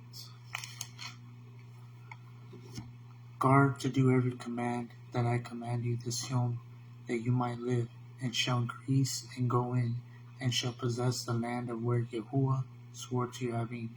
And you shall remember that YAHUAH, your Elohim, led you all the way these 40 years in the wilderness, to humble you and prove you, to know what is in your law, whether you guard his commands or not. And he humbled you, and let you suffer hunger, and fed you with manna, that you did not know, nor did your Avim know, to make you know that man does not live by bread alone, but by all that comes from the mouth of YAHUAH. Your garments did not wear out on you, nor did your foot swell these 40 years. Thus you shall know in your law, that as a man disciplines his bond, So Yahuwah, your Elohim, disciplines you. Therefore, you shall guard the commands of Yahuwah, your Elohim, to walk in his ways and to revere him. For Yahuwah, your Elohim, is bringing you into a Dub land, a land of streams of water, of fountains and springs that flow out of valleys and hills, a land of wheat and barley, of vines and fig trees and pomegranates, a land of olive oil and honey, a land where you eat bread without scarcity, and where you do not lack at all, a land whose stones a land whose stones are iron, and out of whose hills you get copper, and you shall eat and be satisfied, and shall Barak Yahuwah, your Elohim, for the Dub land that he has given you. Be on guard lest you forget Yahuwah, your Elohim, by not guarding his commands, and his right rulings, and his laws that I have commanded you today. This Yom.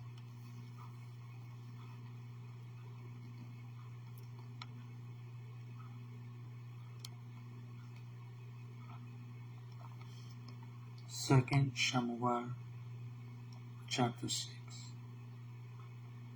verse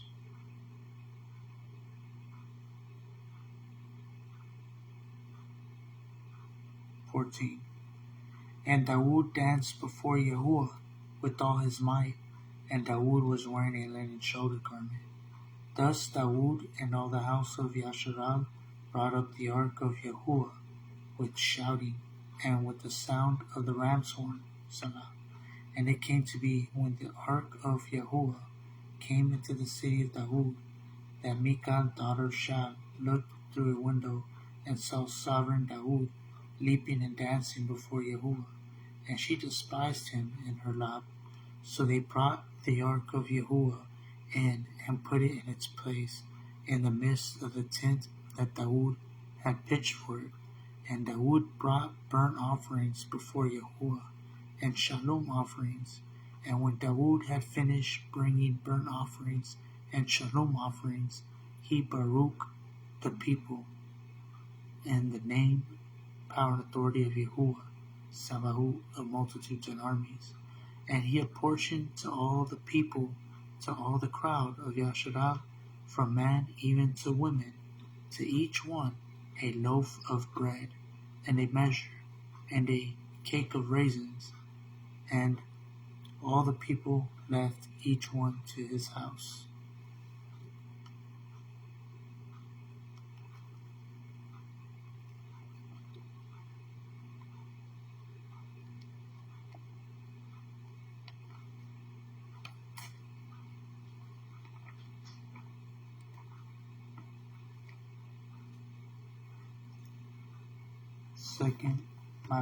Second Kings chapter 4,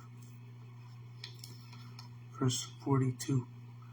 Now a man came from Shalisha, and brought the man of Elohim, Elisha, bread of the first fruits, 20 loaves of barley bread, and newly ripened grain in his knapsack. And he said, Give it to the people to eat. And his servant said, What, do I put this before 100 men?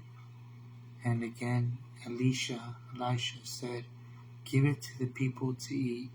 For thus said Yahuwah, Eat and have some left over.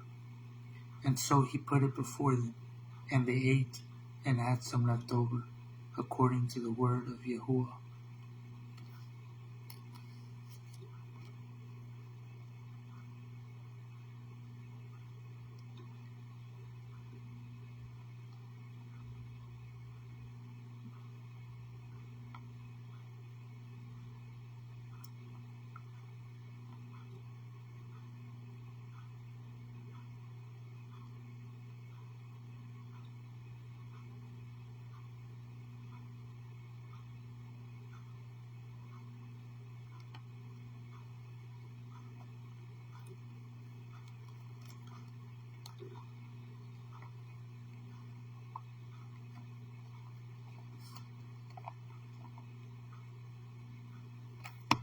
YAHUSHA, John, chapter 6. After this, Yahusha went away to the other side of the Sea of Galilee, that is Lake Canada, and a large crowd was following him, because they saw his signs that he did on those who were sick. And Yahusha went up on a mountain, and there he sat down with his Talmudim. And the Pasach was near, the festival of the Yahudim. And Yahusha, lifting up his eyes and seeing a large crowd coming toward him, said to Philippus, Where shall we buy bread for them to eat? And this he said, trying him, for he himself knew what he would do. Philippus answered him, 200 pieces of silver worth of bread is not sufficient for them, for every one of them to receive a little. One of his Talmudim, Andri, the brother of Shimon Kappa, said to him, Here is a boy who has 5 barley loaves and 2 fish, but what are these for so many? And Yahusha said, Make the people sit down. Now there was much grass in the place, and the men numbering about 5,000 sat down. And Yahusha took the loaves, and having given Torah, he distributed them to the Talmudim, and the Talmudim to those sitting down, and the same with the fish, as much as they wanted. And when they were filled, he said to his Talmudim, Gather the broken pieces that are left over, so that none gets wasted. So they gathered them, and filled 12 baskets with broken pieces of the 5 barley loaves that were left over by those who had eaten. Then the men, having seen the sign that Yahusha did, said, This is truly the Nab who is coming into the world. Then Yahusha, knowing that they were about to come and seize him, that they might make him sovereign, withdrew again to the mountains alone by himself. And when evening came, his Talmudim went down to the sea, and entering into the boat, they were going over the sea toward Capernaum, and it had already become dark, and Yahusha had not yet come to them, and the sea was rising because of a great wind was blowing. When they had rowed about 25 or 30 stadios, they saw Yahusha walking on the sea and coming near the boat, and they were afraid.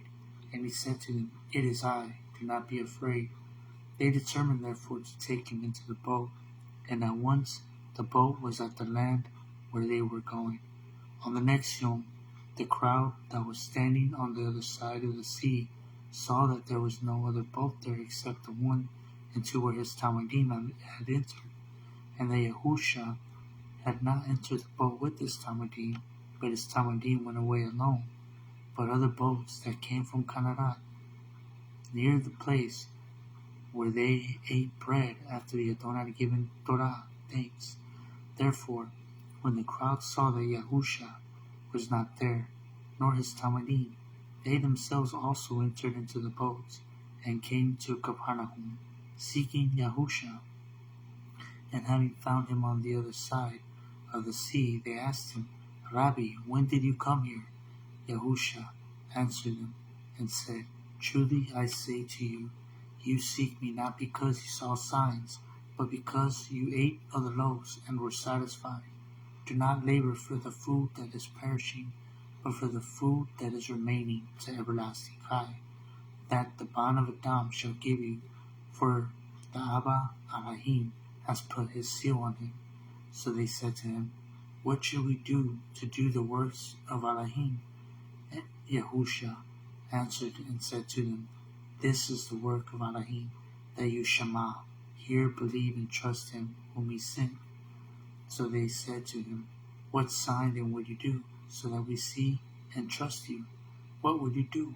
Harabim ate the manna in the wilderness, as it has been written, He gave them bread out of the Shamayim to eat.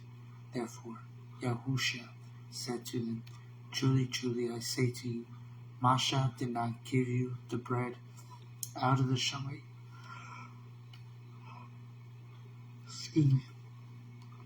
But my Abba gives you the true bread out of the Shamayim. For the bread of Elohim is he who comes down out of the Shamayim and gives chai to the world. So they said to him, Adani, give us this bread always. And Yahusha said to them, I am the true bread of chai. He who comes to me shall not get hungry at all, and he who believes, trusts, and obeys me shall not get thirsty at all. But I said to you that you have seen me, and still do not believe. All that the Abba gives me shall come to me, and the one who comes to me I shall by no means cast out, because I have come down out of the Shamayim, not to do my own desire, but the desire of him who sent me. This is the desire of the Abba who sent me, that all he has given me I should not lose any of it, but should raise it in the last yom.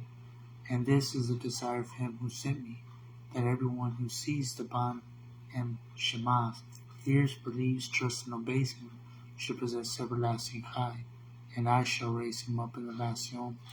Therefore the Yahudim were grumbling against him, because he said, I am the bread that came down out of the Shamayim. And they said, is not this Yahusha, the Ban of Yosef, whose Abba and Amma we know? How is it then that he says, I have come down out of the Shamayim? Then Yahusha answered and said to them, do not grumble with one another. No one is able to come to me unless the Abba who sent me draws him, and I shall raise him up in the last yom. It has been written in the Nabim, and they shall all be taught by YAHUAH. Everyone then who has heard from the Abba and learned comes to me. Not that anyone has seen the Abba, except he who is from Elohim. He has seen the Abba. Truly, truly, I say to you, he who believes, who hears and shamas, who hears, believes, and trusts and obeys me, possesses everlasting Chai. I am the bread of Chai. Your Abba, your Abin ate the manna in the wilderness, and they died. This is the bread that comes down out of the Shamayim, so that anyone might eat of it and not die. I am the living bread that came down out of the Shamayim. If anyone eats of this bread, he shall live forever. And indeed the bread that I shall give is my flesh, that I shall give for the Chai of the world. The Yahudim therefore were striving with one another, saying, how was this one able to give us his flesh to eat? YAHUSHA therefore said to them, truly, truly, I say to you, unless you eat the flesh of the Ban of Adam and drink his blood, you possess no Chai in yourselves. He who eats my flesh and drinks my blood possesses everlasting Chai, and I shall raise him up in the last yom. For my flesh is truly food, and my blood is truly drink. He who eats my flesh and drinks my blood stays in me, and I in him. As the living Abba sent me, and I live because of the Abba, so he who feeds on me shall live because of me. This is the bread that came down out of the Shamayim, not as your Avim ate the manna and died. He who eats this bread shall live forever. He said this in a congregation teaching in Capharnaum. Therefore, many of his Talmudim, having heard, said, this word is hard. Who is able to hear it? But Yahusha, knowing within himself that his Talmudim were grumbling about this, said to them, does this make you stumble? What if you see the Ban of Adam going up where he was before? It is the Ruach that gives Chai. The flesh does not benefit at all. The words that I speak to you are Ruach and are Chai. That is my flesh and my blood. And there are some of you who do not believe, trust, and obey. For Yahusha knew from the beginning who they were who did not believe and trust in him, and who would deliver him up. And he said, because of this, I have said to you that no one is able to come to me unless it has been given to him by my Abba. From then on, many of his Talmudim withdrew and were not walking with him anymore. Yahusha therefore said to the 12, do you also want to go away? Then Shamun Kapha answered, Adani, my master, to whom shall we go? You possess the words of everlasting Chai, and we have believed, trusted, and obeyed, and we know that you are HaMashiach, the Ban of the living Elohim. Yahusha answered him, have I not chosen you, the 12, and one of you is a devil? He was now speaking of Yehuda from Kariu, of Shamaun, for he, one of the 12, was about to deliver him up.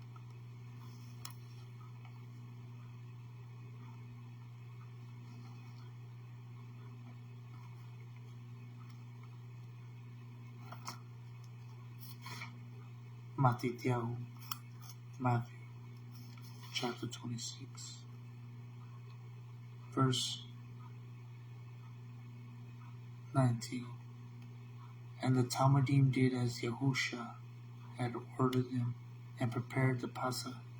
And when evening came, he sat down with the 12. And while they were eating, he said, Truly, I say to you, one of you shall deliver me up. And they were deeply grieved, and began to say to him, each of them, Adoni, is it I? And he answered and said, He who has dipped his hand with me in the dish, he shall deliver me up. Indeed, the bond of Adam goes as it has been written concerning him. But woe to that man by whom the bond of Adam is delivered up. It would have been doomed for that man if he had not been born. And Yehuda, he who delivered him up, answering said, Rabbi, it is I. He said to him, You have said it.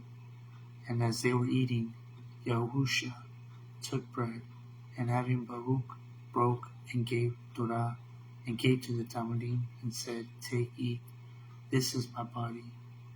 And taking the cup and giving Torah, he gave it to them, saying, Drink from it, all of you, for this is my blood, that of the renewed covenant, that is shed for many for the forgiveness of sins.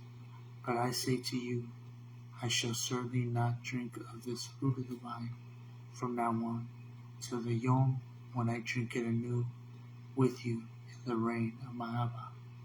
And having sung a song, they went out to the Mount of Olives.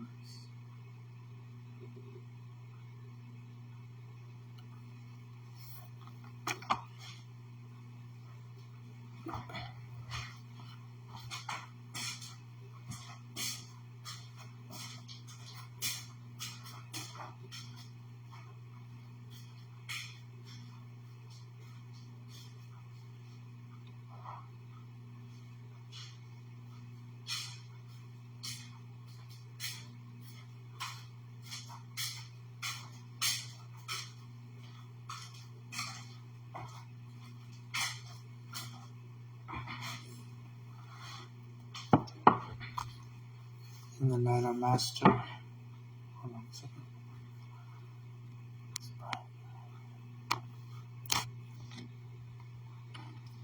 In the night, our Master was betrayed. In the night, Master YAHUSHA, you were betrayed. He took bread and Baruch and gave Torah.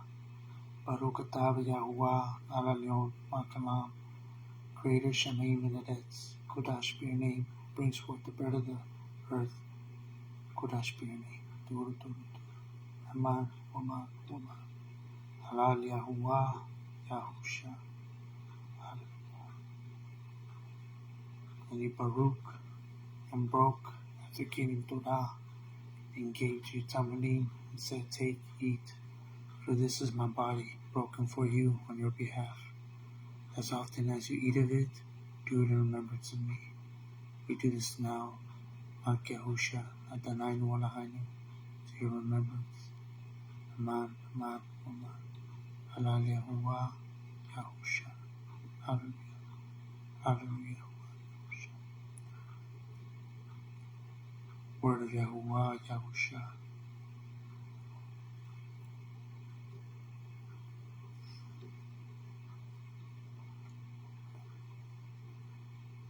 The Torah and the word of YAHUSHA.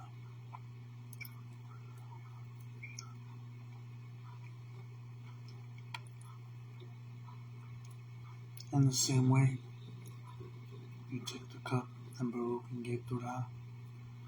Baruch atah YAHUAH ala leon malkalam. Creator Shemaim and Eretz, brings forth the fruit of the vine. Kodash be your name. Turu, turu, turu. Aman, Oman, Oman. Halal YAHUAH, YAHUSHA, he who is and he who is. And he gave to Tamadim, said, Take, drink, all of you, for this is the cup of the renewed covenant in my blood, shed for many for the forgiveness of sins. As often as you drink from it, do it in remembrance of me. We do this now, YAHUSHA Mashiach, to your remembrance. We do this now, in remembrance of YAHUSHA Mashiach. Adonai Eloheinu, Toro Toro, Aman, Aman, Aman. Hallelujah, YAHUSHA. Fruit of the Ruach, YAHUSHA Mashiach. Amen.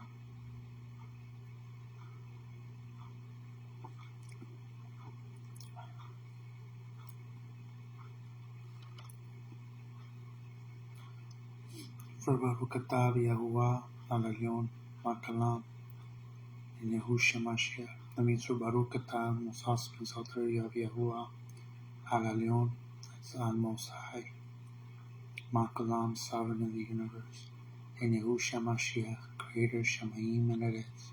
Kadash be your name, who brings forth the bread of the earth and the fruit of the vine. For you of YAHUAH, and YAHUSHA Mashiach, are the true eternal Barakah. The Torah and the Word made flesh, broken for our sins, that we now eat and partake in. That your Torah and your Word might be alive and abide in us. And you are the true eternal fruit of the Ruach, the love and compassion poured out in your blood, to renew the everlasting covenant for the forgiveness of sins, that we now drink and partake in. That your love and compassion and forgiveness and all the fruit of your Ruach might be alive and abide in us. That we too might have everlasting high, to the belief, trust, and obedience in YAHUSHA Mashiach, Adonai Eloheinu, that we might be Echad one, that we might abide in you, and that you might abide in us, that we might be perfect as you are perfect. For you have YAHUAH, YAHUSHA, to make us perfectly in your image in the Ruach HaKodesh, and to pull out and petition and supplicate these things of YAHUAH, YAHUSHA, in the Ruach HaKodesh, with praise and todah and gratefulness, by the power of the blood of the Lamb of the renewed covenant, by your power and authority, YAHUSHA Mashiach, Adani Wali, Adonai Eloheinu, Turu Turu Turu, Aman, Aman, Aman, Halal YAHUAH, YAHUSHA. Hallelujah.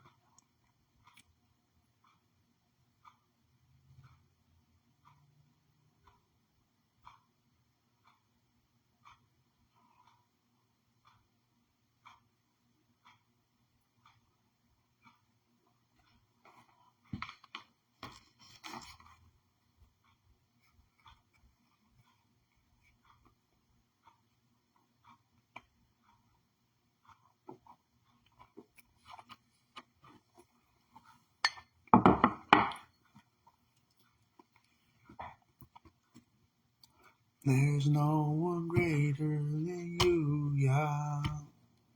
There's no one greater than I. There's no one greater than you, Yah. There's no one greater than I. There's no one greater than you, Yah. There's no one greater than I. There's no one greater than you, Yah. There's no one greater than I. YAHUAH, Eloheinu, Shaddai, our King of Kings. YAHUSHA, Eloheinu, Shaddai, our Prince of Peace. There's no one greater than you, Yah. There's no one greater than I. There's no one greater than you, Yah. There's no one greater than I. There's no one greater than you, Yah. There's no one greater than I. There's no one greater than you, Yah. There's no one greater than I. YAHUAH, Eloheinu, Shaddai, our King of Kings. YAHUSHA,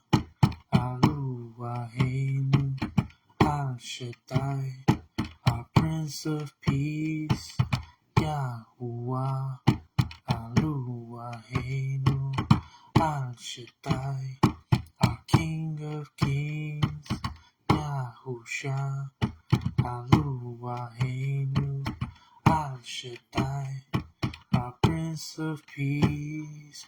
There's no one greater than you, Yah. There's no one greater than I. There's no one greater than you, Yah. There's no one greater than I. There's no one greater than you, Yah. There's no one greater than I. There's no one greater than you, Yah. There's no one greater than I. There's no one greater than you, Yah.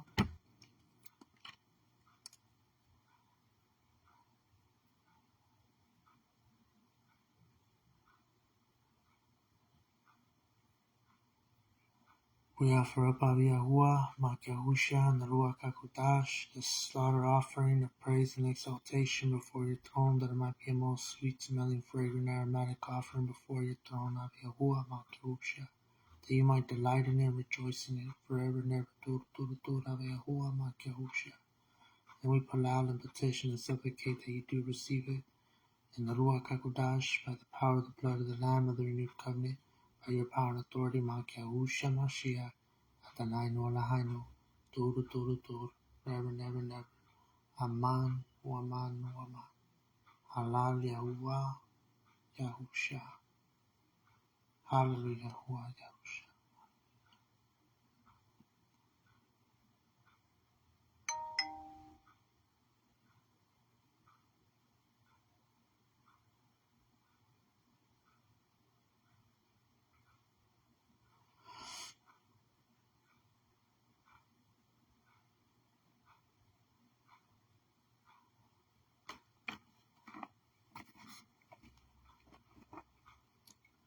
Matthew chapter 28.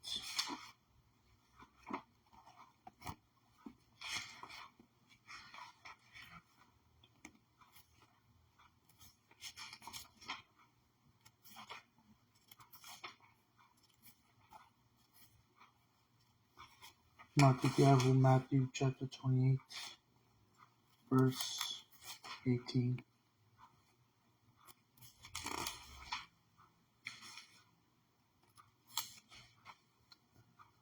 And Yahusha came up and spoke to them, saying, All authority has been given to me in the Shamayim and on the Arats, the earth. Therefore go and instruct all the nations, immersing them in the name of Abba Yahuwah, in my name, the name of Yahusha Mashiach, and the Ruach HaKodesh, teaching them to guard all that I have commanded you. And see, I am with you always, until the end of the age. Amen. Word of Yahuwah. Hallelujah, Yahuwah, Yahusha. And last verse,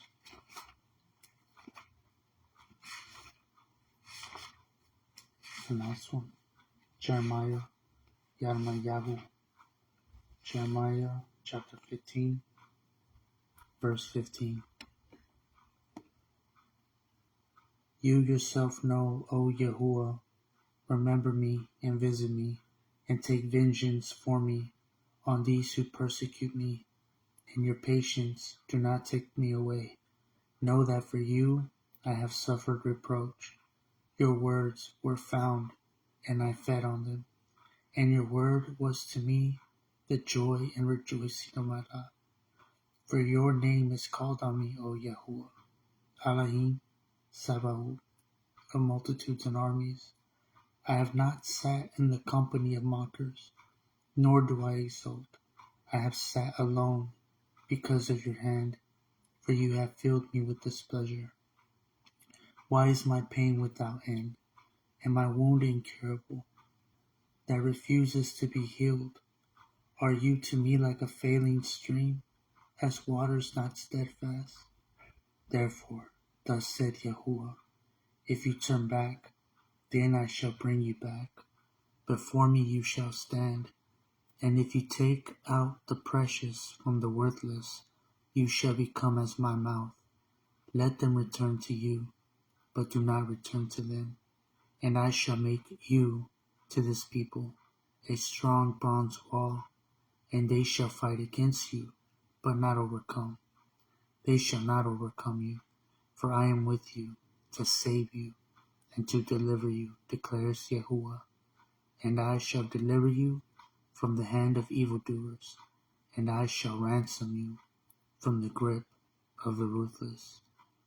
Word of YAHUAH. Hallelujah. YAHUAH. YAHUSHA. Hallelujah.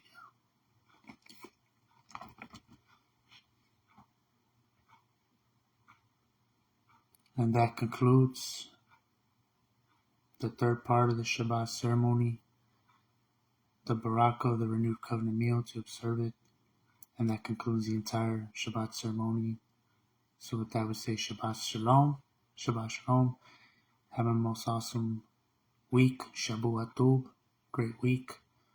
May YAHUAH go before you, be your rear guard, and be a wall of fire round about you, and be the kabod, the esteem, the power, and the might in the midst of you, to scatter the enemy in 7 different directions, so that no weapon formed against you shall prosper, so that every tongue and intention that rises up against you in judgment shall be proven false and be condemned. For this is the inheritance of the servants of YAHUAH, even Yaqub and New Jerusalem, his people, Yasharah. And we pull out and petition and supplicate these things, have YAHUAH, and YAHUSHA, and Ruach HaKodesh, by the power and authority, by the power of the blood of the Lamb of the renewed covenant, by your power and authority, YAHUSHA Mashiach, Atanainu Alahainu, Ataniu Ali, Turu Turu Turu, Aman, Aman, Aman. Hallelujah, YAHUSHA, Hallelujah. Toda Rabbi YAHUAH, YAHUSHA, for this most awesome Shabbat Yom that you have made. We were glad to rejoice in it. And with that, we say Laila Tov, have a great night, and Shabbat Shalom, and Shabuah Tov to a great week, Yom Tov to a great Yom, and YAHUAH Barak you, favor you, and increase you all, and guard you, protect you, and strengthen you, and make his face shine upon you, and be compassionate and favorable towards you. YAHUAH lift his countenance and presence and essence upon you, and give you shalom, and fill you with all the fruit of the Ruach, that we may all be a light to the nations, and a light to one another, that we might sharpen each other as iron sharpens iron, that we might prepare each other to be perfect, spotless, pure, virgin bride, prepared for our Adonai Eloheinu, our Malki, YAHUSHA, that we might be worthy to enter the marriage wedding supper of the Lamb, and to be brought into his chambers, that we might be Echad one, that we might abide in him, and that he might abide in us, that we might be perfect as he is perfect.